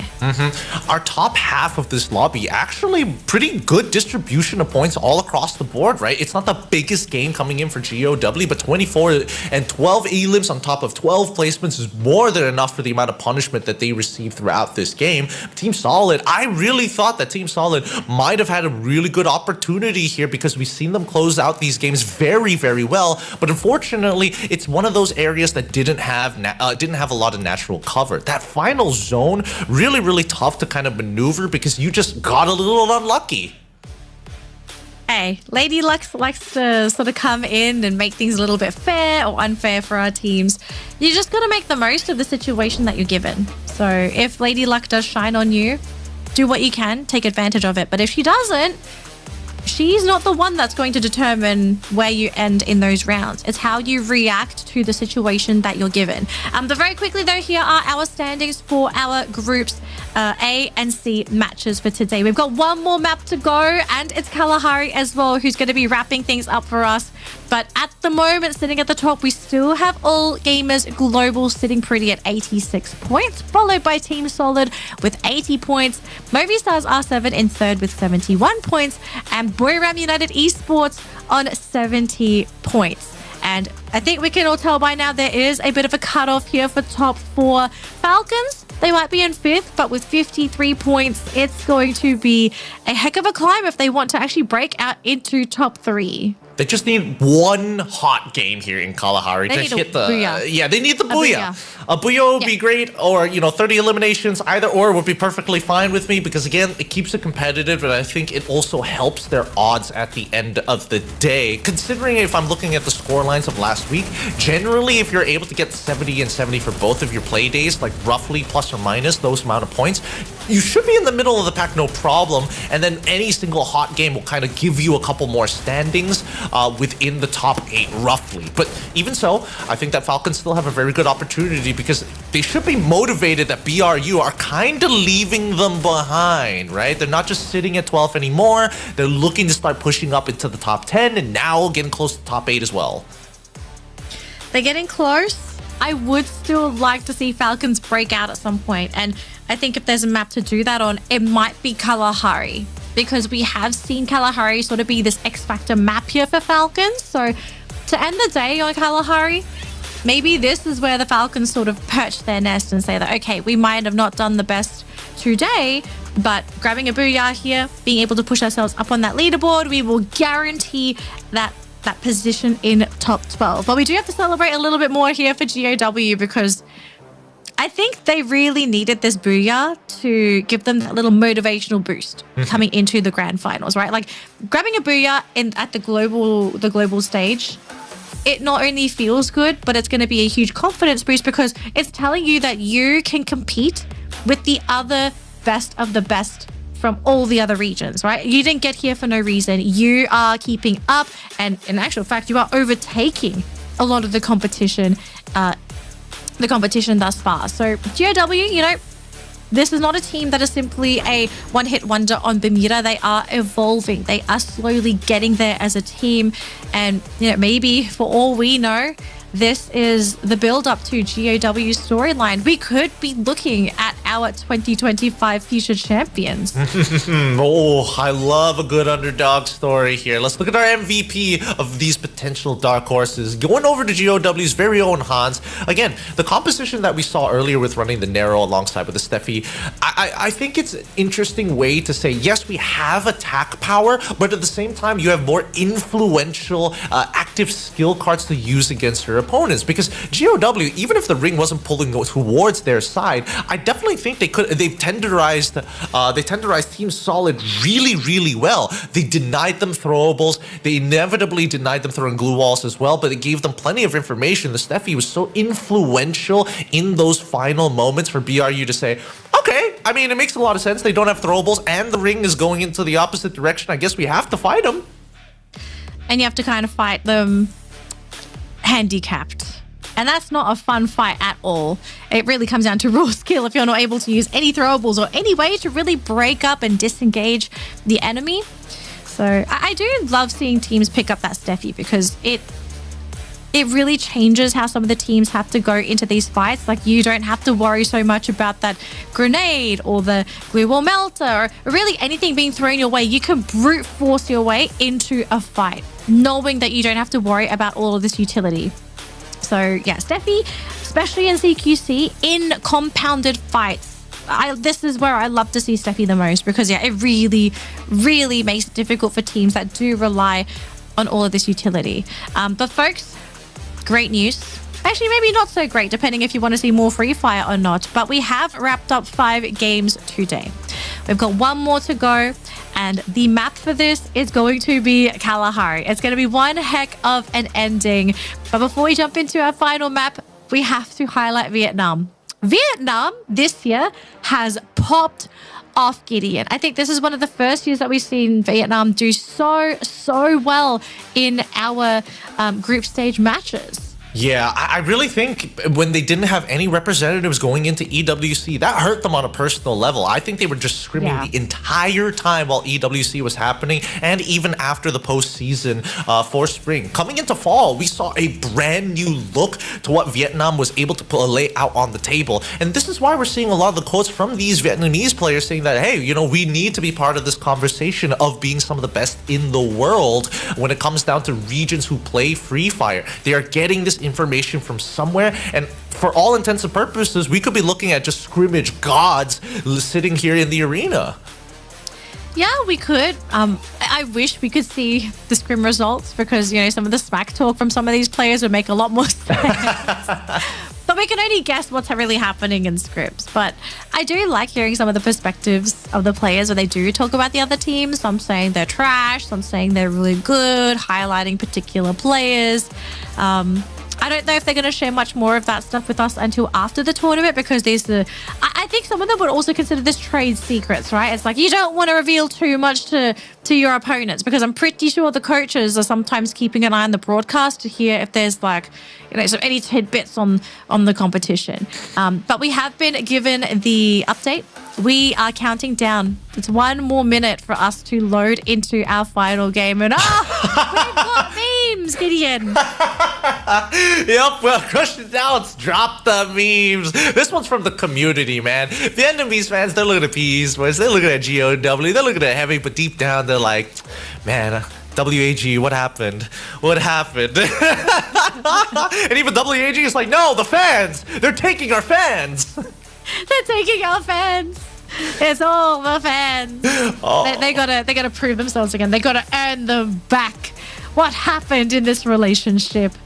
It all starts with communication. I mean, in this case, it's not really communication. It's performance. It's when they lost Alan. It's when they lost. It's when they lost our boy. Oh, yeah. Oh, not Alan. Alan, my boy. He grew out his hair, and then he became more powerful with Heavy. Coincidence? I think not. I think there is a correlation to his confidence, but it's time, because he's going to need that hair. He's going to need some umbrellas, because it's going to get real hot and sweaty. And I don't want to even talk about the sand. Everybody hates it, because we're here in Kalahari, the big X Factor map. Some teams strive for greatness on this map. Other teams have been crushed, even when they are considered to be the best here. Yeah, I think the lobby is also very happy that there are no Indonesian teams in this lobby, because generally speaking, the Indonesians love to pop off here. But with no EVOS and RRQ, it does leave it a little bit more open for some of our other teams to be able to take over this map. And let's see what everyone decides to drop here. So far, it's looking pretty clean. And Movistars are the ones who take Refinery in this matchup. So they will have free reign in which direction they want to go.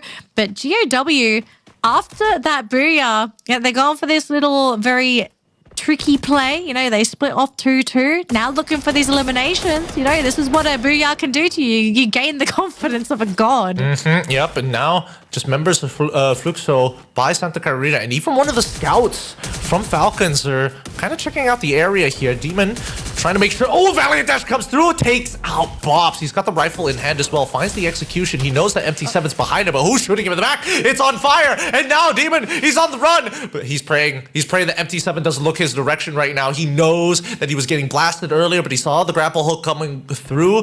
Now it's just On Fire that he has to worry about. And I think this is where On Fire decides, you know what? I think I may have stayed here a little too long. I need to start getting back. Even drops down the kill contract as well. And it reveals Demon's position.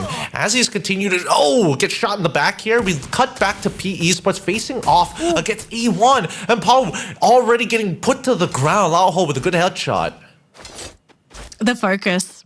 This is intentional. Gideon. This is a very, very intentional rotation. So P Esports going to be winning this little battle, but who's going to win this one? Demon on the ground, on fire. Just a little too hot for him to handle. Can't do much. So Falcons able to pick up a little elimination for themselves. Yeah, they can't do much about it. And I think that Falcons, I love the fact that they send out their first initial scout to see, what GOW is all about. They saw that 2-2 split coming down the flight path, but more so, I don't think they're going to be moving. Seems like the first ring has been pretty generous, so we'll have to wait until second until we see major movements, because even R7, right? They've moved away from the refinery to head down into command post. I can only assume that the first ring has already encapsulated from Bayfront all the way to Stone Ridge.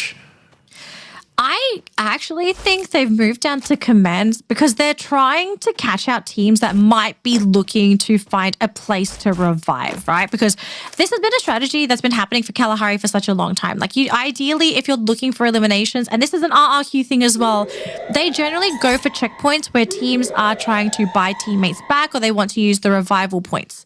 So that's normally where you can grab those free, easy eliminations because it's like 1 or 2 people from a roster trying to stabilize. Now, unfortunately for them, they didn't manage to find anything. And whilst they did this, we have Booyahs hiding on the sub, trying to use this high ground vision to find any teams coming in this direction. But so far, looks like it is pretty clear. So, yeah, Booyahs just going to continue with the macro game as Jonah going to be ambushed by one of the players from GOW. Ooh. And he gets caught. Yeah. Demon. Being a demon today. Yeah, but there's still a very easy revival point there. A bit of a waste that they had to use it. But now that they know that both Riptide rhythms are out of the way, they can just look to finish up, trade upwards, take what they need, and start moving on. Because by command center, command post, we are already seeing the WAG getting eliminated, getting caught in the middle of their rotation by R7. Really good jump coming in from R7. Oh, that meme hit WAG where it hurts. I swear it must have been the meme effect. Well, unfortunate for them, but they're going to be out for today, so they will be spectators for the remainder of this match. Speaking of other teams, you do have E1 still engaging into P Esports. This is just a never-ending battle between these two teams. And I'm very sure this is a grudge match now for both of our competitors. But I just saw one of the players here from AG fly on through. Vincent, though, first player to drop on the side of E1. And all of a sudden, this might be where things start to drop and fall here for the team. We have another separate battle here. Leon running into Cypher. The glue wall is going to go down into 1v1, but Leon is going to be losing this one. Cypher comes out victorious in that particular matchup. Oh, Nero caught by Cypher. What a shot. Dang, that was a nasty one. He quickly needs to switch on over to his rifle to take out Nolan. Nolan makes it away. He had the trajectory, and he's not done with it. He's going to go for the chase onto the P Esports member. They do. I hope they realize, because RHK, this could be a really huge opportunity for them, but it looks like they've noticed the new team, and Cypher, he's going to back off now. He's going to take a chill pill for just a moment and wait for the rest of AG to make sure that they can guarantee more eliminations here and escalate this even further. Well, do they want to escalate it to begin with? Because the team is hesitating. And oh no, we've lost GOW, our team that just picked up the Booyah. You know, they were off to a great start, and it looks like they just took a little bit too big of a bite that they could not handle. On the other end, though, we are seeing a drop there. Movistar's R7 pincered between two teams. We've got Booyah on one end and Fluxo on the other. Makes you wonder what GOW was dealing with in the meantime if there are so many odd teams coming in by command post. Now R7 going to say, nope, we're out of here, but Della gets blasted out of the sky, unfortunately. Not within line of sight of Wasana, but now they're going to do a little bit more here as Moshi is also getting his crosshairs involved. Luke going to be picked up by Jonah at the very least. Now, knowing that there were shots coming up from that northern side, Heavy might take the opportunity to catch Jonah out of position, but they don't notice him just yet. They're looking to spread as Kabi nearly blowing his head off here. And they got to make sure that they spread out just a little bit more. Kabi, he's going to be late on the rotation, but it's fine. Heavy going to take the low ground as they move in towards one of the remaining members of R7. Hawks still needs some econ, and he needs a vending machine to bring up the rest. But finally, we see that the Red Hawks are in prime position. They see the entire showdown happening. If Flicker's feeling confident, he might be how Movie Stars survived this. I mean, actually, so Movie Stars were able to sort of fly on out of there. So, yeah, Red Hawks, there's not so much pressure on this team to be able to save them, but they've had 2 eliminations to their name. So there is some progress here for the team. They need a deep run. This is their last map. If we can get Red Hawks to have a deep run here on Kalahari, this will be a sign of life, I suppose, for the team. It does not guarantee them top 12, unfortunately, but it does lessen the burden for their second round of matches. And look at this, Gideon. Our circle is going to be ending near Bayfront and even a little bit on Refinery. So our teams towards that bottom left section of the map, they will have to work a little hard because there are so many teams occupying Refinery. Yeah, I'm curious to see what PE Sports' decision is going to be on that western side, whether they're going to move towards the Refinery or maybe go even further south if they wanted to, because so far the less populated zone is actually the northern side. Puts in, he does switch out his active skill card from Dimitri into Clue, and BRU decide, you know what, we got to start moving out of here. We saw Fluxo making their way in towards command post. I'm expecting more action to happen in that area if Heavy decides to come back down. They've repositioned themselves between Heavy and as well as RHK, as we do see the airdrop coming right down in between them. Oh, Team Solid. They had such a strong start today, and the team sort of, I mean, they evened out. They didn't really drop the ball today, but I'd love to see these guys end on a high. But they need to find a really good position to do so, because at the moment, you know, they're on Refinery, but they kind of need to get into a bit of a higher point if they want to be able to see and apply pressure to some of those teams lower down on the ground. And we're seeing a monster truck being summoned. It's going to be flying on through to, I believe, Falcons were the ones to pick that one up. And we have Kabi trying to catch out Moshi. If he catches the sniper of the team, that would be huge, but he's just not patient enough. Kabi, he's waiting. And yeah, Booyahs, they kind of revealed their position there for Moshi, so we'll see what ends up happening. Well, okay, even. They sent out the plushie. Yeah, they sent out the Crime Mind as well, just to see if they can get a reaction here, but they can't really, they don't have enough line of sight. They just don't have the right angle to really punish this. So they just, again, either give up the angle, but they just have to make sure that they're watching on all sides, right? They're even checking the clouds just in case anybody gets revived, especially since GameSkin got brought back in. And it looks like GameSkin is going to be flying towards the southwestern side of the map, where where PE Sports have probably spotted him out. Fluxo by Santa Catarina this time, going to be playing on the furthest eastern side of this ring. We'll see where this next ring is going to develop, because if it leads either towards the south side, most teams are not moving. If it leads towards Refinery, then I think we're going to have an interesting scenario breakout. Yeah, I mean, we know Refinery circles can be absolutely chaotic with all of the elevation, teams trying to win on top of Refinery, other teams trying to go for the sneaky medkit battle on the lower ground. I mean, I'd love to see it, but I don't know if the teams have the confidence to be able to pull off such a crazy play. Now, we do have Red Hawks. Full roster still, I have to say, very impressed that they've been able to basically survive this long in the round. And we have 10 teams still remaining on the map as well. So, yeah, this is going to get really, really messy, I believe, once we've actually hit our next circle. You know, this third circle, it's not so bad. That fourth one, though, I think is when we're going to have a little bit of a squeeze. Because, yeah, when it comes to real estate, there's not enough space for everybody. Once that circle starts to get a little bit too small, oh, get high. Very, very close, but boom, just could not follow through with the second shot. Yeah, he nearly blew his head off, but at least they know that this third ring is generally okay, right? It doesn't really hurt too much. It cuts just the edge of Bayfront anyways.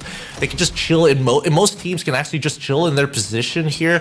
We'll see what that fourth ring has to offer once the blue completely closes down, because even Falcons are coming in from that northern side. And it looks like they're leaning just a bit skewed towards the south side of Bayfront, because if they come completely from the north side, there's not going to be a lot of wiggle room for them to play with between structure to structure. But let's look at the overall Elim's leader so far, right? Initially, it was Sypha, and he still maintains the top with 55. Games King just under him. I'm actually surprised at Sypha leading the charge with so many eliminations. But then again, he has done so much for the team so far in that competition. So he does deserve that recognition where it's due. Oh, look at that circle, Gideon. Everybody that's on Refinery, they're going to have to either vacate or they will need to fight for that last little corner there that's still within the circle. But dang, these teams are now starting to feel the squeeze. And if you don't have a compound by now, you're going to be in a lot of trouble. Yep, and Fluxo, at the very least, they've got tents in front of them to actually control the space. They've got an arsenal to give them an extra little bit of height towards their side. They remember what happened on the southern side, right? It was BRU, it was heavy. They have a rough idea what's going on there. But now, with that contract already available, revealing the Falcons' position, as this next ring pulls in, BRU are already inside, ready to take advantage of the situation. And R7, they just need to stay quiet because Team Solid is right above them, and Team Solid, unfortunately, will have to move first. Okay. It's a very crowded game here, Gideon, but there is a means to an end. And it's going to be where this next circle is going to be, because once it's been decided, yeah, this is where things are going to start to get a little hot and heavy for our teams. I have to say, though, Fluxo, you know, they're going back out into the blue zone. They're going to try and launch themselves in. But they're going to launch themselves in potentially into heavy. I hope they're prepared for this. They could be launching themselves into certain death. Kabi's the first one that they will be meeting. Dirk Master is looking that way. And Kabi, he decides to run instead. Heavy was not expecting this maneuver. No, they weren't. And now Heavy, they just got to fortify right now because they are still not safe. Fluxo might be caught out. They're abandoning ship and going straight for the tents in the first place. Great move, because now PE Sports are trying to take advantage of the situation as well. They want to find the compound of their own, and they might end up intercepting them. Team Solid has launched themselves into another fight against BRU, which causes AG Global to get involved, and now R7 can do what they want. Do they notice it? RHK, they still are on the top side, and they're getting shots on towards AG. BRU looking to intercept as well. Kutush, Flicker, alongside with Blade, need to take advantage of the situation as E1 is finding shots onto Fluxo, onto Falcons actually, and Fluxo decide to give up on this, and they go to the northern side. Oh my gosh, they're realizing that just because there's so many teams there, it is better to go for the less crowded space. AG, Red Hawks, and Team Solid all occupying that same area. We do still have AG playing on that rooftop, and so far nobody is going for them. They're rather safe. And all of a sudden, we don't have R7 anymore in the competition. So AG, they have to make a decision. Are they going to jump off the rooftop now, or are they going to do it later? They're going to go into Booyahs compound instead, sitting on that roof. Man, they do not want to go down because they know there are too many teams, too many players down here. They will put themselves at dire risk if they do decide to leave this area. Fluxo, in the meantime, going to go for a split, fighting at the top and the bottom. And E1 is losing this battle here so far. Button is going absolutely ham. GU as well to follow through. Looks like Red Hawks was eliminated on the other side of the map, but Fluxo is winning this battle against Falcons. And they do it without much tax as well. They still have their full fighting squad at the very bare minimum. And now the Falcons, they only have 2 members against the full fighting force of 4. The outer ring is absolutely chaotic right now. And despite Jonah being down, they're able to bring him back up. It's a good name, but somebody's going to have to make a move. And Moshi is going to be the first person who makes that move. Heavy, building a fortress. And now with the cryo mine right on top of them, 1 nade was all it takes. Falcons are already out. Great launcher coming in from Team Solid as they blow out BRU. Jonah finds one back, but Jonah gets taken down by Nyx. They still manage to have one of their members still alive in the ring as Sypha is able to find points of their own. PE Sports are making sure that right now Heavy are currently out of this game. Out in the blue is AG. Again, luckily, thanks to Mufasa holding strong, snags 1 more placement points, and BRU finally are eliminated. PE now taking advantage of the scenario as they know that Fluxo are only on 2 members. Team Solid have held on strong, but PE Sports need to take advantage of this right now rather rather than later. The frag nades are already out, and now with the UAV light, they're trying to make sure that they can protect their current spot. And now they quickly, at the very least, got rid of the cryo mine. This is a perfect position. Team Solid, the A1 is going to come back up just in time. They've held on, and that's exactly what they've needed to do. Lao Ho slowly working his way on that lower ground, forcing Bobson as well as Butson. But Bobs, he gets gunned down. Butson gets right in there. Team Solid, they need to make sure that they cover the top side and quickly get on top of the roofs. LB Taylor Nolan, no! It's too late. The A1 comes on through. Nyx takes a shot to the face, and LBT now gets right in the mix as they eliminate Team Solid and allow Fluxo to secure a placement point in second. He runs around. Nolan takes him out, and there you have it, a booyah from PE Sports right at the end. And this team is not all talk. They have shown that they can crush their opponents on Kalahari of all maps as well. Look how happy they are getting that victory as well. They are absolutely thrilled, especially with how chaotic things got towards that end game. We had, what was it, 8 teams still remaining when we had barely any space, barely any places left to hide. And PE Sports, after being so patient with their play, not exposing themselves too early, and not picking a fight when it wasn't necessary, it pays off for them so well. At the same time for Fluxo, you have to say props to Woodson finding that hiding spot, realizing if he showed himself, if he could stay hidden long enough, that he would be able to get the points there for Fluxo with placements.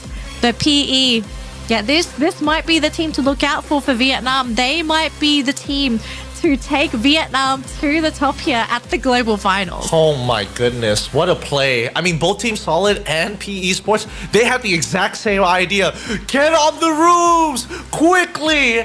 Both of them launching themselves. Let's look at this last shot just one more time. Oh my goodness. The initial push here coming in towards Fluxo's side, forcing them into a pretty awkward spot was already a great positioning coming in from PE Sports. But I think that Team Solid had the correct response. Hunker down, because they made sure that they can have their cooldowns on their A1 for the upcoming battle against PE Sports. Unfortunately, they just weren't able to throw it out fast enough. They got hit by the opposing side first. Look, it's a game of strategy. It's not just who shoots first. It's not who just uses their abilities, but also realizing, are you in a good position to battle if a fight happens? Do you have all of your actives off of cooldown? If you don't, is there a way for you to drag the game on long enough so that you're able to push off those actives and tilt the game in your favor? And in the case of PE, I think the fact that they were the ones to preemptively make the move first, that was where the game shifted in their favor. They put themselves in the most favorable position possible and essentially said to their opponents, we are here, we're ready to fight.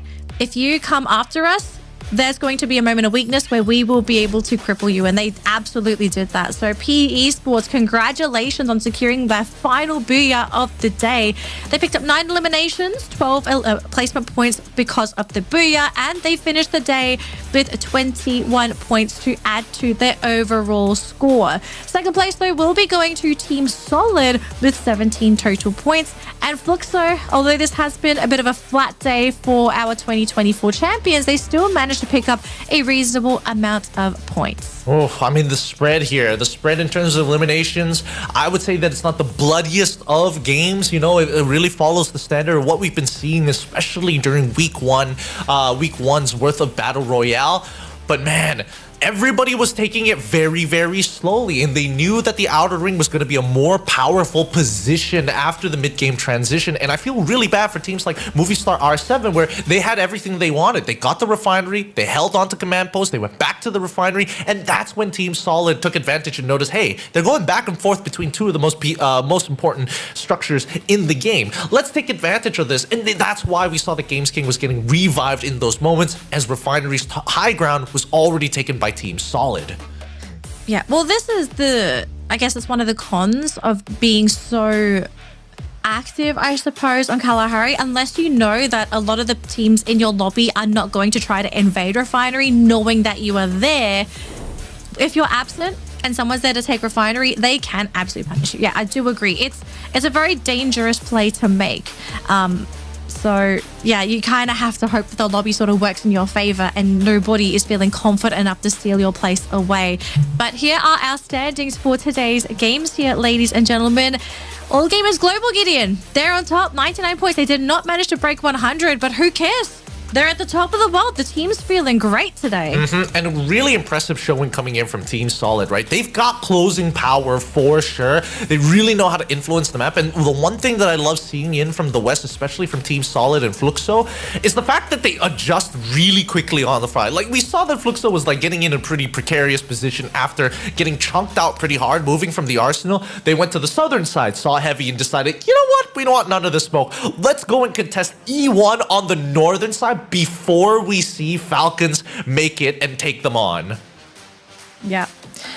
Well, this is going to be it for our points today, ladies and gentlemen. We've wrapped up our 6 games here for week 2, day 1 of the Battle Royale stage. We are still trying to find our top 12 teams that are going to be making it to our grand final weekend next weekend.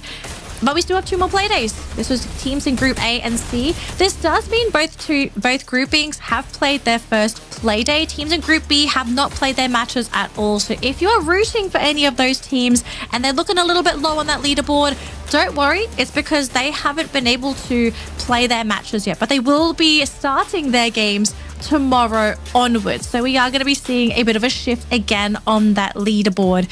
So don't panic. It's not over yet.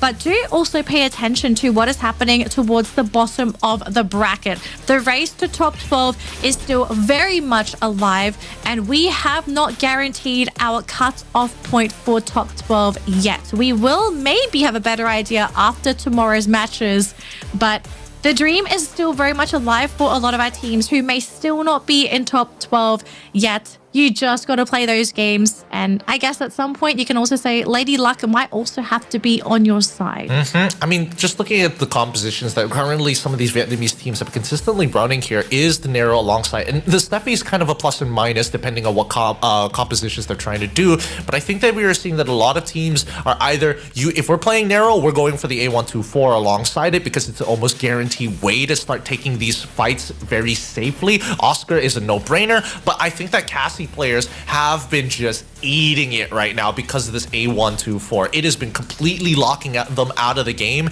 and reduces their effectiveness in battle. And worst yet, sometimes with the cryo mind as well, even if you still have your active ability, that tether kind of gives away your position, allowing players like Lao Ho to get free cryo mines off of you so you can't protect yourself with glue walls and you're forced to move out of position. Yeah.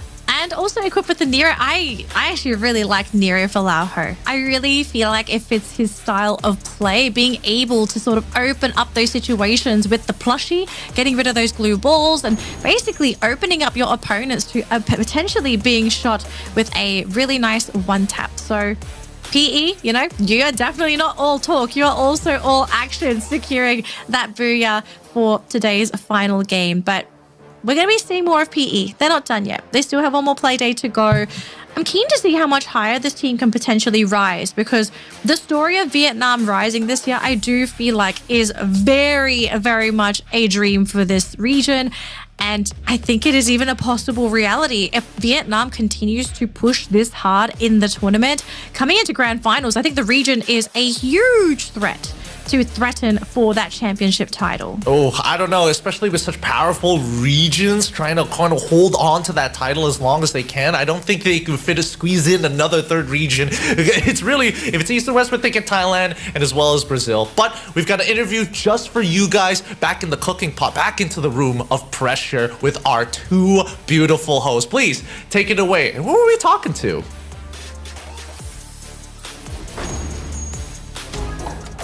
All right. Thank you so much, casters. We're here in the room of pressure for our usual interview. And today, we have Tahui from WAG. So, Yunsul, do you want to do the honors and shoot the first question? Yes, thank you, Conchita. Okay, so let's jump into the questions immediately. As of now, WEG sits at 13 in the overall standings with 104 points. Yep. How do you feel about the team's performance so far? Xin chào Tây Quý, thì đến với câu hỏi đầu tiên là tính tới thời điểm hiện tại WEG đang ở thứ hạng 13 với tổng bảng điểm là 104 điểm.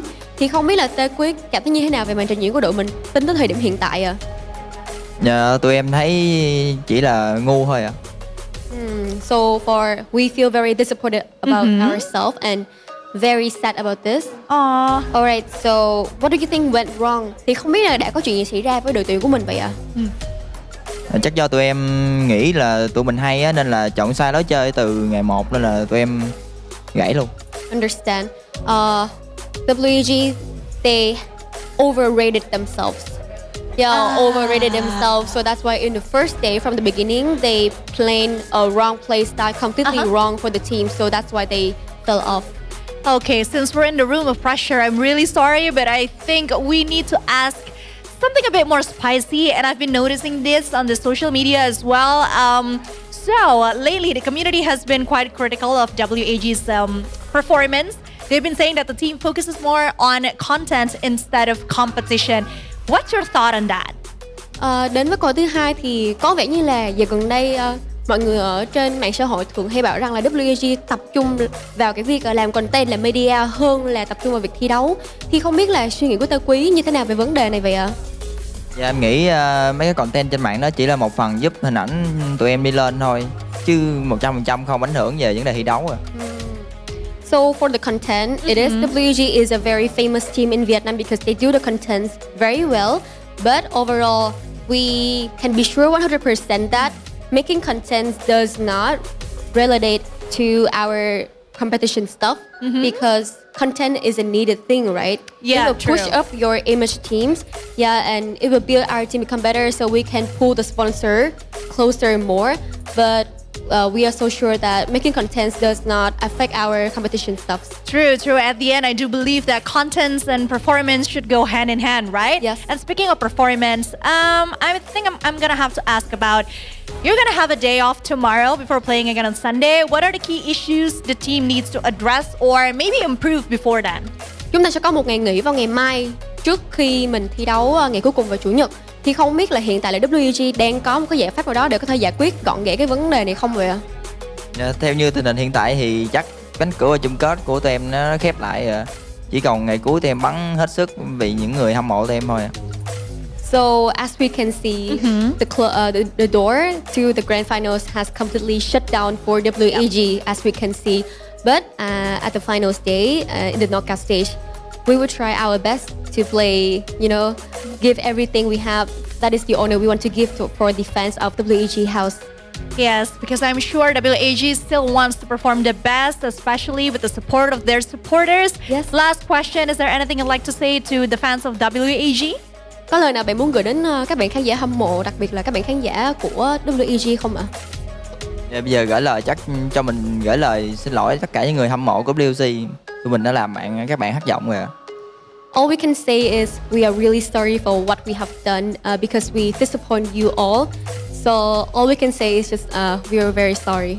That is a very wise answer. And yeah, maybe next time, right? Yeah. All right, I'm really sorry once again, WAG, but that is it. I think we're going to have to go back to the casters. Take it away, casters. We'll see you in a bit.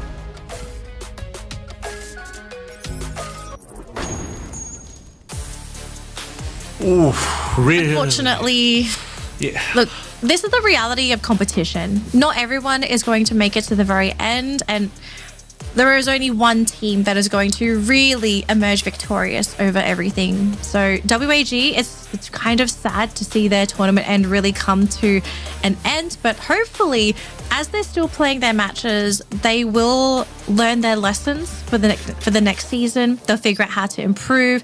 They will find that spark again that's going to guide them into the 2026 season, and maybe we will be seeing their return next year. But we're still going to see another play day at WAG. So don't worry, WAG fans. They are still going to have one more play day.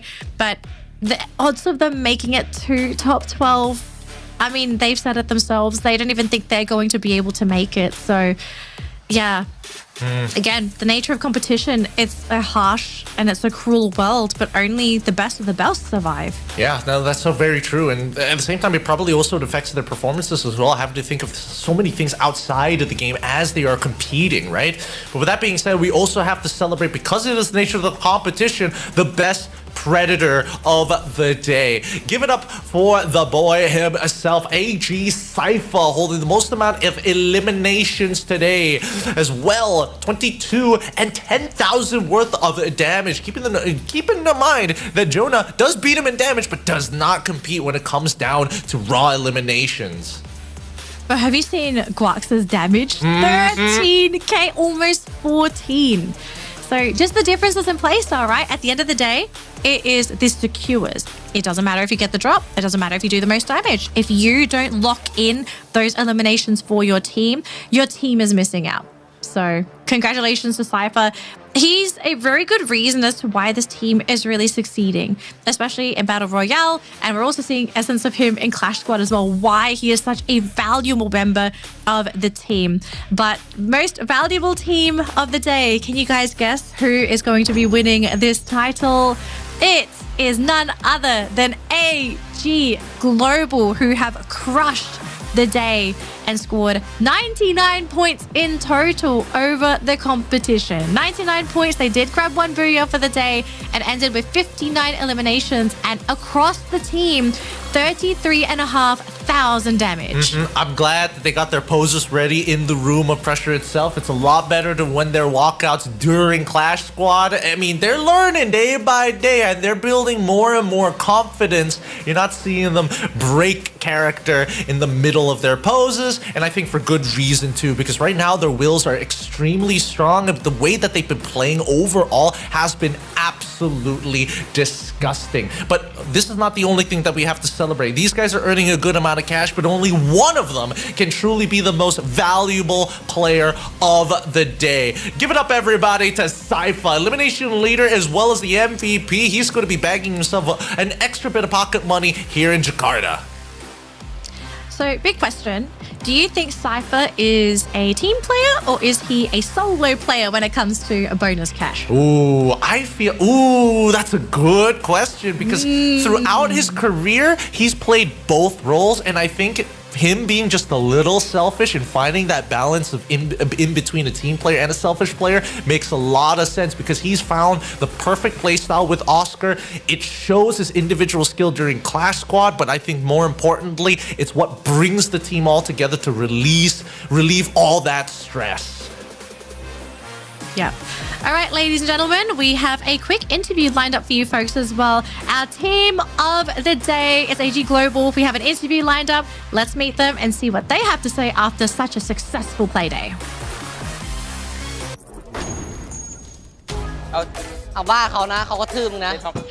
Hello.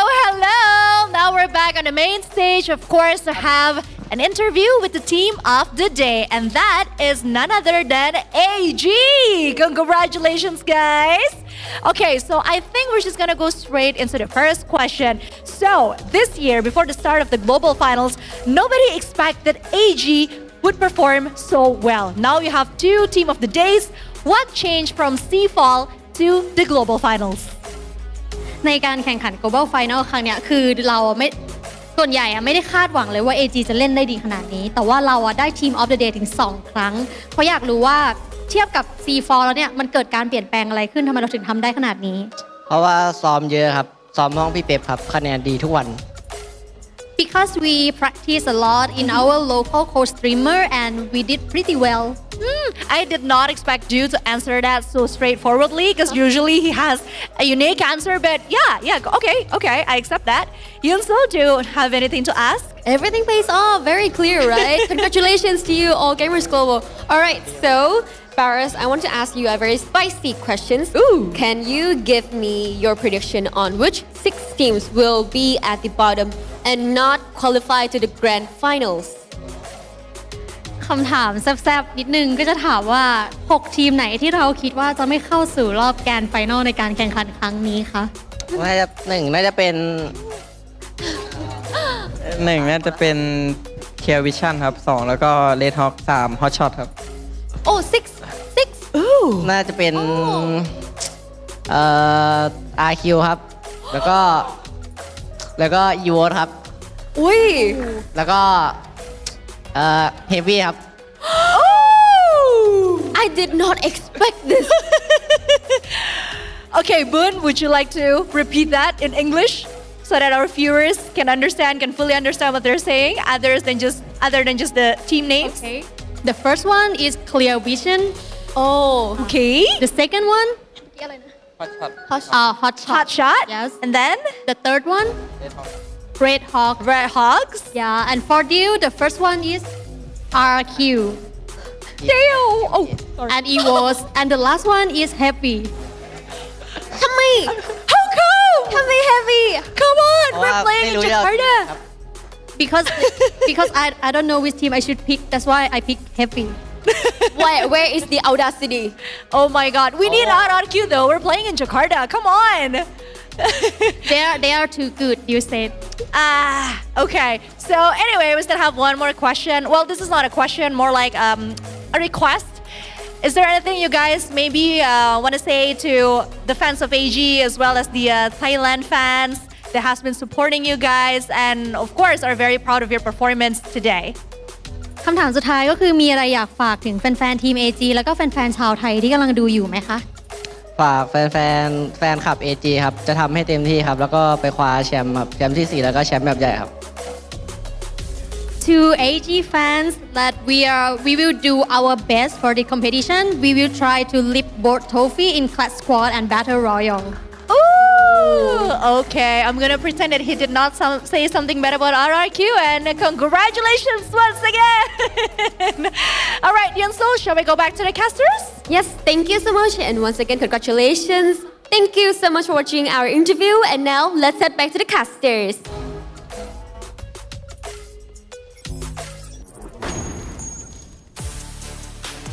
Once again, big shout outs to Kachita as well as Yunsul, and also to the 3 fans, 3 survivors clapping up for AG Global to support them, because again, long way from home here, still in Southeast Asia, but again, the pressure is so very, very hot, and they look to be dominating in pretty good fashion. Let's see if they can carry this momentum all the way until there's 4th play-in day, as well as the grand finals itself. I think they're very capable of being able to go very far in the tournament this year. But yeah, I do agree, right? This is just one play day. We've seen teams absolutely crush play days, play weeks, come grand final, and then all of a sudden you kind of wonder like, where did everybody go? So yeah, AG, they still have a lot of work ahead of them. I hope they don't get overconfident. I hope they don't think that the competition is going to continue to play like this in the grand finals. I'm expecting a lot of changes. Lots of adaptations. I need to see this team prove that they are capable of taking that championship title. They are so close now. They are so close, but yet we're not quite there yet. We do have the overall standings ready for you folks at home, so we can see where everyone is currently standing on that leaderboard. Right. So at the moment, AG Global, top of the charts, 248 points to be expected after today's play day. Second place is Fluxo. They have slipped on down, but because of that point buffer from last week, they are still staying pretty steady. But I'm not looking at point buffers anymore. I'm a little bit scared of Fluxo after seeing today's performance. I hope this is a one-day thing. I kind of hope this is only a slight mistake day. If this is the Fluxo we're going to see on Grand Finals weekend, there's going to be a lot of worry in the chat. I'm a little less worried about them, right? Because considering the point differentials overall, their week 1 has been so good that it's difficult to say that they're going to get knocked out unless they have a completely awful run. Because if you look at how close the point differential is going to be, we're expecting everybody from Group B to get a minimum of 70 points each if they want to start contesting those spots, and Fluxo getting little to nothing in those days. And at the very least, we've seen them like sneak away a lot of eliminations to kind of keep themselves within that spot in the first place. So I'm a little less concerned.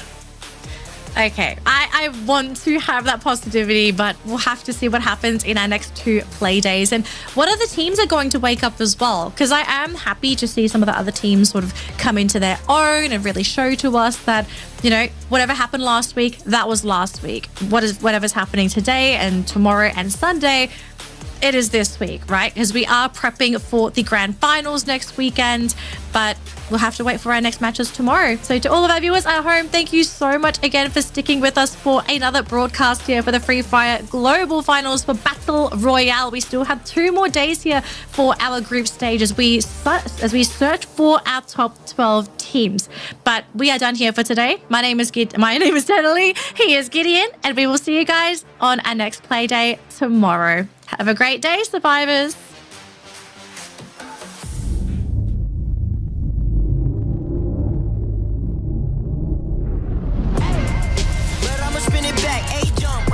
To the crowd, throwing their hands, bass jump. I'ma hit the finish line no matter what. They front, first place, you a runner-up, dominant, but the red and the blues going ruthless. 10 out of 10, 11, I don't snooze. I pursue, don't push it, put me in game that I don't lose. I stay cool, depending on my pen and pennants I choose. Ayy, I'ma show you how. Got it, loudest. Wu-Tang, I'm a bird, love the competition. Hit it out of the park, so there's nothing to reverse to. I can't entertain. Cause I've been ready my whole life. Only see my back, I ain't turn it back on. Wings on me, I'm higher.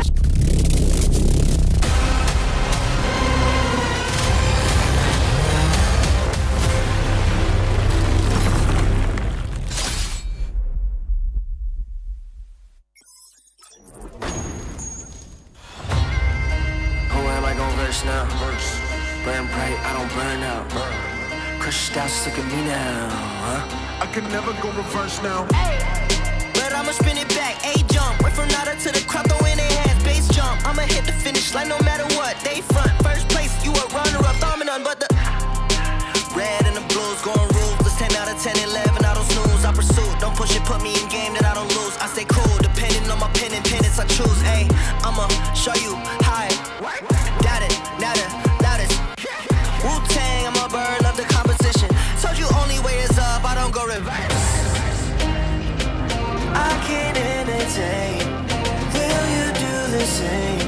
Cause I've been ready my whole life.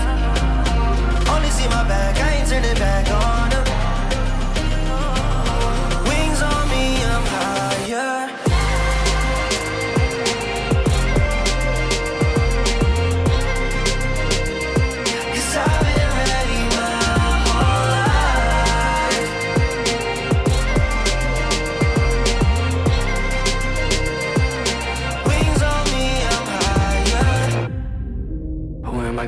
Now.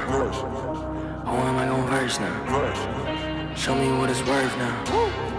I pull up in the can't imagine all these people wanna follow, missing in action. Paper planes, I'm a condos, made it from rapping, and I met role models. Thinking I'ma pass all the monogram on my body, the shit shout out to Virgil. Know that I'm gon' beat them like the shit that I put words to. Mama and the internet, 2 things that I just learned through. Hit it out of the park, so there's nothing to reverse to. I can't entertain. Will you do the same? Cause I've been ready my whole life. Only see my back, I ain't turn it back on them. Wings on me, I'm higher.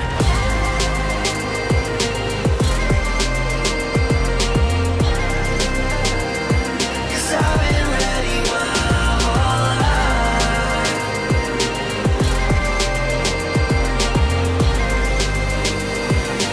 Wings on me, I'm higher.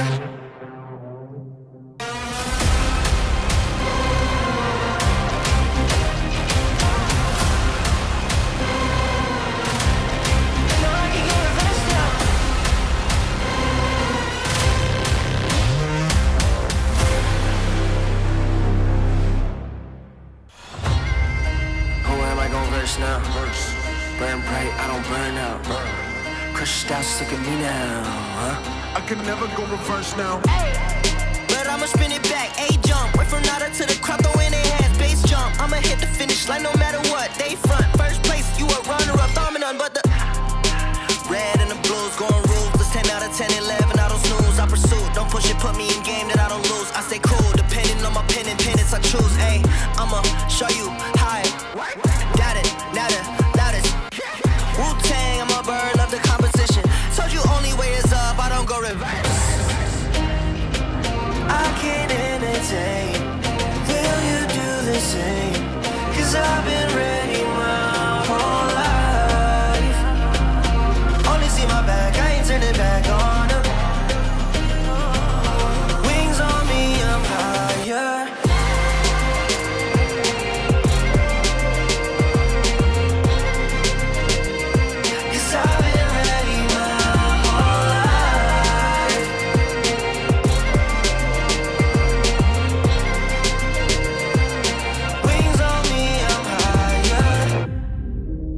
am I gon' verse now?